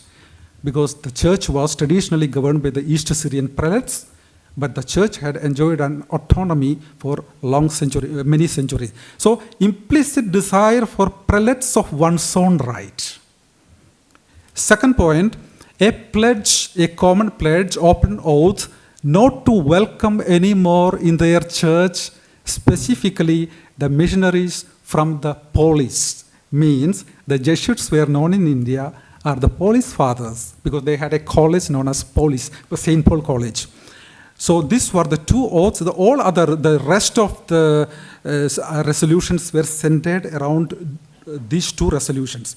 Context of 1652, what happened to trigger this reaction after half a century after the Synod of Deamber? The Synod of Deamber, most of you know. After half a century, why triggered this division? arrival in India of a Syrian prelate convert to Catholicism. Antiochian connections hierarchically started later in 1655. Then Jesuit Archbishop Francisco Garcia, he didn't allow the Christians to meet this bishop, to check his credentials. By 1770, after the oath, the church was separated. At the end of the 18th century, there was internal split in the Orthodox Brethren because of the influence of the Syrian Patriarch. And 1772, there was another church among the separated group, Malabar Independent Syrian Church. Another interesting point, Antiochian faith, anaphoras of St. James, the West Syrian script, Serto script, they became normative only during 1836 to 57. During this period, all these things were introduced into the church by the Syrian prelates. Only in 1876, Orthodox faith, canons, and the laws, including the 3 synods, you know that the Oriental Orthodox Church, they do not accept they accept only 3 synods. So the faith of the 3 councils and the authority of the Syrian Patriarch became normative for the separated brethren. That means both the spiritual and the temporal authority of the Syrian Patriarch and the faith and the canons and the 3 councils became normative in these separated brethren. Stumbling blocks. I do not explain all these complex situations. What are the stumbling blocks today for this experiential dialogue? As a person coming from the land, in addition to our attempt to find identities of faith, we may need a different approach to address the questions in India. And we all agree that we are all going through a fast-paced cultural changes. We cannot turn our deaf ear or eye to these realities of fast-paced changes also are happening in India. The political strategies of a nationalist government, under which live 2.2% of the Christians under different denominations, the related persecution of the minorities, and the anti-conversion bills. Already they have introduced in 5 states of India. Anti-conversion bills, very serious. Intra-church conflicts and the related legal stalemates affect the ecumenical rapprochements. First, very serious, the latest Supreme Court verdict. Because of the intra-church problem among these 2 Orthodox churches in India, Supreme Court has made a very strong verdict. I read from the verdict of 2017. The authority of the Syrian Patriarch in India has come to a point of no return. That means the Syrian Patriarch of Antioch has no authority, whether it is spiritual, whether it is temporal, he doesn't have. That means, implication, the Jacobite church doesn't have a jurisdictional personality in India. The church in India, which is affiliated to the Syrian Patriarch, doesn't have a jurisdictional personality. So juridically, it doesn't exist. But we all know that as a fact, the Jacobite church exists in India. The conflict between law and fact. Court has made its final verdict. Syro-Malabar Catholics, we know, and it is now known to everywhere, conflicts related to a rubric in the celebration of the Eucharist, still to be resolved, certain issues. Conflict between the Syrian Patriarch and the hierarchy of the Southeast. Southeast means an endogamous community in the Orthodox Church. Jacobite Church, they have also a community, endogamous community. They are known as Southeast culturally and historically. And the Syrian Patriarch has recently demoted the metropolitan title of one of their bishops of the Jacobite Church in India. Again, problem. Inter-church issues. The Jacobite Church's court appeal.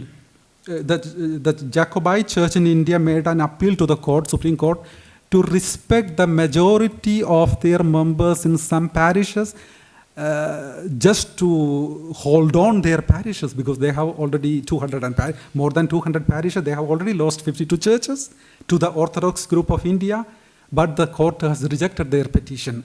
That means the final verdict of this appeal also, according to that appeal verdict, the Jacobite church cannot hold, even though they are majority in some churches, they cannot hold on the authority on those churches. They have already lost 52 churches until today. So implicit conflicts of word war, as Father Paruja was mentioning yesterday, about the terminology of Catholicos. Historically, it lasted a long time, and when the Syro-Malankara Church from the independent Orthodox Church of India wanted to join the Catholic Church, one of the conditions made by the Catholic authority here in Rome was do not hold on to the title of Catholicos. So it was a title also during the East Syrian context. It was during the missionary time, it was a very difficult terminology for the Latin missionaries because it means universal pastor, Catholicos. But at this moment in India, both the Orthodox churches and the head of the Syro-Malankara Catholic Church, they have the title Catholicos. So we have 3 Catholicos sitting on the throne of Saint Thomas according to the tradition. So the conflict leads to the new sacramental. How many minutes? 5 minutes. Okay. The conflict leads to new sacramental issues. That's very serious. New sacramental issues and constellations of churches. For example, the Jacobite Church in India does not accept, after this conflict, since 2020, the holy oil of the Indian Orthodox Church. I don't explain the sacramental implications because it becomes the confirmation, they have to redo the confirmation, etc. So they don't accept the sister churches between the Orthodox churches. They do not accept the holy oil. Just to another aspect of this distance, new constellations of these churches. The Jacobite churches move closer to the Marthoma Church, distancing from the Malankara Orthodox Syrian Church, and they are now more closer to the pro-Anglican division of this St. Thomas Christian community known as the Marthoma Church. During the Anglican mission, there was another division at the end of the 19th century. And Indian Orthodox Church, at the same time, the Independent Church of India, moves closer to the Moscow Patriarchate. And they have agreements between them about the sharing of sacred places in India.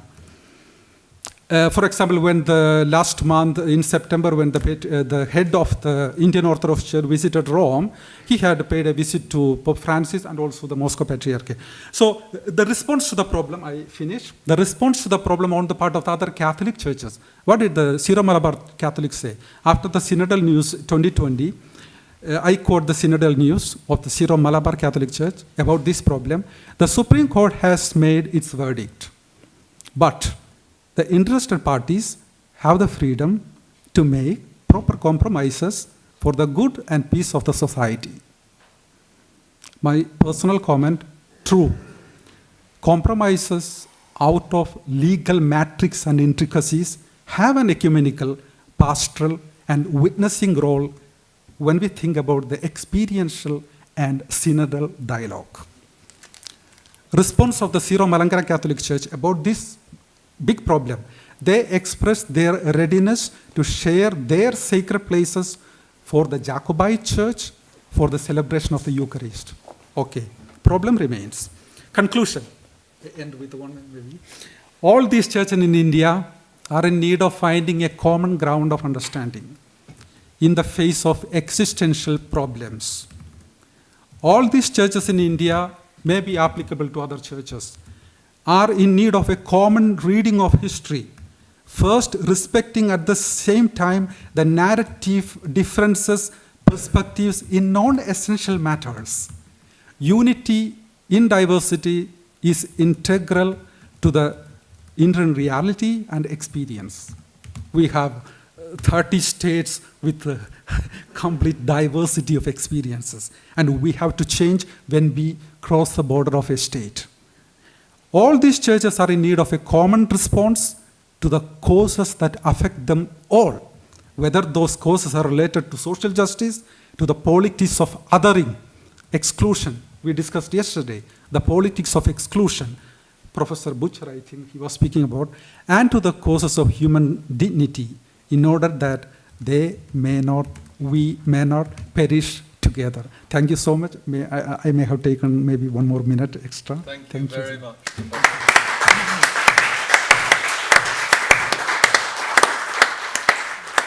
I think once again we have time just for a quick question before we close. Dear Father Edward, yes. Look, in gratitude to what you said, I enjoyed it. I enjoyed what you said, and I like the fact that you seem more to talk than to read. I am a Nasrani. We Maltese call ourselves the Christians of St. Paul in Sara, according to the Arabic language. You know, that's the word used by Tertullus, the lawyer who accuses Paul and says, this man belongs to the faction of the Nasrani. And it's supposed to be, I think that's Acts 24:1, or at any rate, somewhere there. And it's supposed to be older than Masihi, as in Arabic now, Christian, anoint. Mesah is the word, the Arab word we use too. Masahin are the Christians. And that's supposed to come, although it's earlier in the Acts, it's supposed to be later, actually, as a word. Thank you so much. One response to his comment. I too completely agree with Father Faruja. I too believe in the Syriac background that was existing pre-Islam time, pre-Arabic time, when it was used, the title Nasrani. I think it is coming from that pre-existing terminology. I completely agree with you. It comes from Nazarene. Exactly. Yeah, yeah. It is very known also in all the sources. That's in Syriac sources. Yeah. Once again, let us thank both of our speakers this afternoon.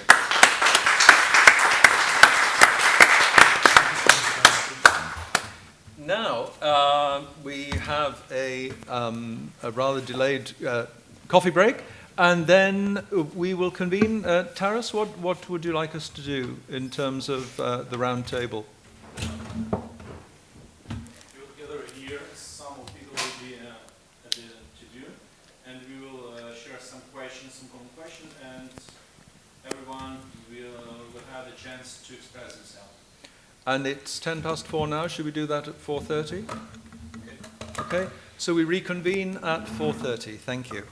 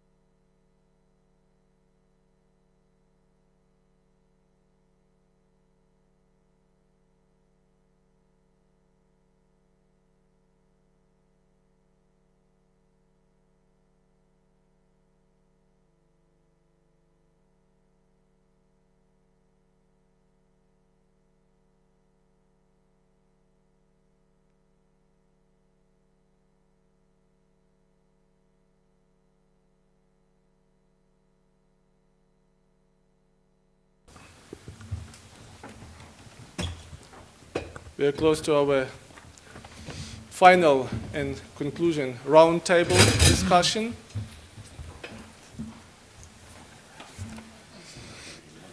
And before we start this roundtable, I would like to, first of all, to express my gratitude to the co-organizers of the conference, Pontifical Oriental Institute, which hosted us here in this beautiful aula, in this beautiful hall, which feeded us and made the proceeding of this conference to be very pleasant and very fruitful. I would like also to express my gratitude to the colleagues of mine of the Institute of Ecumenical Studies, which organized this conference. Thank you for their ideas, and especially thank you to Father Ivan Dasko, who is not presented here physically, but is our online, whose idea was to start this conference, and we are happy that we managed to bring here so important figures and thinkers in the field of Eastern Catholic theology. Our conference would not be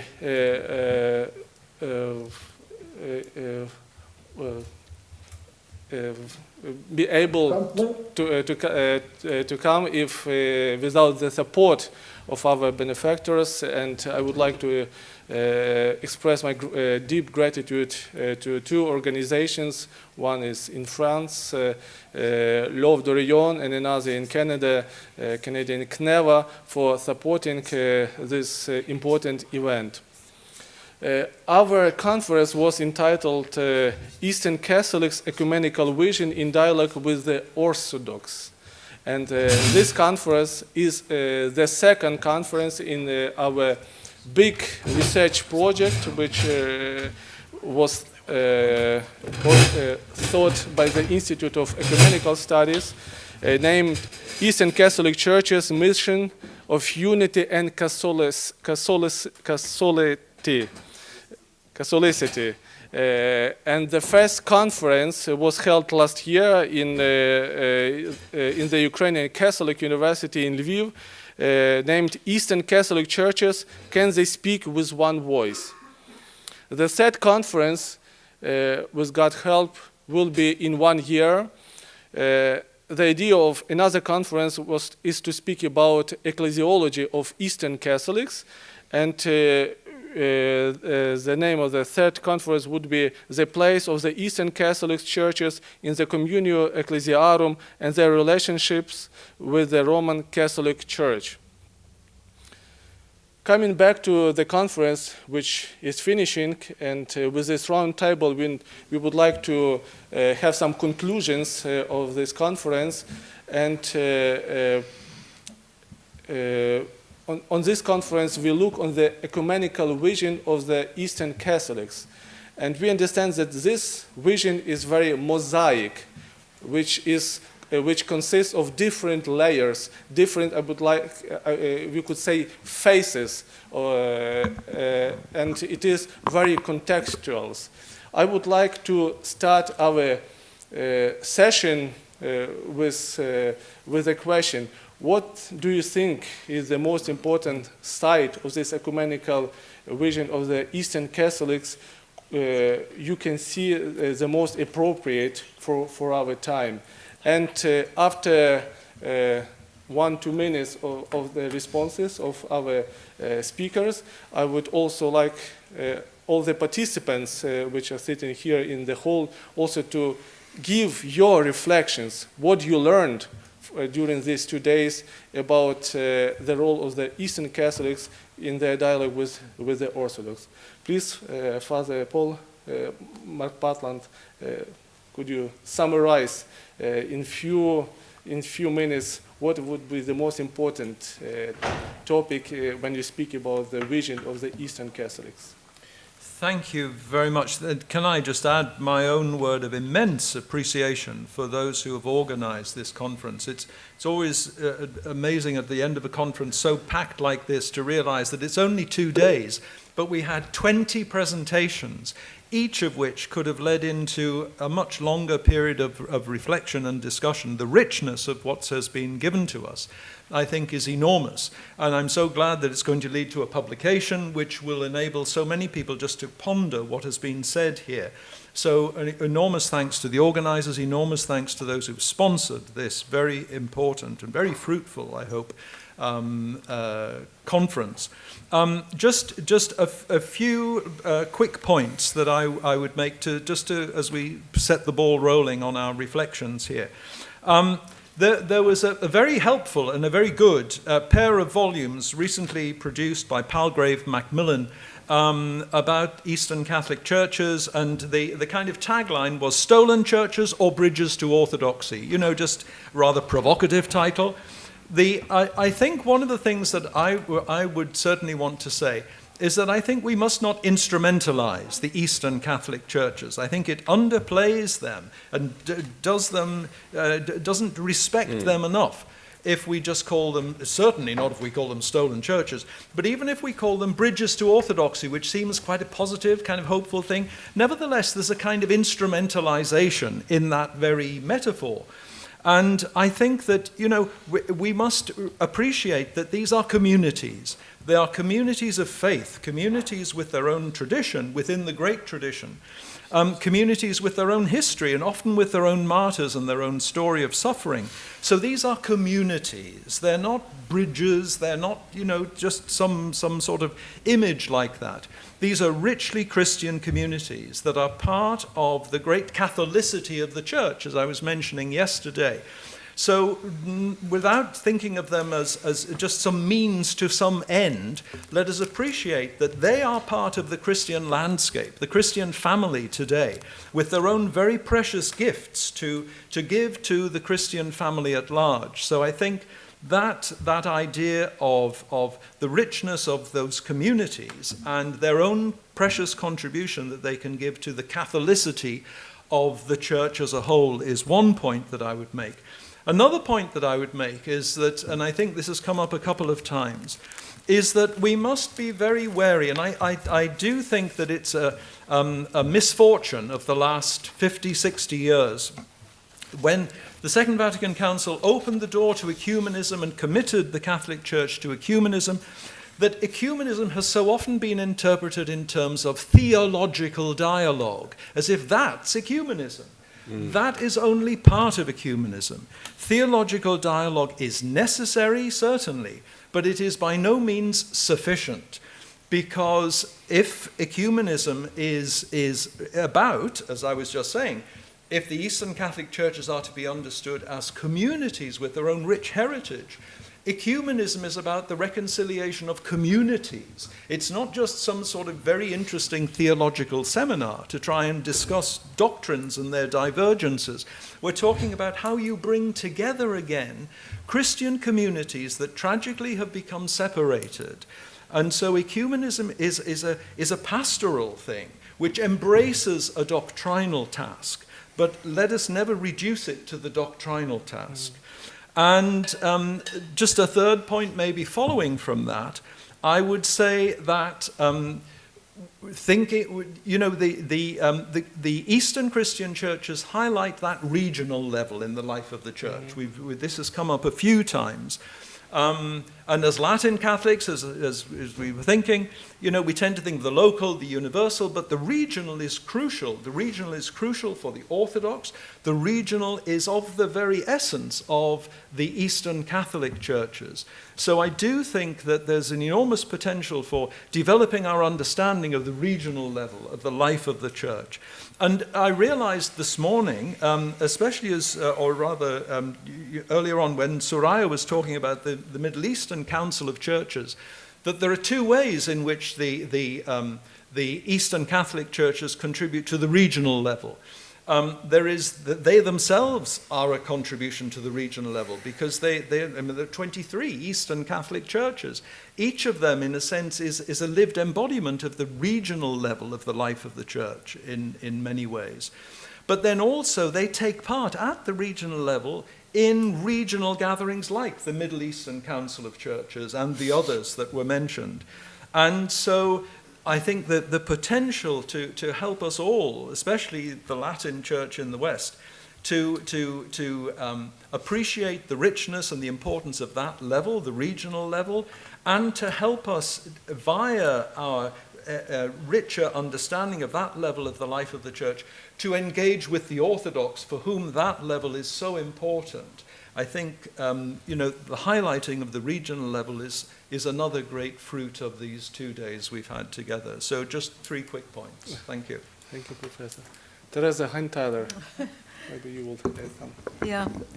It is not so easy after this strong statement of Father Paul to voice out. I think, of course, Eastern Catholic churches are not bridges in this way how to instrumentalize. But nevertheless, I think this is a big example of inculturation. And it is by the very fact that they are there, they are witnesses of, big possibilities within the Catholic Church which we don't know, which especially in the West, we are not aware of that.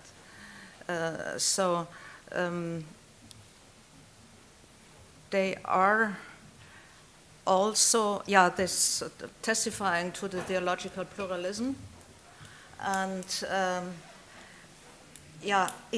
especially also in dialogues. I have to underline that the Eastern Catholics are very precious. I experienced this especially also in the Assyrian Catholic Church, because they really feel with the Syriac tradition. It was the same in the Syriac dialogue of Oriente. So they help you to understand better the partner in the dialogue.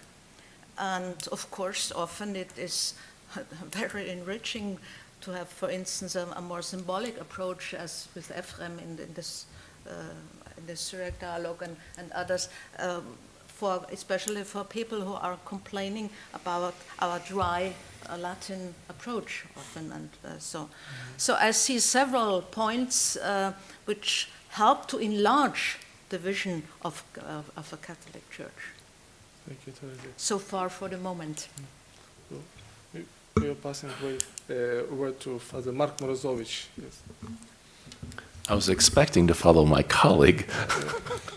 He's supposed to be my moderator. I see.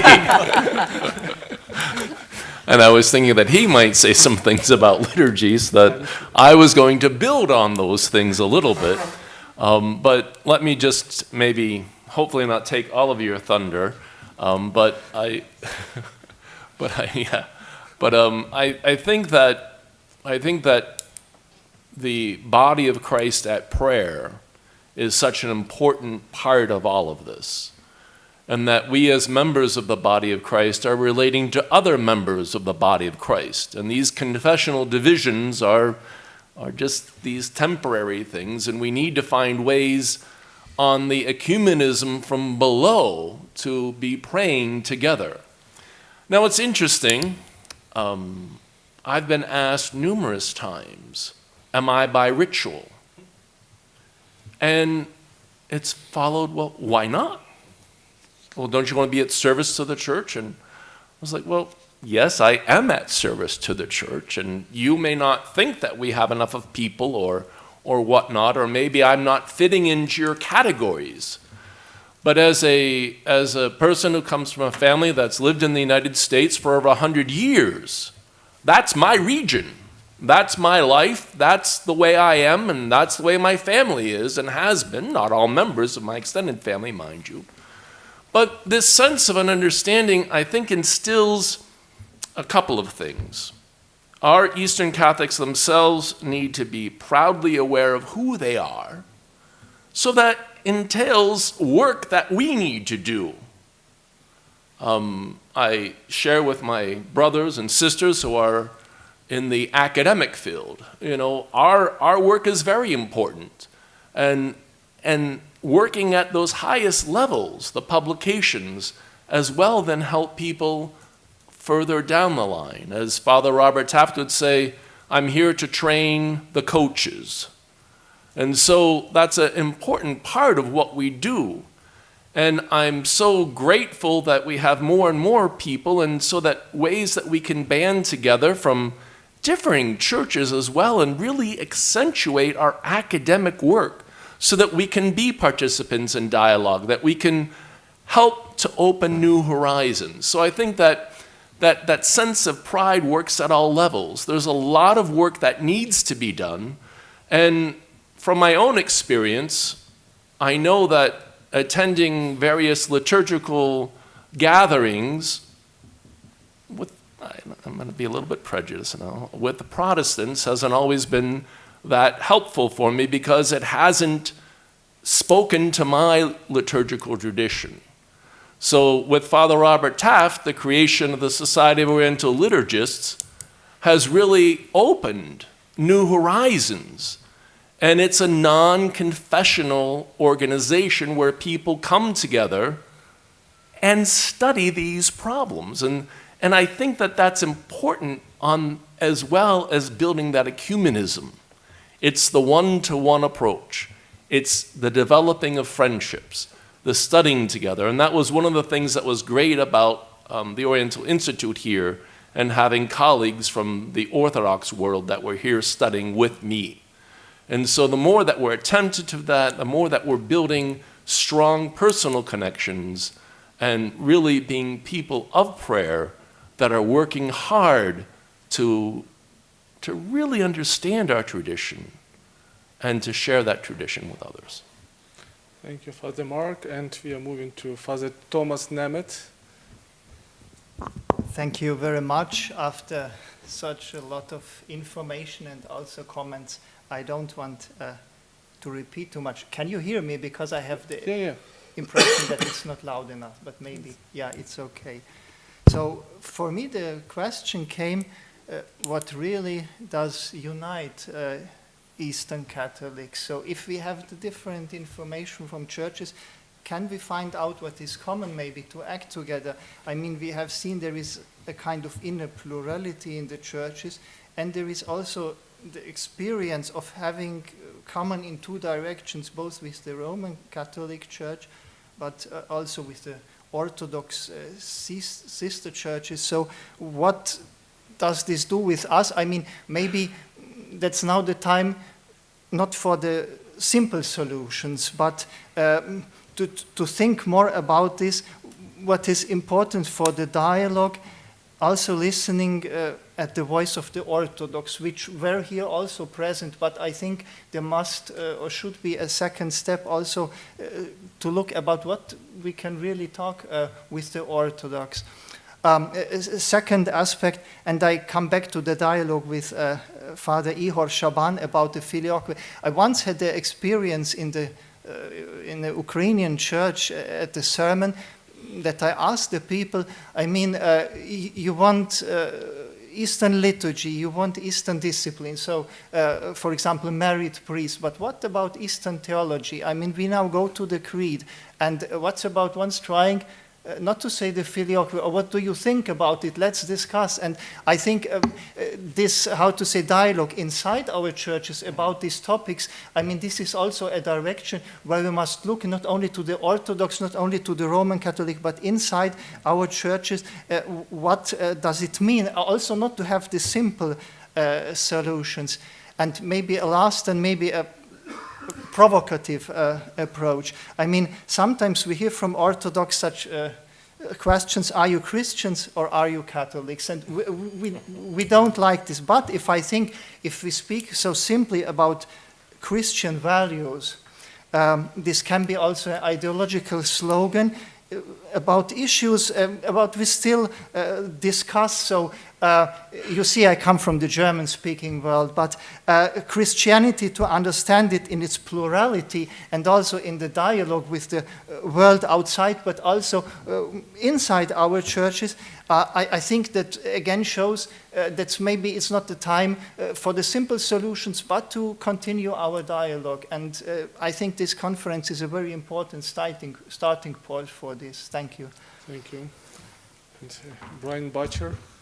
So just so I'm clear, could you repeat the question? Because now it's been shaped by all the responses. Everybody forget it. We spoke about the ecumenical vision of the Eastern Catholics, and it is Mosaic vision. Which side would be most important to you? Okay, so without hopefully repeating too much of what's already been said, number one, I agree that we need to get to know each other. It's continually my experience that within my own church, Ukrainian Greco-Catholic Church, that people have never been to another Eastern Rite. Even other Byzantine churches is unusual, but certainly they've not been to Syro-Malabar, Maronite, and so forth. If they go to another church, it's the Roman Catholic Church. So we really have to learn to relate to one another within our, across our Eastern particularity, and not, as it were, through spokes that only connect at the hub of the Latin tradition. Secondly, we need to rediscover monasticism. This is greatly lacking in almost all of the Eastern churches vis-a-vis their Orthodox counterparts, and we all know that without a vibrant monastic life, we can't have the deep transmission of the tradition that we aspire to. And there's obviously no simple way to just make that happen, but it would be great to see that become a priority for our churches, to see how we cultivate and foster vocations to religious life. We do very well on generally, but to monastic life proper in the Orthodox sense, this needs attention. Starting with myself, I need to practice fasting more rigorously. It's too easy to default to the law as Eastern Catholics. Like, well, the rule is we only have to fast an hour before liturgy in the Ukrainian Greco-Catholic Church. So people fast only an hour before the liturgy, not because there's an emergency or that's all they can do, but this becomes the rule, then becomes the norm. And so we've lost, I think, that Orthodox phronema of saying, here's the maximum, strive for that, rather than here's the law, be content with that. And this comes also with the fact of the proliferation of Mass and the loss of our other services, especially the Liturgy of the Hours. I know I preach to the converted here in many ways, but we don't take seriously our duty to lean into the particularity of our Eastern heritage, again, justifying things on the basis of, well, at the Roman Catholic Church they do this, so we might as well just do that, instead of saying that maybe we have something to teach the Roman Catholics and help them rediscover their tradition. I think, finally, that said, we also need to take on some of the hard work that we're used to the Roman Catholics doing for us. The Roman Catholics take care of the pro-life work. The Roman Catholics take care of education. The Roman Catholics take care of theology in the public square, at least in Canada, where the Eastern churches are smaller and often in their ghettos, and we let the heavy lifting being done by the Roman Catholics. And we need to enter into all of those fora and share our own charism and be fully Catholic in that sense, according to the whole. We need to lean into our liturgy, receive the graces that we need from that and the wisdom to be able to go forth into the world and to proclaim the gospel robustly. Thank you. I would like to add that it's very hard to fast when you go to the lunch organized by peers. Thank you, Brian. And before I pass the word to Daniel, I invite Father Ivan Desko to join us online and to say a brief conclusion words from your part. Father Ivan, are you with us? Yes. I don't want to conclude. I want to present some thought what we should do in the future. Of course, I am grateful to all of you, my dear colleagues. I'm sorry I wasn't able to come personally, but I followed every single minute of this conference. Now, let's just say, today was a marvelous day. Yesterday also, of course. But we spoke today about the Kievan Church. We spoke about simultaneous communion. We spoke about the Kievan study group. For me, the presentation of Soraya Brecciolani was a revelation. And we heard just a few minutes ago all the challenges and problems that exist in India. Now, so many good initiatives on a regional level, as Father Paul just said. But why can't this be part of the strategy of the Church? Now, we have members of the International Joint Commission for the Theological Dialogue. we can't solve these problems only on the regional level of simultaneous communion. The support of the Holy See, of the Bishop of Rome, and of the ecumenical patriarch. Now, we had also Orthodox members. Why can't we get into a balance between what we do on the provincial or regional level and what we on this level want to be finalized by the Catholic and the Orthodox Church? So this is what I really would like to concentrate on. Could we start thinking in terms of what can we do? Let's say that the next commission or joint international plenary assembly would start discussing simultaneous communion. Why can't we start this? We saw that many of these things were blocked by Rome, or even by some other Orthodox churches. Why can't we try to find the solutions together on a regional and universal level, together with the Bishop of Rome and the Bishop of Constantinople, the ecumenical patriarch? Now, one final thing. We will always have a problem with Moscow. And we saw this in Alexandria. 6 Orthodox churches did not participate. Russia, Antioch, Serbia, Bulgaria, and to some extent, Georgia. The Georgians always come late and leave early. And they always say they are not in accord with what is said.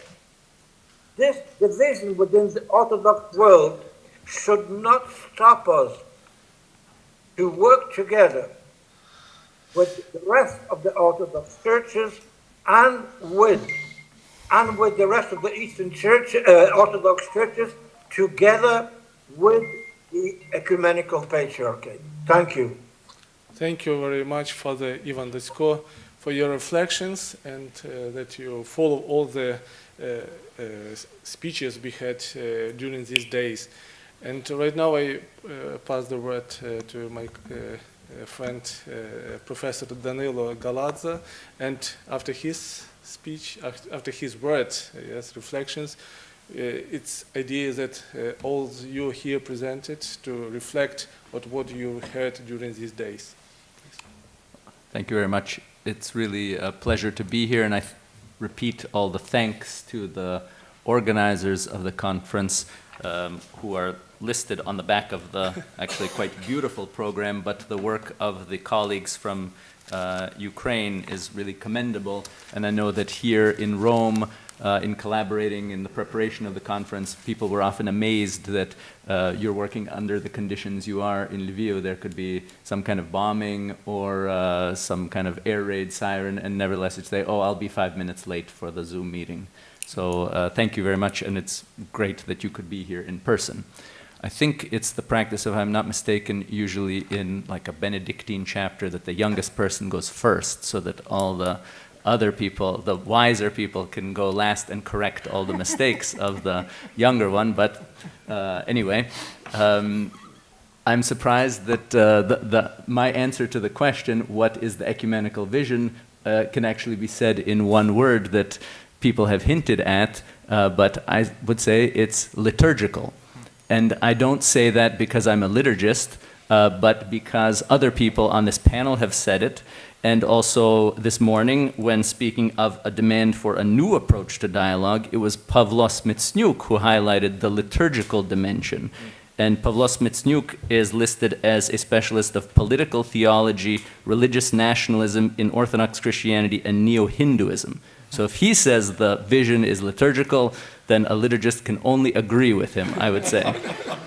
And in reality, if we look at this word vision, In Greek, it's theoria, which is the way that you describe a mystagogy. The mystiki theoria is the way that the mystagogy of the church is described. Maximus and Germanos of Constantinople, the famous Byzantine explanations of the divine liturgy. This is the mystiki theoria, the liturgical and experiential side of things is fundamental. And as Father McPartland stated at the very beginning, theological dialogue is not the only aspect of ecumenism. It's the experience, the experience of the mystery of God together as a church. I have just two, not necessarily answers, but more questions that continue where Father Ivan Decko left off. If you also look at the poster, the conference is entitled, and I actually, over the course of the planning of this conference, I don't remember whose suggestion it was, but it's entitled Eastern Catholics and Orthodox. Not churches, not communities, not synods, not bishops, but just the adjectives, assuming that we're talking about people, right? The lay people. Is this perhaps an encouragement to shift the focus rather than scholars gathered at an academic conference or synods of bishops deciding how the faithful are to act, that in a way it shifts the focus to a grassroots vision of ecumenical life, allowing the, as Pavlos Mitsniuk said this morning, the troublemakers to push for things like intercommunion at a local and regional level. And in reality, the lay people are already doing it in the places where we heard about, whether it's in the Middle East or in India or in Eastern Europe. So the church will follow the people or will lead the people. That's an open question. And the second point that I would like to make is that we've often talked about the healing of memories and how it requires honesty, acknowledgement of wounds and traumas, and humility. Now, if we look at, we can ask the question also, where does one draw the line between humility and humiliation? Since my answer to the question is that the vision is liturgical, in the Christian East, we often have the problem that humility is only acceptable when it's ritualized and liturgicized, so to say. So it's okay for the bishop to wash the feet of the priests only when he's wearing vestments in church. It's okay to bow and prostrate to the ground when you're surrounded by a gold icon screen and beautiful candles and incense. Is it okay to ritualize this healing of memories liturgically? We have anathemas when we have many polychronia for the victors and anathemas for the heretics. When can we liturgically ritualize as a church this act of asking for forgiveness in humility, even following the example of Christ with divine humiliation sometimes? So, thank you. Thank you very much. I would like to pass the ball to the hall, to all the participants sitting here. So first of all, it's very important for us to hear your reflections and feedbacks of the conference. And maybe you have some questions to any of the speakers as well. So please raise your hands.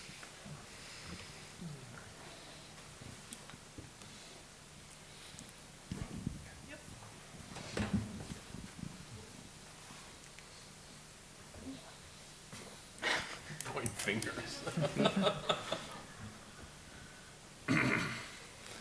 Maybe when you're already ready to. Okay. Thank you very much for giving us an occasion to say something about this conference.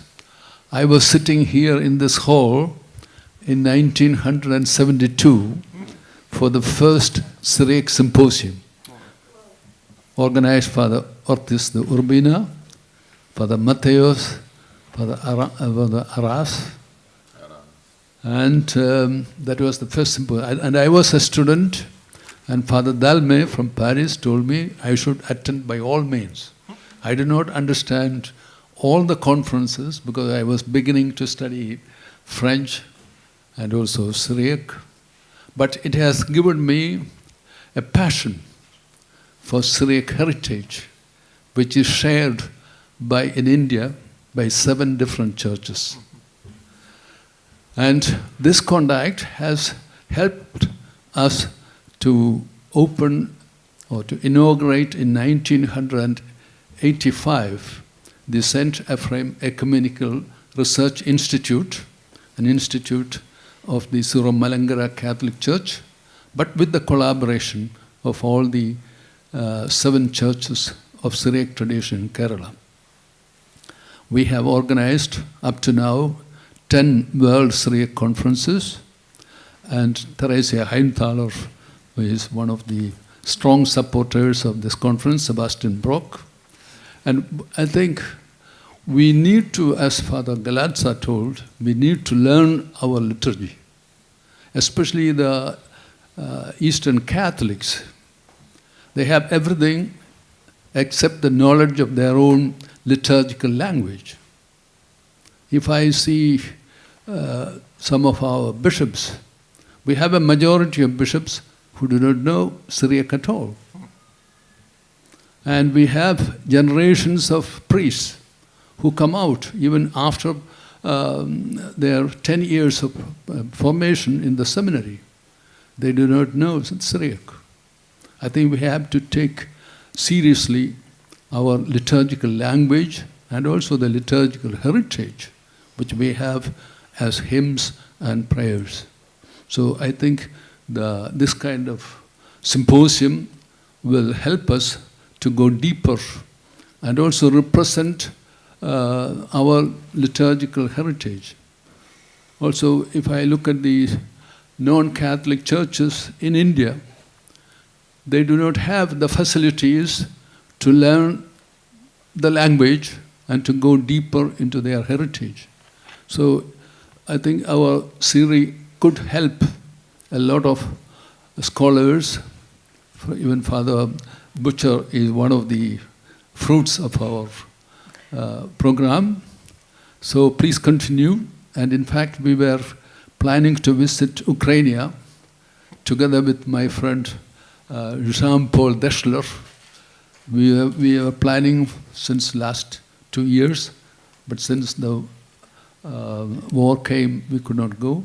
So please continue. And I happen to be here thanks to Father Galatza. And I attended only some of the papers, and it was very good.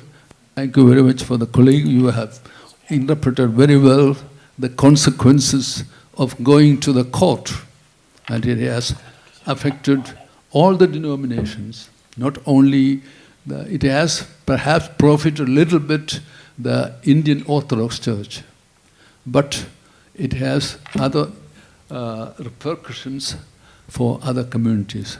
So, and I hope to take part in the next conferences, which will be held, I suppose, in your country, and we will have more occasion to come to know each other and also to the heritage. So wish you all the best, and thank you very much for inviting me to this conference. Thank you.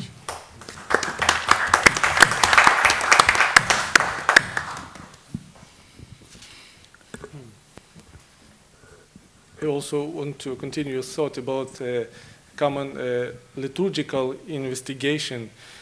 It's also the case in Ukraine. The best Ukrainian liturgists could find, they cooperate with each other and stay very close in the main theological options, and could even smile or laugh on the problems they have in their own churches together. So yes, so it's and also another my objection about the dialogue, because in Ukraine dialogue is perceived in a double way, because for many years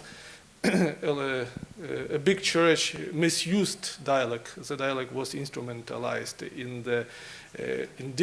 in political and even in the religious issues. For example, on the level of the World Council of Churches. And right now in Ukraine, we want to have a dialogue of different quality, which should be built on basis of truth and moral responsibility. Yes, you can't have dialogue for the sake of dialogue. It's not our main. Dialogue is only the instrument that you want to perceive. So, and sometimes when we follow only dialogue in the sake of dialogue, it will not give us good fruits in the future. And also from the part of Ukrainian case, sometimes it's very hard to be pioneer in the ecumenical movement. As I told in my presentation, Ukrainian Greek Catholic Church, in Ukraine at least, tried to knock to the doors of many Orthodox partners, but the doors are closed. And sometimes we feel tired, okay, why we should start it. But I think this is maybe one of the missions of the Eastern Catholics, to be those who are not afraid to put their efforts in pursuing such things that nobody believes it is possible. So this is a special mission inside the Catholic Church and outside, let's say, for our Catholic brothers. Yeah. Brian, please. Yeah, I don't mean to pick on the Eastern Catholic poor liturgical practice. God knows that we have lots of work to do in our own church. But I continue to be confounded, as with Father suggested about the filioque, in how many instances one can find of Eastern Catholic churches where they only distribute communion in one species, for example, where they do low mass, where they don't use incense, where, of course, with the filioque, where there's just either old Latinizations or new Latinizations, or simply a default to kind of whatever is the most convenient, and yet it's of course not convenient in the long term. And so I suppose I exhort all of us to be Vatican II Catholics. Let's follow the spirit of Vatican II. All members of the Eastern Rite should know and be convinced that they can and should always preserve their legitimate liturgical rite and their established way of life, and that these may not be altered except to obtain for themselves an organic improvement. All these then must be observed by the members of the Eastern Rites themselves. Besides, they should attain to an ever greater knowledge and more exact use of them. And if in their regard they have fallen short, owing to contingencies of times and persons, they should take steps to return to their ancestral traditions. Why? Because this heritage receives the high regard which is its due and rightful praise by the Council, and also this Council looks upon that heritage as the heritage of the universal Church. So let us go from glory to glory. Teresa, Professor Heintaler, and later Thank Father you. Johan. Thank you. Thank you. This is exactly more or less what you have already read, because the intervention of Father Jacob is underlining the knowledge of the sources of the origin, what is really specific to you. You have to know the sources where you are coming from. And also what you have said is underlining that the Eastern Catholic churches have a specific role, a specific ecumenical vocation. And these 2 points are in Ecclesiarum, on Orientalium Ecclesiarum. They are the specificities of the Eastern Catholic churches. This is just by chance was now underlined, and I wanted to make you aware of that, because I think I looked also, I worked on the Orientalium Ecclesiarum, and I think this is the description of the special role, ecumenical role, and also you can do it, and you are entitled to look at your origin, at your sources, your heritage, specific heritage, and living from that, and going out then outreach to the others. Father Ivan Decko. Microphone, please, Father. I want to underline 2 things. First, what we have achieved and what we have not achieved. And then I want to give you an example what we could do in Ukraine, but without the hierarchy, we can't do it. Now, since I joined this Joint International Commission, one thing is positive, that the members, including the Orthodox, more or less stop calling us unionists, which is offensive for us, and call us Eastern Catholic churches or Eastern Catholic faith. That's a plus. The minus. Every session I touch the problem, the issue of joint international theological commission between the Roman Catholic and Orthodox churches. I get very little support from the Roman Catholic delegates, who are much more numerous than the Eastern Catholics, and now I'm the only Eastern Catholic in the commission because everybody's died or retired, and I don't get this support. Why is this question of this adjective Roman so important for the Orthodox when we do not feel that we are Roman Catholics, but we are Catholics? And when Pope John Paul II wrote his Orientale Lumen, or he never used this. Even when mentioning the commission, the adjective Roman Catholic, but just between the Catholic and Orthodox churches. Okay, I would like to hear an answer to that. Third, and final, look what's happening in Ukraine. We, when I say we, it's the Institute of Ecumenical Studies. And I don't want to, as we used to say as kids, I don't want to brag. I don't want to be lauding myself or ourselves that we have organized a lot of conferences. We have founded UCHAT, which is the Ukrainian Christian Academic Society. We invite Orthodox, the Protestants, finally the Orthodox seminaries or academies are inviting us. But we heard it from Father Ihor Shaban. There is no official dialogue. Once, when I asked one of our bishops, why don't you start an open dialogue with the Orthodox Church of Ukraine? I got an Italian answer. I tempi non sono ancora maturi. The times are still not mature. How many times have we proposed that we create a common liturgical commission where we would translate from the old Slavonic into modern Ukrainian language so that the Orthodox and the Greek Catholics spread in one language? Cardinal Slipi proposed this yet in 1976. We didn't, the hierarchy did nothing. What am I trying to point to?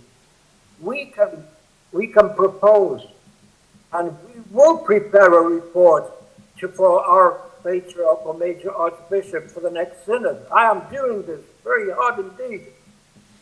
But what can we do to make sure that this dialogue will also start on an official level, and also that Rome won't say, no, you can't go to communion to the Orthodox Church when the common faithful don't understand this, why they can't do it. I mean, for them, the primacy of Rome is not the major issue. They love the Pope, but they want to love also the brothers and sisters of the Orthodox Church. So let's try to get down to earth from all these theories and all these conferences and all these resolutions and proposals and publications that we produce, that we can comply and apply them in daily life. Thank you. Thank you, Father Ivan. First of all, I would like to note that Greek Catholics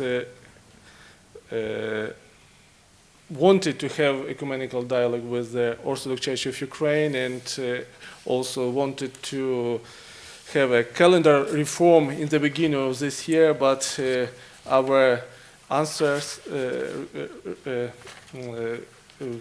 we never had a feedback from them, so it's a pity. They're not ready yet. We made several proposals, but they're not yet. And I know that Professor Heintaler also wanted to add something. May I just, Father Ivan, Monsignor Dachko, underline that I really tried to fight for you concerning the name of Roman Catholic. I know, Catholic. I know. We did. That was my first experience already in 2005 in the coordinating committee, that we had to talk about Roman Catholic and uniatism, whether it's in quotation marks or not, as the big, very serious questions, as Metropolitan Zizoulas just commented. So I did not know where I was landed now, but. Since then we tried, but on the other hand it is also a reality that we could not come through. Father Paul knows these situations in the same way. So just to assure you that I always tried in this regard, but until now it was not possible to come through. Father Ivan, you could just convince them that Roman means Byzantine. May I say something? Byzantine. I would just add. May I say something here? Professor Paul wanted to have a word. Ivan, I would just repeat what Teresia said. That, I mean, we have been into battle together on this many times. And, I mean, I just think, for instance, last year, at the coordinating committee meeting in Rethymno, in Crete. Yes, I remember that. I remember that. You know, I mean, I was arguing very vigorously against the continual use of Roman Catholic. But I think, you know, there comes a point where you realize, in terms of the dialogue, this battle was lost 50 years ago, because the dialogue was called at its very outset the Joint International Commission for Theological Dialogue between the Roman Catholic Church and the Orthodox Church. And try as we might to object to this for all sorts of excellent reasons, we get nowhere, because that is the official title of the dialogue, and we're stuck with it. So, but you know, we all know the arguments, and we go round and round and round in circles, and we get nowhere. We just reach the point of weariness about this issue, because we know everything that's going to be said, but we ritually bring it up regularly. And then we just sit back in our seats exhausted because we've got nowhere with it. And we move on, because there are things that we can do, and we have done, thank God, in the dialogue and progress that we have made. But I fear that this is something that, in terms of the official dialogue, we will simply not make progress on. We are stuck with this because it was decided at the outset 50 years ago, pretty well. May I answer that question? Very shortly, Father, please, because there are some other questions. Shortly, please. Yes, well, one moment. May I just answer this question? It is a fact that in 1979, the Eastern Catholics present, and there were Fortino, Eleuterio Fortino, Archbishop Marusin, and Salajas were there. They didn't bother. They weren't concerned about this Roman Catholic.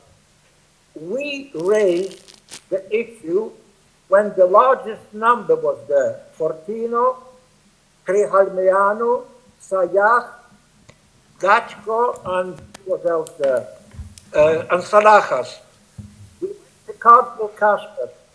Cardinal Casper said that he had discussed this with Pope Benedict. And Pope Benedict said that you have recht. And he said, I remember during the Third Reich, during the Hitler years, the German Nazis said that we should be called Deutsche Katholiken, German Catholics, not Roman Catholics. And I understand this point. When he said, I ask you for obedience because this is a matter of principle to the Orthodox. The next year in Ravenna, in 2007, I went to Metropolitan John Zizulas, and I mentioned this, if you remember, Father Paul and Theresia, that Zizulas said, I understand your concern, I understand the question, but I am afraid will end in a deadlock. So we all have to go back. And remember Alexandria, it was you too, both of you, Professor Theresia and you, Professor Paul, how much you had to work on to find a solution to say that these unions, I can't remember the exact formulation, you remember that all these tedious questions, but at the same time, I became a friend of Metropolitan Joe Getcha.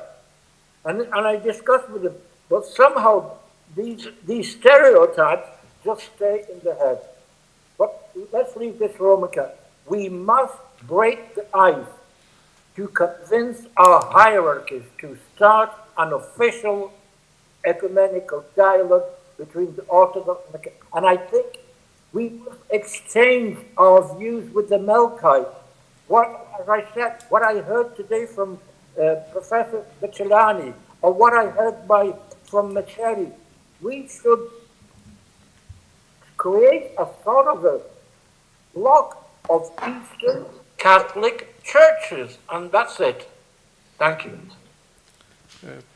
Father Ihor Shaban, please. Thank you. I think more or less here we all are, as we can say, professional in ecumenism. So we all well know what's going on in these fields, and we also know what's going on in Ukraine. It's a laboratory of ecumenism, as Saint Pope John II. And sometimes we are trying to do some laboratory research, and it doesn't work.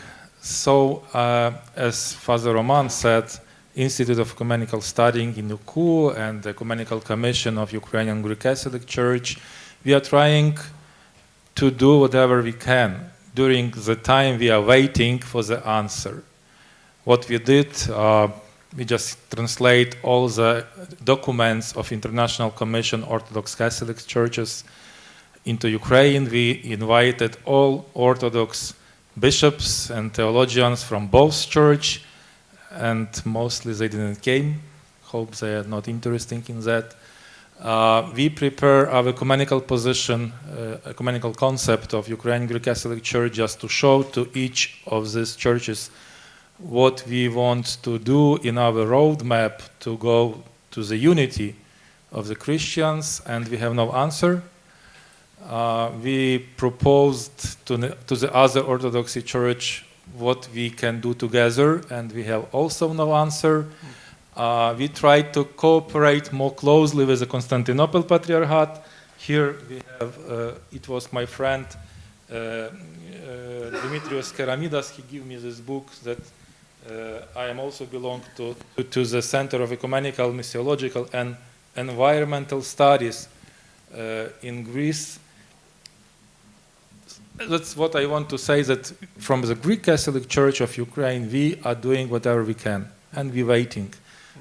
How long we will wait, nobody knows, but we want this time to be shorter, and we really want to be useful for the unity of the Christian Church, and we are ready for that. Thank you. Some other reflections? Eduard? Soraya, please. Thank you. First of all, I want to thank you for inviting me to this conference. It was the occasion for me to discover more and more your distinguished church. It was also hard for you to come here. Yeah, it was a challenge, but I did it. Thanks God. I hope that I can, both of us, we can return us safely. The second point of view, and now more and more, I realize that yes, we are, all of us, we are Eastern Catholic churches, yeah, but at the same time, we are not on the common board culturally. There is the Indian Eastern Catholic, there is the Middle Eastern, and there is the Eastern churches. Maybe from the Roman Catholic side and others, we are the Eastern Catholic churches. But for us, there is our common dogmatic issues. But culturally, liturgically, we are closed to the Orthodox local churches than to the Roman Catholic. What it means for us? It means that we have to work hard in a regional level to meet our sister churches, culturally, historically, traditionally, and it will help the official universal church to come together.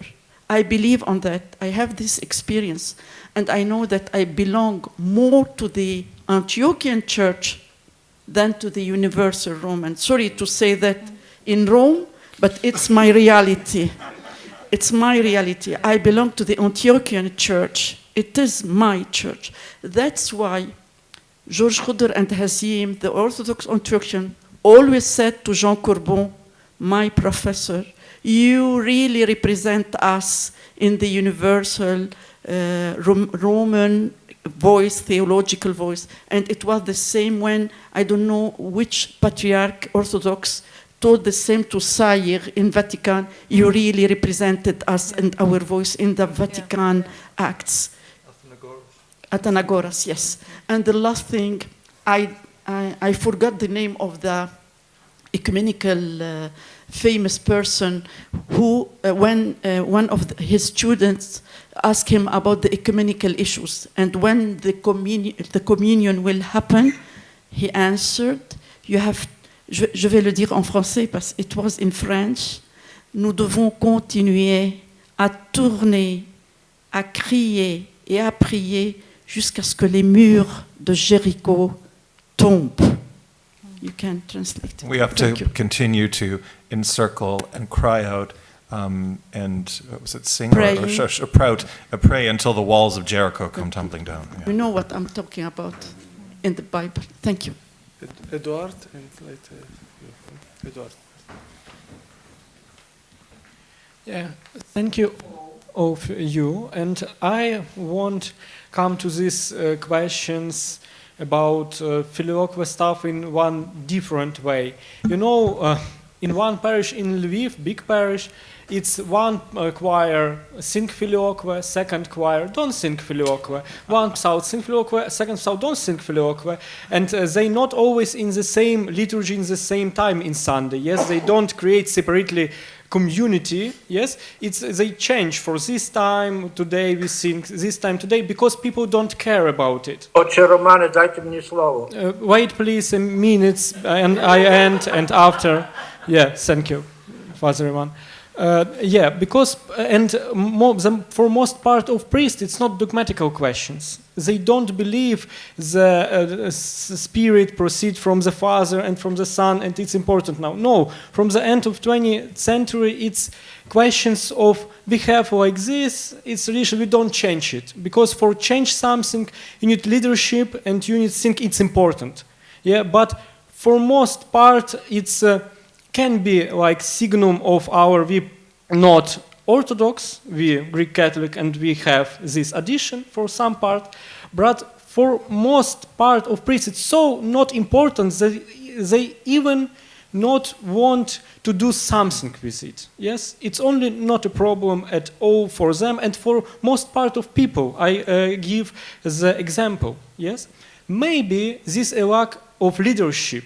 Maybe because you need have leader position to change something. Yeah, you need leader position, have leader position to publish the official book. It's say it's official book, and maybe we have lack of it. Yes, but because we think a lot about what our tradition, what not our tradition, how truly we have our tradition. Orthodox don't think about it. They only published with a lot of weight and stuff their book and say it's our tradition. Yeah, maybe it's our power, maybe no, but this 3 point, Filioque, it's not anymore about dogmatics. No one care about it in the most part of the church in Lviv, I know. Yeah, and it's about leadership. Yeah, thank you. In my opinion, obviously. Father Thomas Nemet, and please. I just wanted to add an information. We have the Orthodox Eastern Catholic Dialogue Group, which I mentioned at the beginning of our conference. And during this conference, we had a small internal conversation, and I just want to inform you that we are continuing our work because we couldn't organize in Lviv the big conference about healing of wounded memories. But we now have really concrete plans to maybe do the next step on a regional level, where we can better unite Eastern Catholics and Orthodox. Maybe it will be the Middle East where we think about to bring together theologians from both sides. We still don't know where, but please, if you look for OEC online, then you will find the website, and please also, if you have questions or proposals regarding this dialogue, we are very glad. And I think this conference now will be also a very we will have an important impact. So please don't forget that at least at this informal level, we are trying to continue also to bring together Orthodox and Eastern Catholics, and we are happy for ideas and proposals. Thank you. Very short note from Father Ivan. Let's go. Yes, I just want to say, look at the calendar issue. We introduced the so-called new calendar or Neo-Julian calendar. We just did half the job. I mean, Christmas, we will celebrate the 25th and the Epiphany or Theophany on the 6th and so on. But Pascha, the resurrection, is the feast of feasts, the solemnity of праздников, праздники, торжество торжеств. This is the whole liturgical year is built upon Pascha, on Easter. I was, is Father Destivelle there? No. Well, I asked him in Alexandria because he belongs to, because we know that Pope Francis and Patriarch Bartholomew are trying to find a solution so that all Christians would celebrate the Pascha on the same day.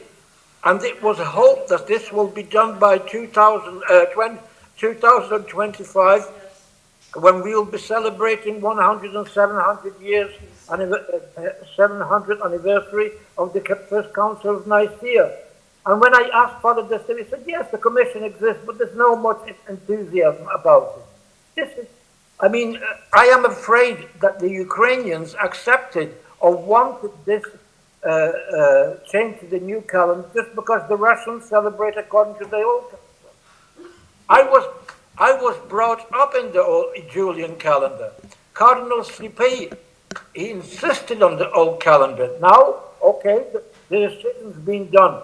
But why can't we enter into a dialogue of the Orthodox and Catholic to solve the problem?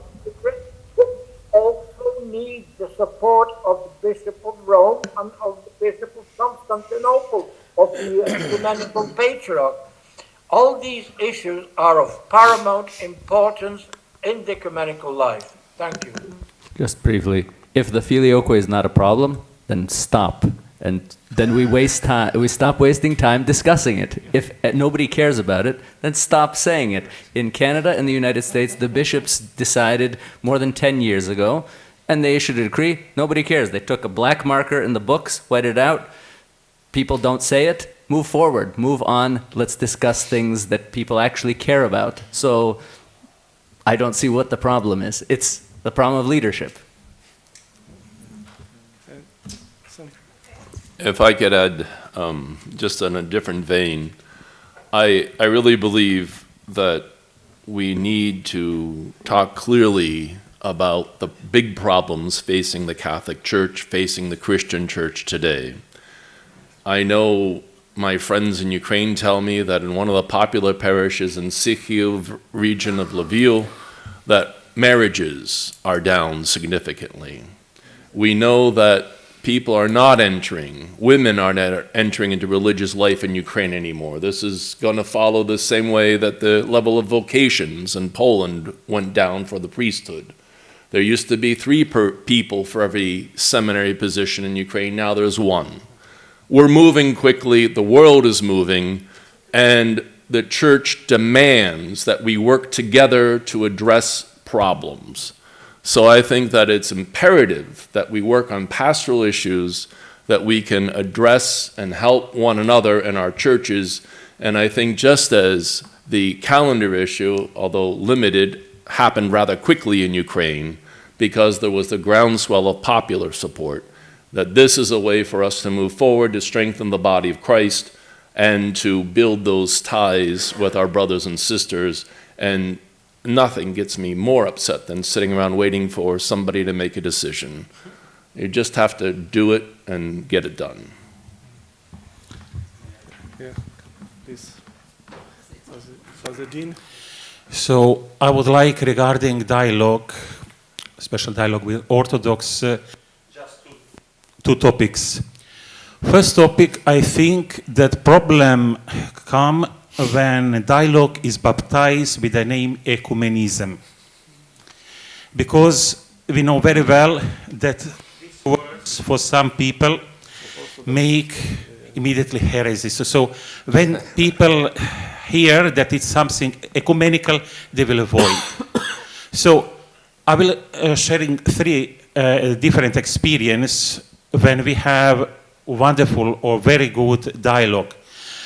Before, when I arrived here at Oriental, I worked in San Joseph University in Cedrak, in a research center with Father Samir, 5 years. So we had excellent collaboration with Balaman, with Syriac Orthodox, with so all kinds of Orthodox. We collaborated, prepare common projects, but we never spoke that this is ecumenical center.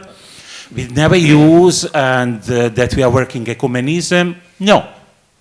Another very good experience after the 2019, when we had autocephaly in Ukraine, so we had a big polarization inside Orthodoxy.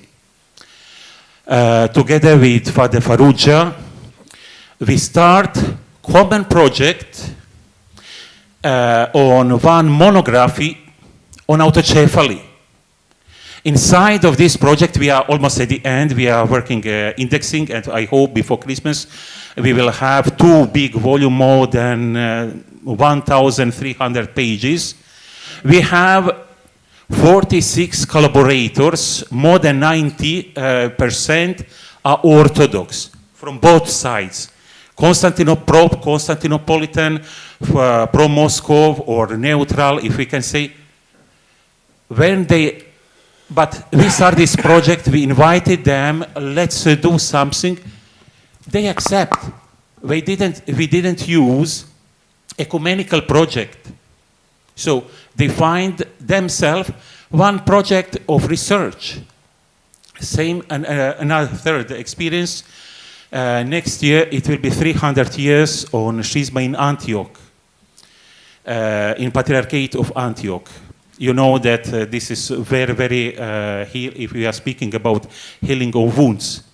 This is project between San Joseph University and the Oriental Institute.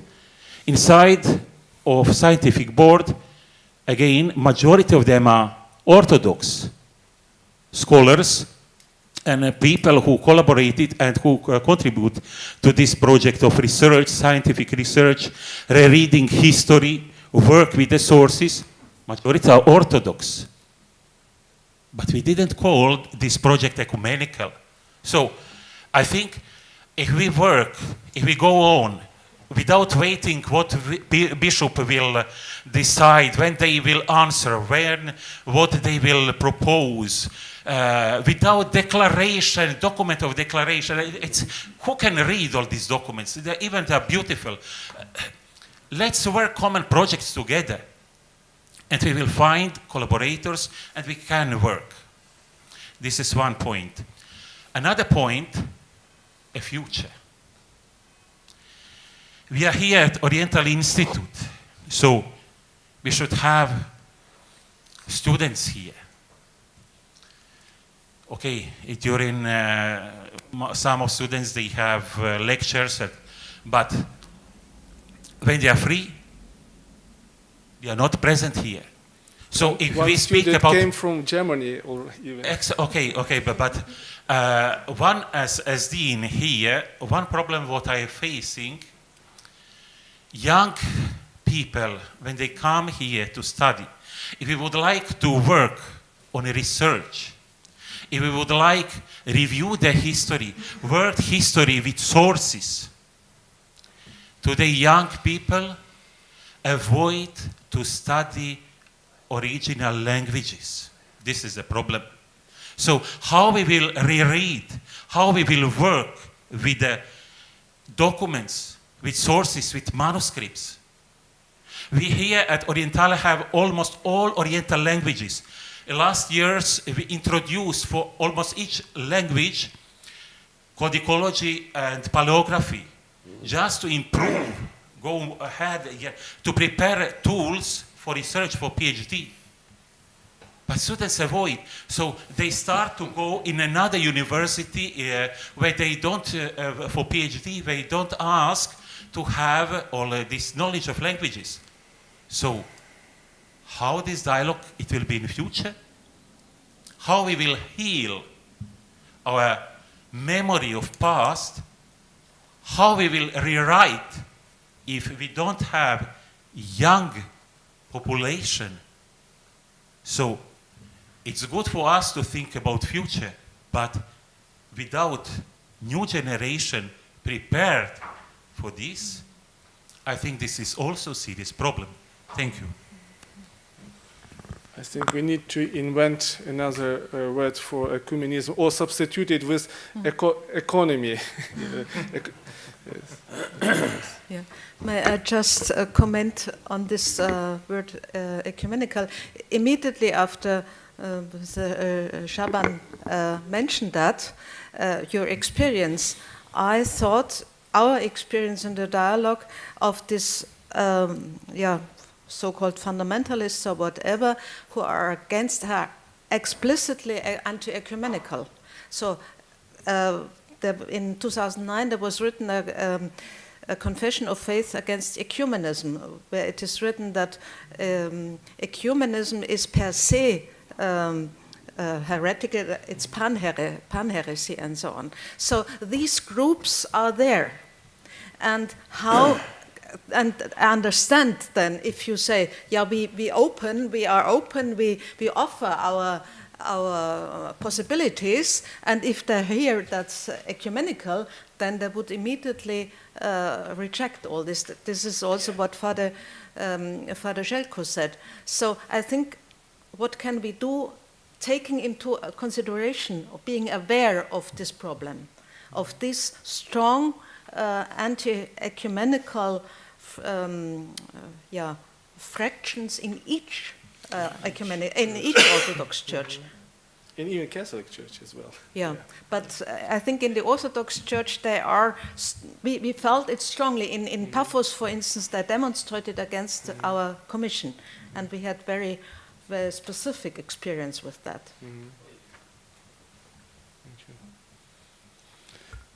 Okay, coming to conclusion of our session and of our conference entitled Eastern Catholics' Ecumenical Vision in Dialogue with the Orthodox, I would like to thank all the speakers of the conferences for their really fruitful and well-prepared presentations. I would like to thank all the participants coming here, and we represent the whole globe here.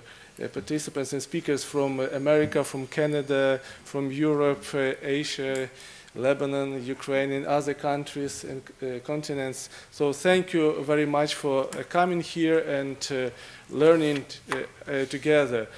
We couldn't find all the solutions and find clear responses to all the questions. That's why we prepare our next conference in a year, and we will send you emails and notes about where it will happen, whether in Ukraine or Poland.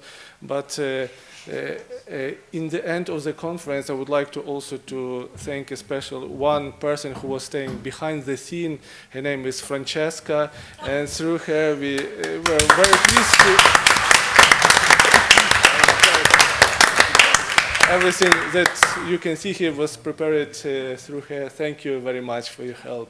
And as you know, ecumenism is not only a work of our human hands, but it's first of all it's the desire of the Holy Spirit which He makes in our hearts. So I propose to finish our conference with a prayer to our Father.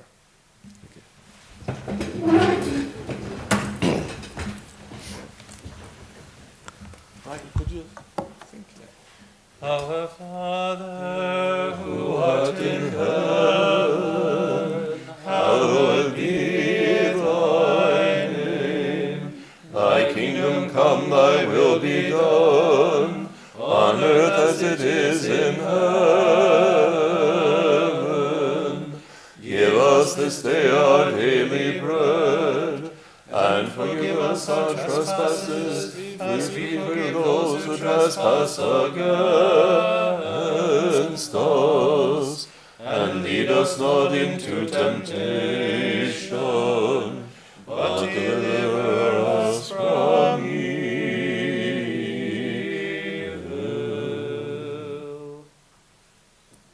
Thank you all. God bless you. The final picture, please come all together. The final picture.